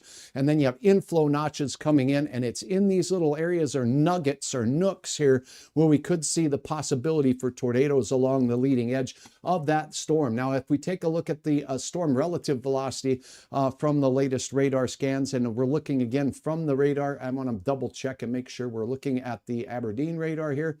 So, oh no, we're going to need to be down farther south than that. Well, let's go into Sioux Falls here, take a closer look. Okay, so as this storm is working its way in, we do have some leading edges here, not far from Plankinton. That area is going to see very strong thunderstorm winds, and there is some shear or spin in the storms in that particular area. So that's the nowcast. We're going to go back into the storm chasing, storm coverage area of the storm here, but this focuses on the weather forecast as we go through the next few days. To do that, I did want to point out that the Storm Prediction Center for tonight has the severe weather threat across South Dakota, southern North Dakota, and parts of western Minnesota tonight as these storms bend and bow down towards Wilmer. So if you are in any of these areas, Morris, Benson, straight down south into southwestern parts of Minnesota, not far from you folks in the Worthington and Montevideo areas, Pipestone also included, those storms will be moving their way towards you. The main threat now as we go into the late evening hours is not going away totally from a tornado threat, because that's still a possibility, particularly in this far southern flank out here. But it does look like gusty straight line winds are more of a factor now on that Boeing line segment, making its way out towards Morris to Madison. Now, I do want to point out in the forecast here that we do have a risk for some sizable and impactful storms that are working their way through as we go into your day tomorrow. So here's a look at the latest from the National Weather Service's Storm Prediction Center. Northeast Wyoming, southeast Montana. So you're talking about Baker, Montana, Gillette, Wyoming, and the Devil's Tower area through the Black Hills and the Badlands. Rapid City, Wall, Pierre, all the way out towards Chamberlain down here on I-90, the entire I-90 corridor. Huron, just south of Aberdeen, is in yellow. This is a slight risk of severe weather. It does punch into the Minnesota River Valley, including you folks in and around Wilmer, and that is what we're seeing with regards to that. So Watertown, Brookings, also Marshall, Minnesota, and Morris, Benson. Benson will certainly be in that area. Now, in the green area, we have marginal risk for severe weather, so we may or may not see severe storms. They'll flirt with severe criteria. That's 1-inch diameter hail and 60-mile-per-hour winds. So that's what is looking like for tomorrow. And as we take a look at the individual type of risks with regards to tornadoes, the Black Hills area at this point has the greatest risk, with a 2% chance of tornadoes in the Black Hills all the way down in towards areas not far from Valentine in Nebraska, as we take a look at Chadron area as well. So that's what we're seeing there. As we go off into the risks, other risks for the storm, let's take a look at the hail risk. Now, where you see this highlighted flashy stuff, Broadus and Baker, Montana, Belle Fourche, South Dakota, Gillette, Wyoming, all the way out towards Hot Springs in South Dakota, White River, winter once again after a very active day with a tornado down in this area as we went through the day today. This is a chance for some very significant sized hail to around 2 inches in diameter. So big time hail potential out there on the high plains of western South Dakota and northern parts of Nebraska. So any hail that forms in this hatched area could be real big, 2 inches and greater. And then as we look at this area of yellow, that's where we have the best chance at hail storms forming. That does include the Brookings and Watertown to Marshall areas, but the better chance for the big time hail looks to be off here to the left side of the map, off to the west. Now, as we take a peek at what's going on with our risk for wind, gusty straight line winds, it's a 15% chance all the way along that yellow area that you see there for some wind gusts upwards of 70 miles per hour once again. So what do the models say about this particular area and the timing? Notice that southern parts of the Red River Valley may see some of the activity, as will parts of southwestern Minnesota. So let's take a look at the latest model data. As I mentioned, this was just coming in as we were doing our updates, because they launched the weather balloons at 7 o'clock, and some of these 2-day models are now wrapping up their analysis and calculations for the next 2 days. This is the future radar. This is a look at the forecast. Let's get to it right here, and there we go. It's playing. Okay, so now, as we go through the evening tonight, this model doing a good job now keeping everything pinned in eastern South Dakota for the early overnight hours. After midnight, they race into parts of Minnesota, losing strength. You're looking at places along the Minnesota River out here, so Benson and Morris, all the way out towards St. Cloud, also Alexandria right in the mix here as these make their way through. Will they be severe? Windy at most. It doesn't look like that risk of severe will go beyond midnight as we go through. Maybe some gusty winds. After that, they kind of, well, fizzle out as they work their way into places from Duluth, the I-35 corridor, right into the Twin Cities for some 4 a.m. sprinkles over the over the area of the state high school baseball tournament going on down there southwest of the Twin Cities. Good luck to the Moorhead Spuds. Good luck to all teams out there. Here we go with this activity working its way through. Now that's the end of the round of storms that we have tonight. Then we have sunshine going out and going back to work. Low pressure maintains its position out here as we look into, let me double check my assessment there. Yeah, that is lower pressure developing out there in parts of Wyoming. As it does so, south winds bring the heat, a little bit of humidity, and a lot of unstable air. And then boom, as we go in, this is lunch right here, noon. Lunchtime, not too much to worry about. We'll have a hit and miss shower, thunder shower here along the South Dakota border once again. And then we start seeing a few storms being strong. This is along a warm front out here, so we'll keep our eyes on that. But then the main event has not even started yet. Parts of Iowa getting some shower and thunderstorm activity. This is heading into the evening. And then boom, out in Montana, a line of storms there. And then along this warm front out here, we could see some storms out there. Once again, because there is a warm front in this area, we'll have winds coming on the north side of the warm front in this general direction, upper level winds going the other direction. So there'll be some shear like there was today. Today, thank goodness we didn't see an outbreak of tornadoes. I didn't expect an outbreak, but there was the risk for a strong one or two, and I believe we did have that. We'll see what the National Weather Service says with regards to those South Dakota storms, whether they were EF 0, 1, 2, 3. Well, we'll see. But now as we continue through the Thursday night time frame at midnight, we still have storms skirting across central South Dakota and pushing their way slowly late at night. So not much of a risk other than hit and miss showers as we go into our Thursday afternoon hours in our southern counties, and then our Friday afternoon hours as we go into northern Minnesota. Hit and miss and the risk of severe as we go into day 3 isn't too great. Now, a look at that extended forecast with the regional, look at the European model. The most recent model has not come in yet. It's still crunching numbers. Remember, it goes out about 8 to 10 days. So it takes it a while to calculate 8 to 10 days worth of several layers of the atmosphere. But that set aside, here is what we got. Tonight, storms exiting off to the east and fizzling out. This is as we go into your Thursday, storms forming around our area of low pressure and the attending warm front here. And we'll see a couple of storms becoming strong to severe. It's my opinion that if a warm front does set up out here and we get some daylight out there that heats things up, that we could see an isolated tornado on the eastern side of the state as well with these storms that fester up out there. So keep that in mind. And again, that's just Hutch's gut feeling there. As we go through the afternoon and evening hours, the best chance at any showers or thunderstorms will be along the south. We missed out in Fargo of the rain so far of substance, and it does look like it won't be much of a chance as we go through Thursday. Notice that our stormy weather does make its way in toward the Twin Cities, but notice most of the strong storms on your Thursday night will be well to the south of the Twin Cities. So evening storms will be possible on your Thursday night. Heading into your Friday, it looks like we'll have a hit and miss chance of some showers here and there across the region as we head into the close of the work week. This is the afternoon hours at about 4 to 5 o'clock, and then boom, quiet. South winds heating us up on Saturday. A couple of storms in the high plains of eastern Montana and the oil patch of North Dakota. South winds increase going into Sunday, making it hot, and it looks very warm out here. Hot enough for some strong storms to develop in and around areas of the Central Plains states. And look at this, as cooler air tries to start making its way in aloft, we'll have a chance for some unsettled weather making its way Sunday and into Monday. So Sunday night and Monday is our next best chance at some scattered showers and thunderstorms. It could be substantive with some meaningful moisture in them here in the Red River Valley counties of eastern North Dakota and western North Dakota for that matter. So looks like we missed a honest chance at some real heavy rain over the last 24 hours. Now, forecast details. For your Thursday morning, we're looking at winds that'll be westerly or southwesterly at about 60 degrees for your temperature out the door. It will be cooler off to the west and in central North Dakota, 50 to 55 degrees for most, a little cooler as we look off into northeast Montana. Clearer skies in the west thanks to high pressure behind my noggin here.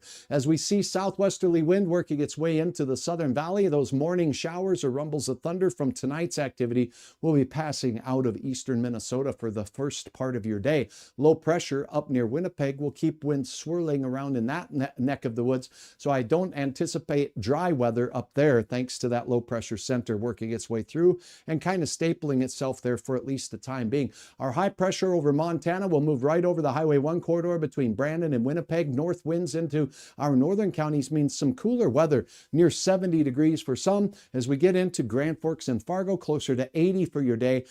Again, our winds will be shifting around this area of low pressure that makes its way out here. We'll have some areas across South Dakota with an easterly flow bringing that humid air up into the high plains and the dry badlands out here. And we could have a few isolated severe storms. This did not look like an outbreak of storms everywhere across the entire state of South Dakota. It looked like isolated, strong to severe storms.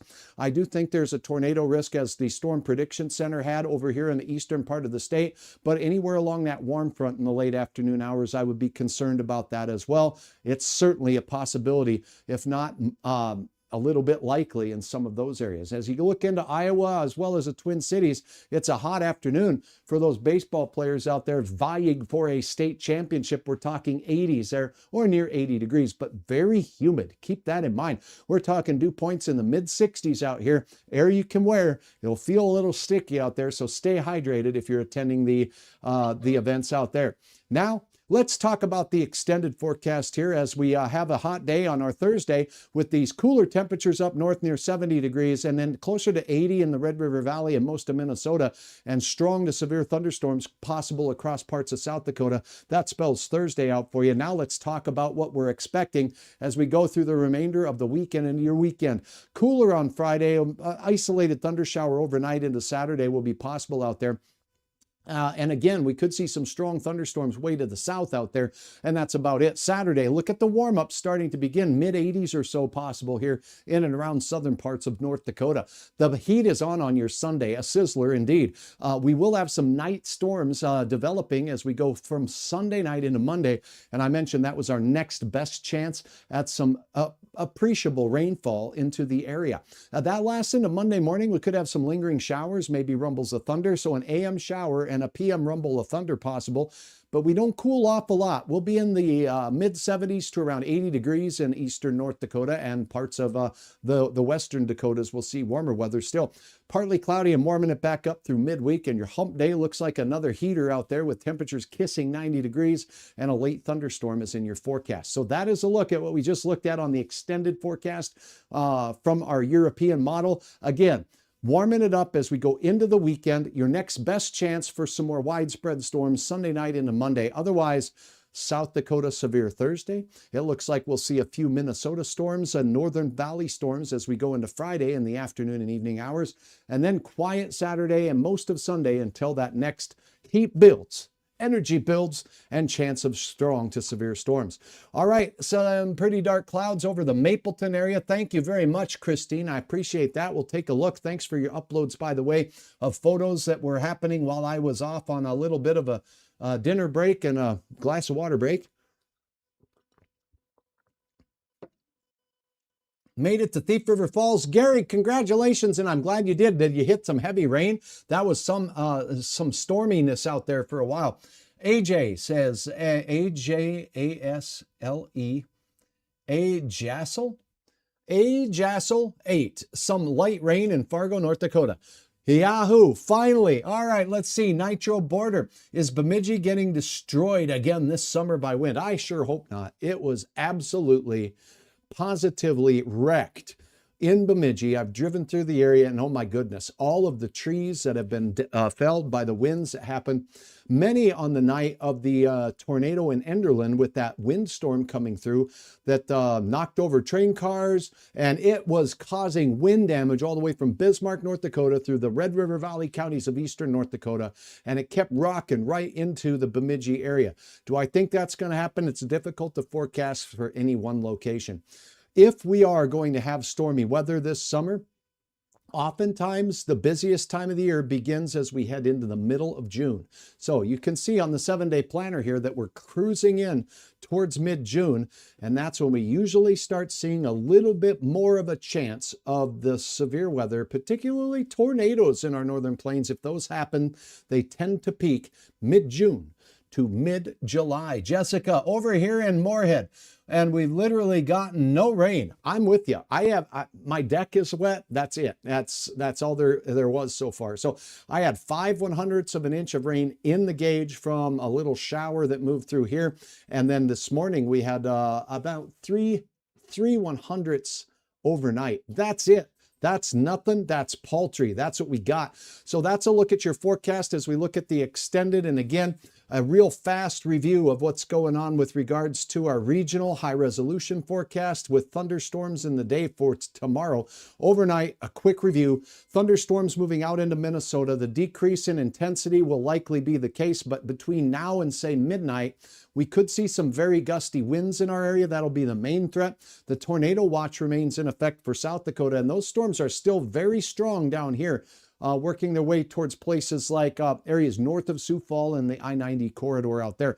Some models do have some of this energy turning down into parts of South Dakota, but the newest models won't come out yet for another hour or so. Overnight, we'll have sprinkles making their way toward the Twin Cities and Duluth, and we start the day off with some sunshine. Because we did not get much rain, Hutch may need to up the temperature just a pinch in Fargo. I think 83 to 85 is going to be totally possible with a sunny day and dry conditions at the surface. I was counting on some rain, upwards of a half inch to an inch in places, and we just didn't get it. As we go into your Thursday afternoon, the thunderstorms begin to develop here in parts of central South Dakota, and I am going to have to do a switch to the next model run here that goes out a little farther. There we go.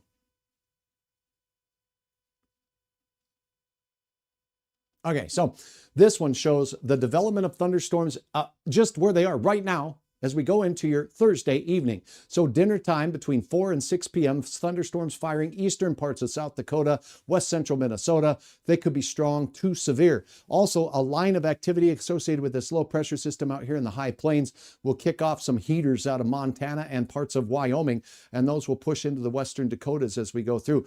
Anything up north, the models don't show keeping intensity, but these closer to the low pressure system do as we go all the way into midnight and beyond, and then they finally start to fizzle out. Leaving us with some Friday morning sprinkles is about it to start your day.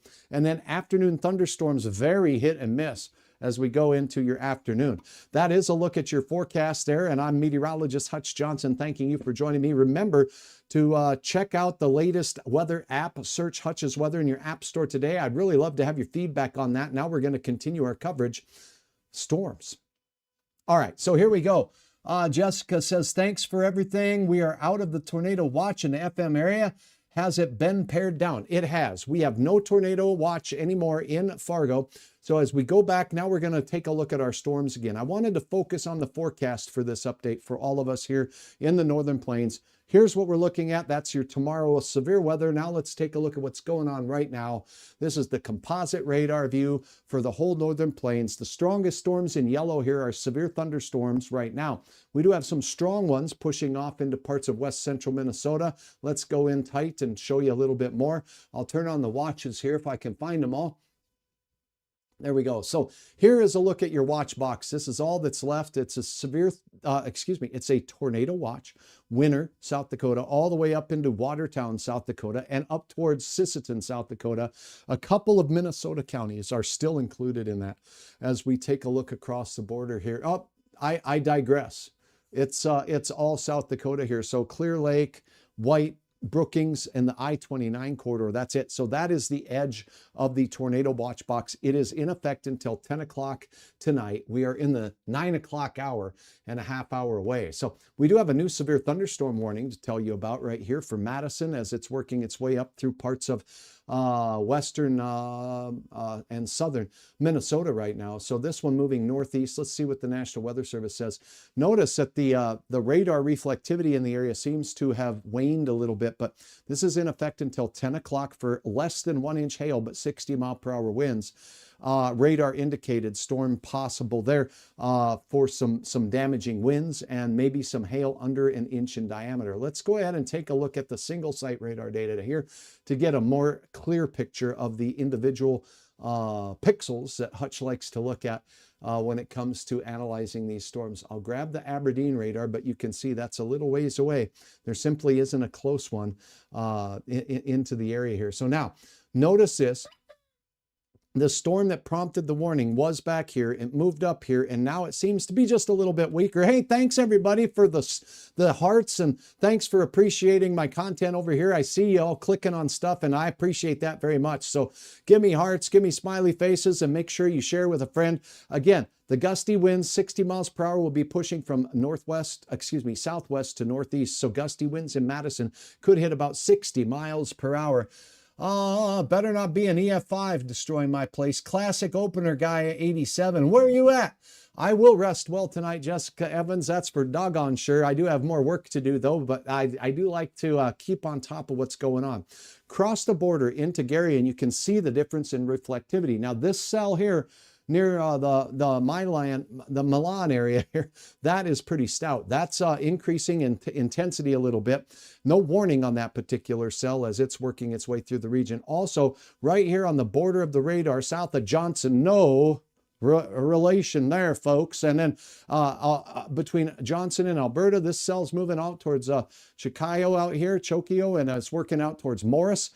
These storms are stout. They are not severe at this particular time, but we do have some potential hail in this cell here and in the cell north of or just south of Herman and Hoffman. Seeing in Grant County, we have a pretty stout cell heading towards Barrett as well.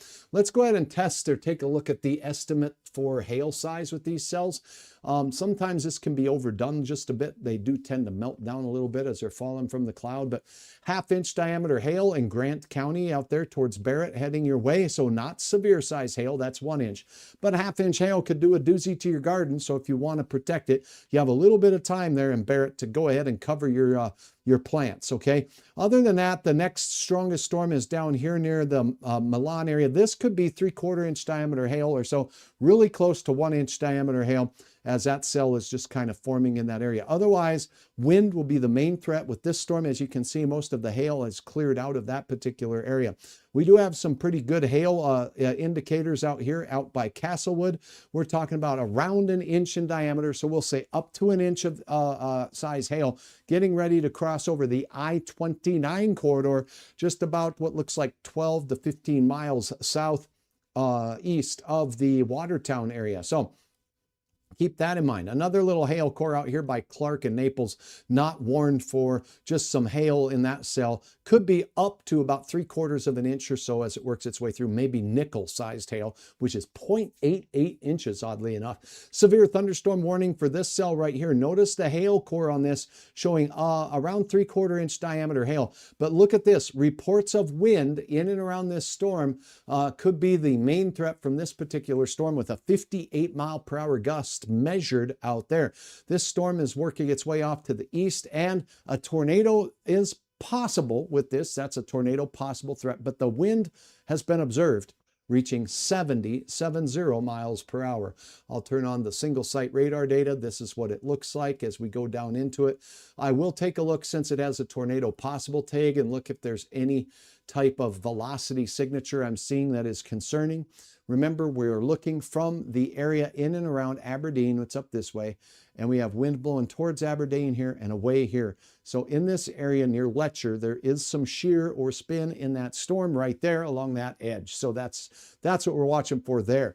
There are greens and reds next to each other, but this is more of what we would see if we were expecting some rolling in the atmosphere, remembering that these reds are a little bit lower to the ground than these, moving toward the radar. So the high winds are blowing toward the radar, lower winds are blowing away from the radar. So not a spin motion, but more of a slow roll motion, if you will. So we hope that storm slows its roll as it works its way through. South of Valentine, Nebraska, we have some thunderstorm activity that has become severe. As you take a look at this, we'll try to find us a neat little radar out here in the northern plains. Is there anything closer than Cheyenne, Wyoming? There ought to be. So let's take a look. I'm not seeing anything out here very close. So we may be at the mercy of Rapid City's radar here. Let's take a look at that. And then, oh, way out there, we do have a severe thunderstorm warning for that cell. And that is south of Valentine, moving toward the Valentine area as we head into the late evening hours here. And this storm is moving towards Wood Lake. The main threats with this look to be wind to me. And as it's very far away from the radar site, so I'm not getting very good data here. Let's see if I can. Okay. So 1 1/4 inch diameter hail and some wind gusts less than 50 miles per hour. So hail, the main threat from that particular cell as we head into the nighttime hours. So that's what's going on in our area right now. We do have active warnings on the Minnesota River Valley, the Morris area, up, down, also Elbow Lake, seeing some stout thunder shower and thunderstorm activity. Other than that, getting back up into the Red River Valley counties of eastern North Dakota and western Minnesota, beneficial, beautiful rainfall falling now as we look into Fergus Falls. So Fergus Falls all the way toward the big lake out here, Otter Tail Lake, Perham, and the lakes country south of you and north of you up towards Toad Lake and up into Becker County here on the eastern flank. We do have some Highway 34 doozies between there and Park Rapids. Not severe, just some good beneficial rain showing up on the radar. How much rain is falling out of the storms for today? Here is a look at the storm total precipitation estimates. Are we having any problems in any locations now for the rain that's came through today? As we look up into Roseau County, there were some heavy rain showers showing up along the international border. Those could have produced, I say that because this is a long way from the radar site and hail can confuse these estimates, but it says 2.3 inches of rain. So we could have some areas between 1.5 and 2 inches of rain in northern Roseau and central Kitson County. Grand Forks, what did you get? Wowzers. It looks like we got a heater out here on the left side of town near the airport. This estimate is 3.7 inches of rain. As you go into the Highway 2 corridor and points north, Grand Forks into northwest Polk County here, some real good beneficial rain, over 1 inch and likely as high as 2 inches in places fell. The Mayville area did see thunderstorm activity earlier, and that was beneficial with some rain on around the 3/4 to 1 inch range. And then a narrow little strip of northwesternmost Cass County got the 1/2 inch. Valley City area near Ariska got upwards of an inch or so of rain. And as we look south of Valley City, not far from Catherine, we see 1.2 inches. Fingal, Litchfield, some beneficial rain in your area. Get down towards Fort Ransom, the rainfall amounts dropped off. And then as we go down towards Berlin and Lemoore in the Dickey County area and out towards Lemoore County up here, we do have some rainfall amounts of a few tenths until we get down to Ellendale. And that was a big storm there, 1 to 2 inches of rain in that area. And then this band that went and made its way through Hankinson and off towards the areas near Barnesville. And, well, Wahpeton, Breckenridge. Look at this. Not much rain in Wahpeton, Breckenridge, estimate of about 1/10 or 2/10 of an inch. But one cell made its way south of town. That was a 1/2 inch. Morton got a real good drink of water, it looks like. Mantador as well as Barney, and points south of Windmere towards Lidgerwood, seeing over 1 inch of rain. South Dakota, Watertown, aptly named, 1 to 2 inches of rain there. DeSmith and Huron area, 1 inch or so in some of those cells that made their way through. And the Kimball area, the Chamberlain area got hit with a 1 to 2 inch estimated rainfall. Now we can compare this to the precip today that was measured by the folks at the North Dakota Agricultural Weather Network. A lot lower amounts out in western North Dakota until we get down near the Linton area there. Emmons County, 1/4 of an inch. 2.3 inches out here as you go out towards Benson County out there, just off to the west of Devil's Lake. And so beneficial rain up in these areas here of North Dakota, as we saw 1/3 of an inch, upwards of 1.5 inches as you go up into Cavalier County, as well as the Pembina County area. And then Oh, how about 5,600s in south central parts of Marshall County, Minnesota? And then most of the rain tonight has fallen in these general vicinities, 6,500s in and around Wappet and Breckenridge, 1.04 as you look a little closer to Hankinson. And we're just kind of starting to get some of those reports in and around the Elbow Lake area now as those thunderstorms move into those areas. So unfortunately, no rain for us. Thank you very much, Brian. I hope you're doing good. Thank you very much for supporting with stars. Millerville, Minnesota, says Ashley, what's it look like for the Alexandria area? Okay, so let's take a look at Alexandria. As we take a look, notice that there's not much rainfall yet, but there are some big time beneficial showers, not severe, working their way right over Otter Tail County right now. So if I switch over to make sure I'm on the right radar here, we got good beneficial showers all the way through eastern Becker, all of Otter Tail County now, picking up very nice rainfall. And it's just now making its way through the areas of Grant County. So that'll be sneaking out into Douglas County, in and around Alexandria out there. So Lake Carlos, some points north towards Parker's Prairie, getting a chance at seeing some of this as it moves its way through. This used to have a nice backward C shape to this, so there's still some wind in these storms pushing into western Douglas County right now.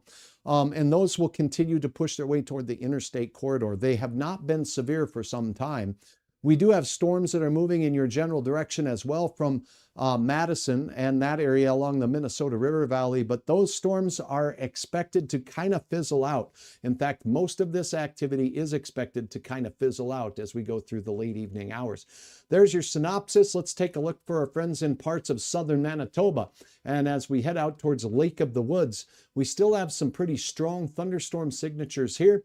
Let me make sure I'm using the right radar. Let me go to the velocity on the radar I have. We'll go, there we go. So here in this storm here, we got a lot of wind towards Mayville up here and away from Mayville on this side. So there is some counterclockwise spin in the storm on this leading edge over here. Now on this one, you got wind towards the radar, but no real strong wind away from it. This is away from us, but it's then clockwise. And we can have clockwise rotating tornadoes in the northern hemisphere, just not as common as the counterclockwise rotating ones. Just a little snippet for you there. So still some shear in this storm to the south and to the west of Winnipeg. And now if we take a peek at what's going on with regards to that radar data, looks like I'm zoomed out a fair piece here, ain't I? Okay, there's North America, everybody. As we take a peek here at what's going on in parts of southern and eastern Manitoba, south and east of Steinbach, we've got a severe thunderstorm warning for that area now, and that is it. So that's what we're seeing with regards to this particular storm.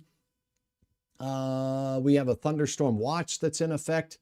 It says it expires in 15 hours. I'm not sure that, well, maybe that's right. I almost can't believe that it'd be, expires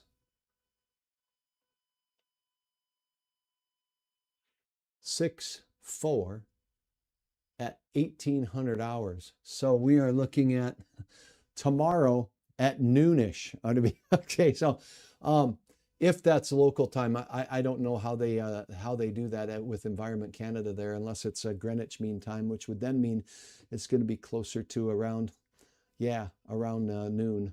So okay. Let's go ahead and take a look at this area, though. We do have a strong thunderstorm roaming about this area just south and east of Steinbach. There is some shear in the storm out there.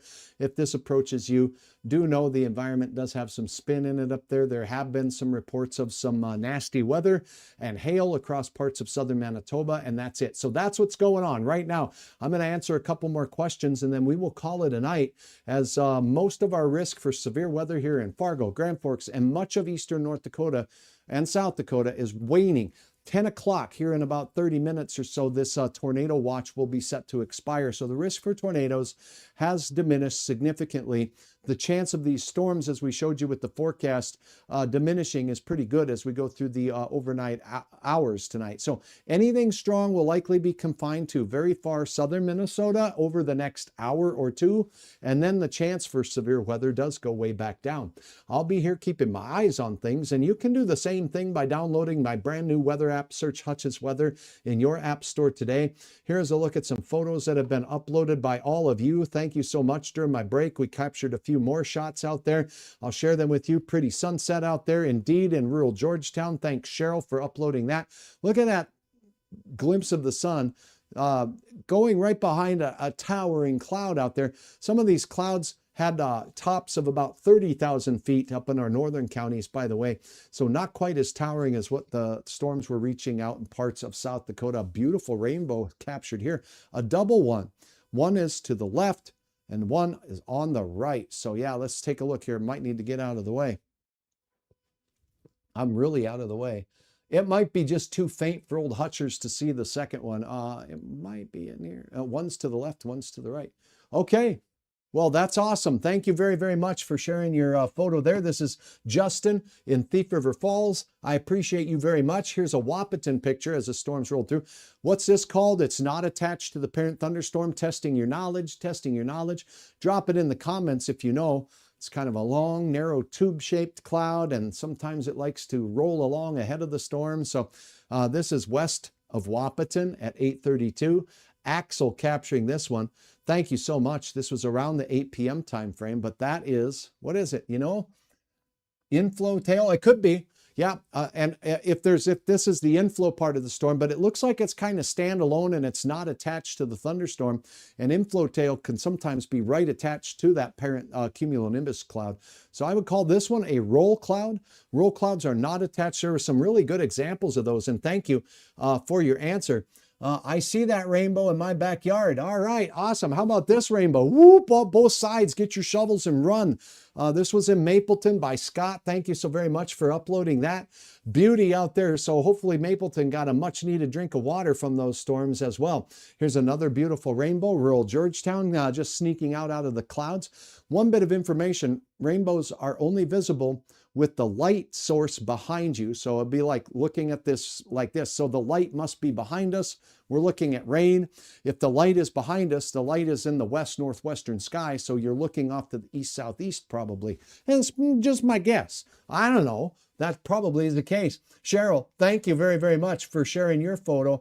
And then we had the Sisseton area as the storm approached. Now this is a little different because here you see this same shaped kind of cloud as a roll cloud, but it's attached to this huge parent thunderstorm. Down here we have a lot of scary looking clouds moving along with it. Some are not attached to the thunderstorm right down here. Those are called scud clouds. I call them SLCs, scary looking clouds. They look like almost funnel clouds reaching down for the ground, but that's not the case. This is all updraft in here. Updraft with moist air in it can condense and create these little scud clouds below the clouds. Oftentimes they will roll as well, and sometimes are called roll clouds too. And then you have this shelf cloud right here on the shelf. You could set your beverage up on the shelf of that storm as it's working its way right in towards Sisseton. And actually, I believe it went just north of town. Another gorgeous rainbow, a soggy field out there. We like to see that. East Grand Forks, North Dakota. I hope there wasn't a lot of hail in those fields, and those crops are going to do good with that fresh moisture as they made their way through. And again, some of you doing everything you can to protect the old cars out there. You got to make sure you're putting some blankets and some cushions on top of the car to keep it from getting hailed out, because nobody wants that. And I don't have time for that, and I don't think you do either. That is a look at your weather. Thanks for being a part of it. I will keep you posted. For now, I'm going to end this live stream. We have a risk of severe weather tonight in southern South Dakota, and these storms are approaching Sioux Falls right now. So as I take one last look at the radar, there's your Winnipeg storm that's making its way down to the south and east very slowly. Losing some punch. And then as we take a look at what's going on elsewhere, let's bop up on into South Dakota now. So as we sneak down to the south, big time thunderstorm warnings in and around Sioux Falls taking place right along the I-90 corridor. Let's switch over to the Sioux Falls radar and get you dated up here. So moving out of the Plankinton area and Mitchell, South Dakota at the corn maze, this batch of storms is making its way due east right now. As we take a look at the regular radar data, you're going to be seeing a jagged leading edge some areas of gustiness out here. These are all individual thunderstorms. It's not just one thunderstorm. So it's a cluster of thunderstorms working its way along and north of the interstate out there. Here's a look at the latest warning from the National Weather Service. It has observed winds of 70 mile per hour. And here is a look at where here's a 66 mile per hour gust, 1 mile north of the Mount Vernon area. So gusty winds 65 to 70 miles per hour have been observed by this storm. You got a cluster up north of Mitchell. You got some moving into Mitchell. As far as hail size goes, it's going to be under 3/4 of an inch. So wind is going to be the main threat from this storm now as it works its way through. Is there shear in this storm? We'll take a peek and take a look. Remembering we're looking from Sioux Falls. So this is wind blowing away at the artesian area, and then we got to go back over here and we see that there's wind blowing toward the radar kind of swiftly. So there is some shear on the north side of that storm as we take a peek there. Let's measure these winds since it's looking right into the winds. We can get a good velocity estimate here.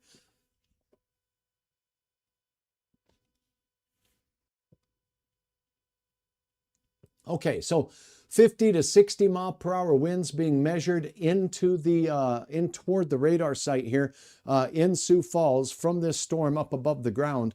But some of the surface gusts from the collapsing thunderstorms are being measured to about 70 miles per hour. So that is definitely a windy thunderstorm making its way in your general vicinity. So how fast is it moving? As we take a look here, it is moving off to the east. Pardon me. And it's moving at 44 miles per hour. So I'll go ahead and track this into a couple of communities out here as we take a peek. Oopsies. Erase that. Go over here. Boom. Okay. So here's the leading edge of the thunderstorm activity moving into Mitchell, moving back to the east here. I'm going to have to zoom out a little bit to get it going fast enough. Okay. So these are the timings for this storm making its way into places like Spencer, South Dakota, and Mitchell. Mitchell, 9:49. It's right on your doorstep, so that's happening now. The gusty winds, some very heavy rain. The wind will likely last even in behind the storm as it moves through. We could see some small hail south of Artesian out here, but as you look at Fulton, Howard, and Spencer, the storm will be there close to 10 after 10 in those areas. Now, as we get out towards Winfred and Salem, about 10:20 to 10:25 for the storms out this way. And then a little bit farther out towards Wentworth by 10:47. And look at this, Madison and Montrose also in the path of that line of windy thunderstorms out there. So that is where this severe thunderstorm is and where it's going. It's moving due east. We do have some strong thunderstorm cells on the south of the interstate also working their way through, and gusty winds will also be the main problem and concern with those cells as they work their way off to the east. Let me get a double check on that. So considerable 70 mile per hour winds, the main threat, 3/4 inch hail or less making its way through the Stickney area and heading off to rural places just south of Vernon and Mitchell. So that's what's going on in southern South Dakota. Those will be moving in the general direction of Sioux Falls. And again, now as we look out towards Montevideo, what's moving out of Gary and Canby and pushing in towards Madison and Dawson. We have a hail core with this cell here. We could see some 3/4 to nickel-sized hail from this, and it's moving off to the east at a clip of about 35 miles per hour. Gusty straight line winds on the order of 45 to 50 miles per hour will be possible. Andrea says you should have an option to have your voice be for the alerts on your app. Thank you for the advice. I've kind of asked for that, so I do appreciate that, and it's in the works. I hope I will check with the dev team or the development team here shortly on that.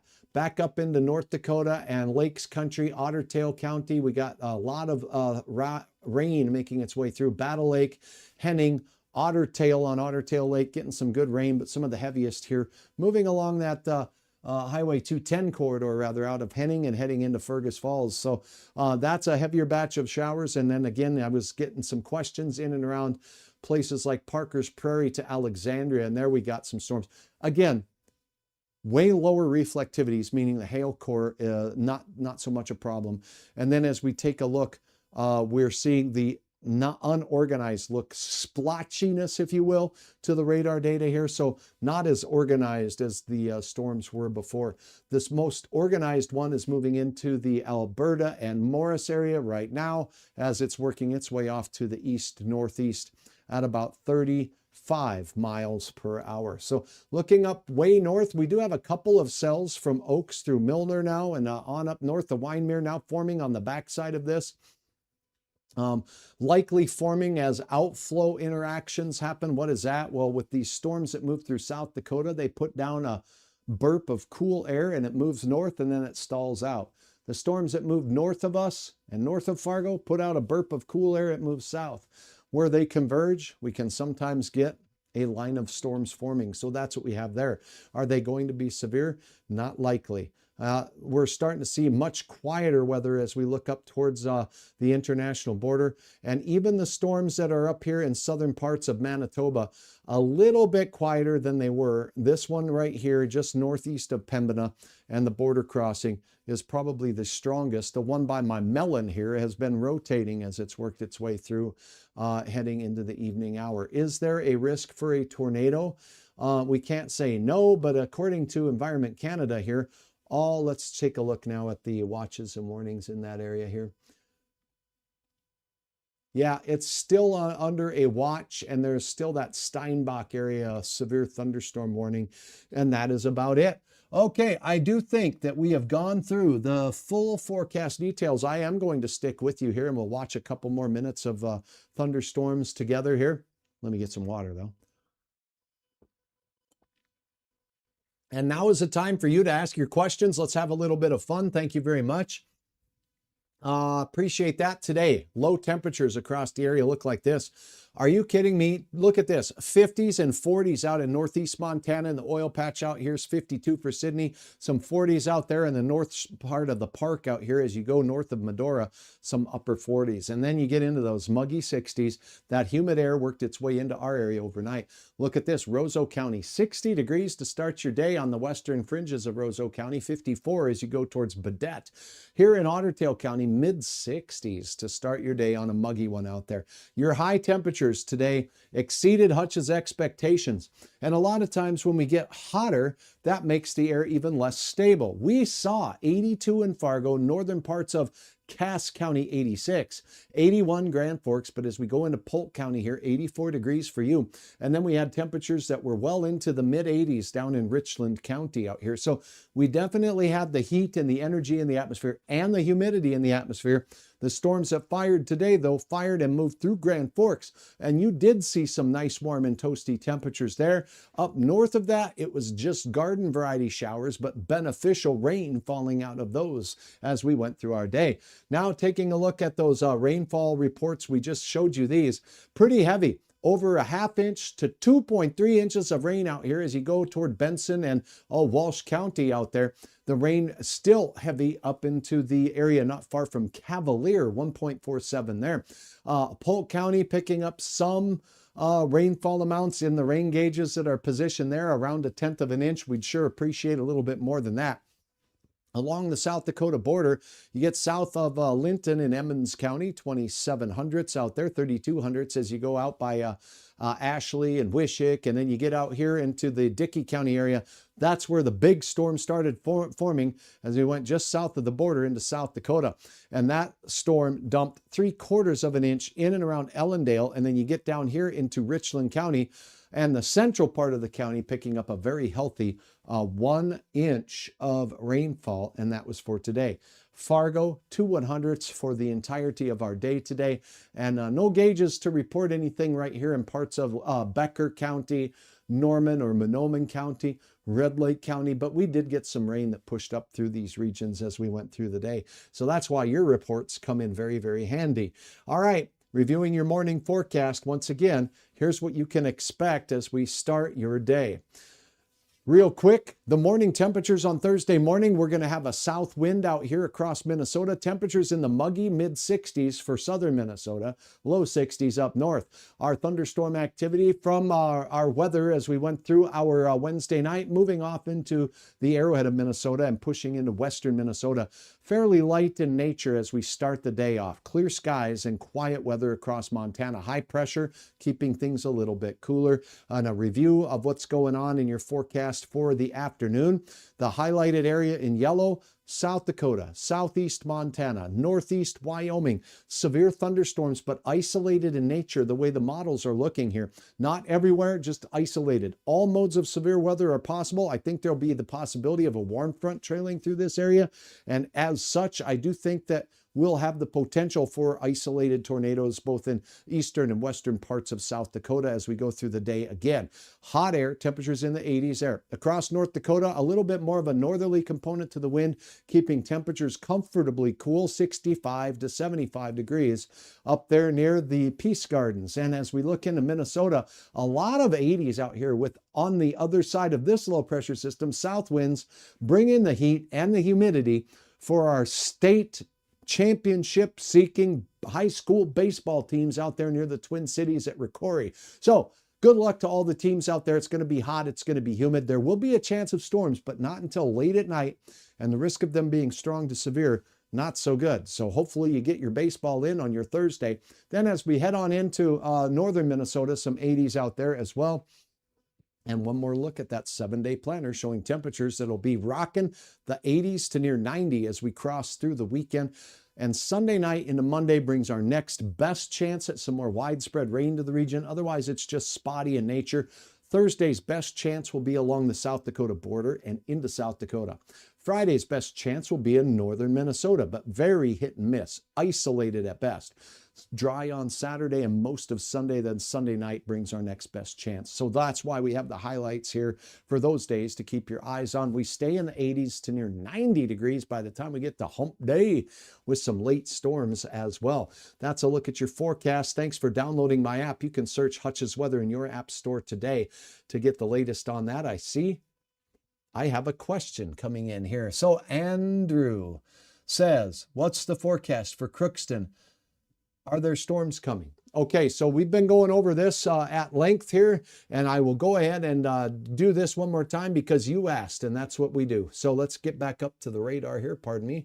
All right, so you're looking at the Crookston area right now. Grand Forks, we do have some showers and thunderstorms rumbling through the region out here. And so I cannot rule out some isolated showers and thunder showers. North of Crookston, kind of meandering along a stationary or stalled out boundary right here from all the storms that went through tonight. Thompson, a little bit stronger of a storm there. Now we can tell a little bit more about these storms by taking a look at some estimates here. We could take a look at some cloud top heights if they want to agree with me this time. I don't know if they will. Let's go here. Let's go here. My guess is these cloud tops are not very tall out here in the northern parts of the valley. In fact, they were about 33 to 35,000 earlier in the evening. So what's the forecast? Are there storms coming? And Andrew, there are a couple of storms out there meandering across your area this evening. There is a chance of a storm still passing through the Crookston area. As you can see, Climax, Fisher, and Crookston all have some weak thunder shower activity, and this trails all the way back into Mayville. That's about it for the night, though. Once these kind of percolate out of here, we're done. The main event is now pushing through Otter Tail County, where we got heavy rain, pushing in towards Wadena County, moderate to heavy showers of rain, some gusty winds, but the risk of severe way, way down. Looking down towards Morris, towards Benson, we're all done there. It is 10 o'clock. The tornado watch has been allowed to expire, I believe. I'm going to double check my speaking here. That is true. That doesn't mean we won't see an isolated tornado from a couple of these storms. We could still see severe thunderstorms working their way through the area as we switch to the radar down here by Sioux Falls. Strong storms, very heavy rain over the I-29 corridor between Watertown and Brookings right now. And so these storms are pretty strong, and we do have a severe thunderstorm warning in and around areas just north of Marshall, making its way through Canby. and heading off to the east. So this area here, capable of seeing some very gusty winds. And let's see what the latest is on this storm warning. It looks like it was just issued. It's in effect until 10:45 for hail less than an inch. So hail, if there's going to be any, looks like it'll be near Canby right now. And then as we go off to the Highway 75 corridor, rather, we could see some gusty winds taking over with gusts to around 60 miles per hour. This storm is moving at 32 miles per hour to the east. So we can go ahead and take a quick peek at where it's going to be and when to time this out for you. Are you watching from this area? Drop a comment and let me know where you're watching from. Here as it's moving off to the east, you're looking at in the Porter area by 10:10, St. Leo area by about 10:18, Clarkfield by 10:40, Hazel, run Hazel. Looks like 10:48 for you, and closer to 11 o'clock for Hanley Falls. And that's way out over here on the east side. And not far from Granite Falls on the outset of 1 hour's time. And that is the way it's looking right now. All right, let's see if there's any other questions out here. Thanks so much. It's pouring in Thompson now for the past few minutes. 4 minutes ago, this was posted. Mary, thank you very much. That storm cell there is very capable of some, well, obviously a heavy downpour, and that's what's going on in Thompson right now. It is not severe, so we'll turn the radar on right here and go back into Thompson. Thompson moving off toward the Red River Valley right now, moving off in towards Fisher. And yes, there is a chance that this thing could mosey into Crookston as well, to answer your questions over there, Andrew. MNRF 15. Love what you do, and I love what you do. Thanks for chiming in and singing some praises. Watching from Superior, Wisconsin. Thank you very much. Duluth, Superior, beautiful country out there. I hope to make it back up and check out those Apostle Islands again sometime. Absolutely stunning beauty there.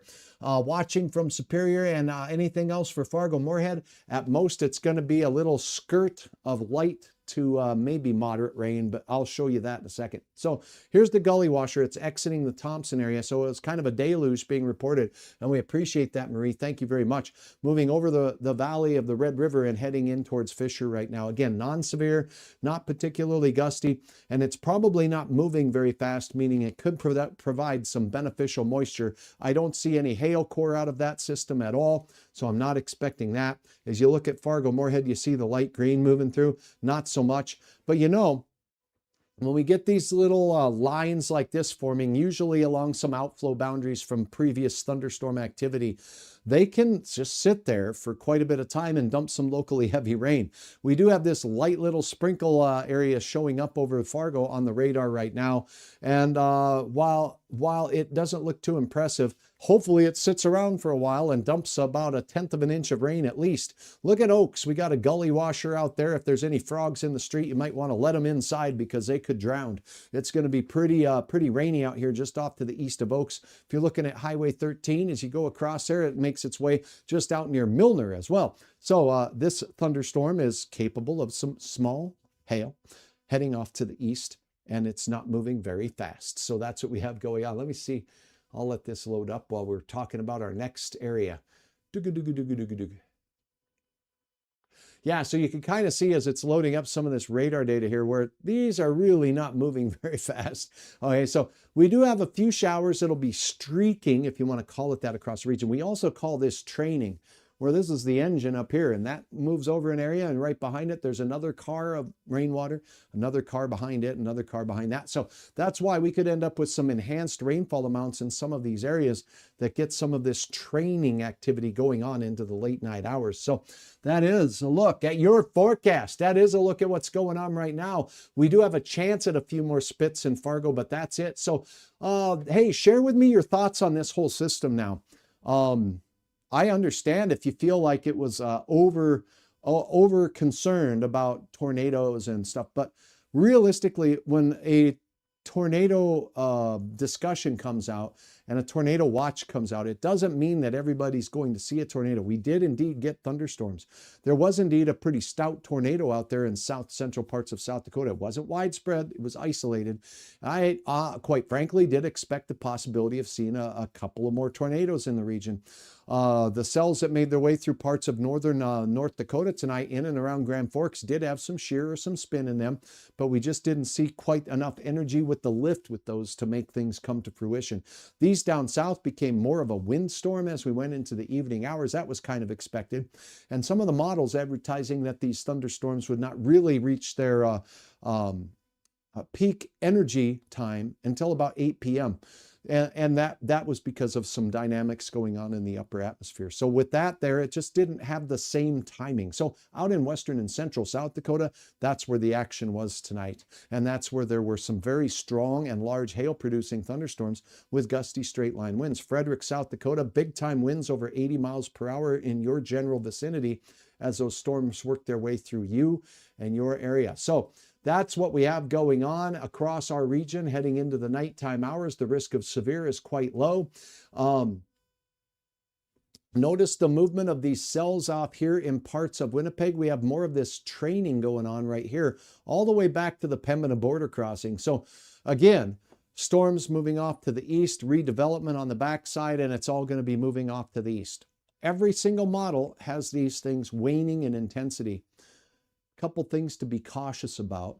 We're seeing this one wane in intensity right now. Part of the waning might be the fact that this storm is a long ways from the Mayville radar. Here's the Mayville radar. Here's the edge of the storm. It's 116 miles from the Mayville radar to this point. So we're not seeing much intensity, but by this time, that radar beam is very high in the sky and it's not measuring hailstones, but it's just measuring ice crystal clouds. So it's a light reflectivity. And look how far it is from the Duluth radar. We can measure that as well. We'll sneak over here and pull it over to the edge of the storm. So it's 120 miles from the Duluth radar. So that's a long ways. And then what about the Minneapolis radar here in Chanhassen?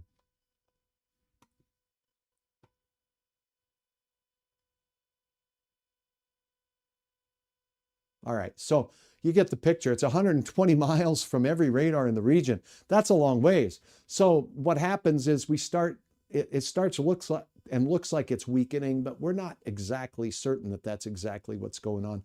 We can look at things like cloud top height estimates, satellite data as well, to kind of help us dial in on what we're seeing with regards to that. But some interesting features there. Again, I appreciate everybody taking the time to join me. Anything else for Fargo? Just spits and sprinkles. I think we've got the questions answered. I think we did a good job tonight, and I know you did a good job. Thank you so very much for watching Hutch's Weather, for being a part of the coverage tonight. Tomorrow's risk of severe weather will be in South Dakota. I'll keep you apprised to the latest on that. Is Grand Forks going to get some more weather? Thank you, Ryan Cast. I appreciate it. It does look like there's some thunderstorms in the area, non-severe, and they're kind of training through the area right now. So as you can kind of see on the radar right here, yeah, just south of town in Thompson, they're kind of mobilizing through that area. There's another batch in northern parts of Trail County right now that are setting up shop and kind of meandering through the area. These little thunder showers could percolate, producing locally heavy rain, but the risk of severe seems to be waning and pretty low now as we head into the 10-10 time frame. If you happen to be in northern Kitson County here in Pembina, you got a fairly stout cell forming outside of Pembina right now, moving into the border crossing area. Now this is the radar and it's looking at what's up in the cloud. Let's see what they're seeing down at the ground if you want to. Let's go ahead and take a look at the North Dakota DOT cameras that they have out in this site area. Now, as we go up here, we want to get right up to the international border here and take a look at the northernmost camera that we have access to and see what it shows. Boom, Shaka, and Laka. So this was taken at 10:02 and it looks pretty wet to me there as the thunderstorm is moving through. This is as it's approaching the area out there from the west. So we do have some pretty heavy and dark clouds producing some, well, beneficial rainfall to that particular area Pembina County. Let's see about this one. Or excuse me, the Pembina Port of Entry. All right, so as we take a look, more of the same, some areas of heavy rain, but that is a look at what's going on in that area. It is kind of nice, and you can see here that even as meteorologists, just because the radar shows something, it's really beneficial to confirm it with either your reports or what we're seeing on other sources of information like these cameras as well. So that is a look at that. Let's go here. Heavy rain and vining. Hey, thanks a lot. I appreciate it, Marlon. Very, very much. Nice rainfall for Otter Tail County.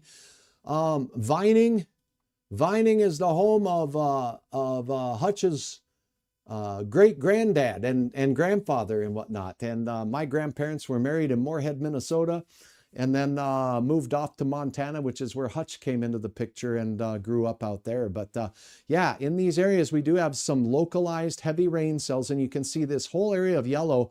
Hopefully a lot of that is making its way down to the ground as it pushes into places like Bluffton here, and you're going into Wadena, Verndale, and off towards your neighbors off in Staples, a chance at getting some rain. So Bertha, looks like some showers are heading your way. Carlos, Lake Carlos, seeing those showers in the Alexandria area, getting some heavy rain. Nothing too strong.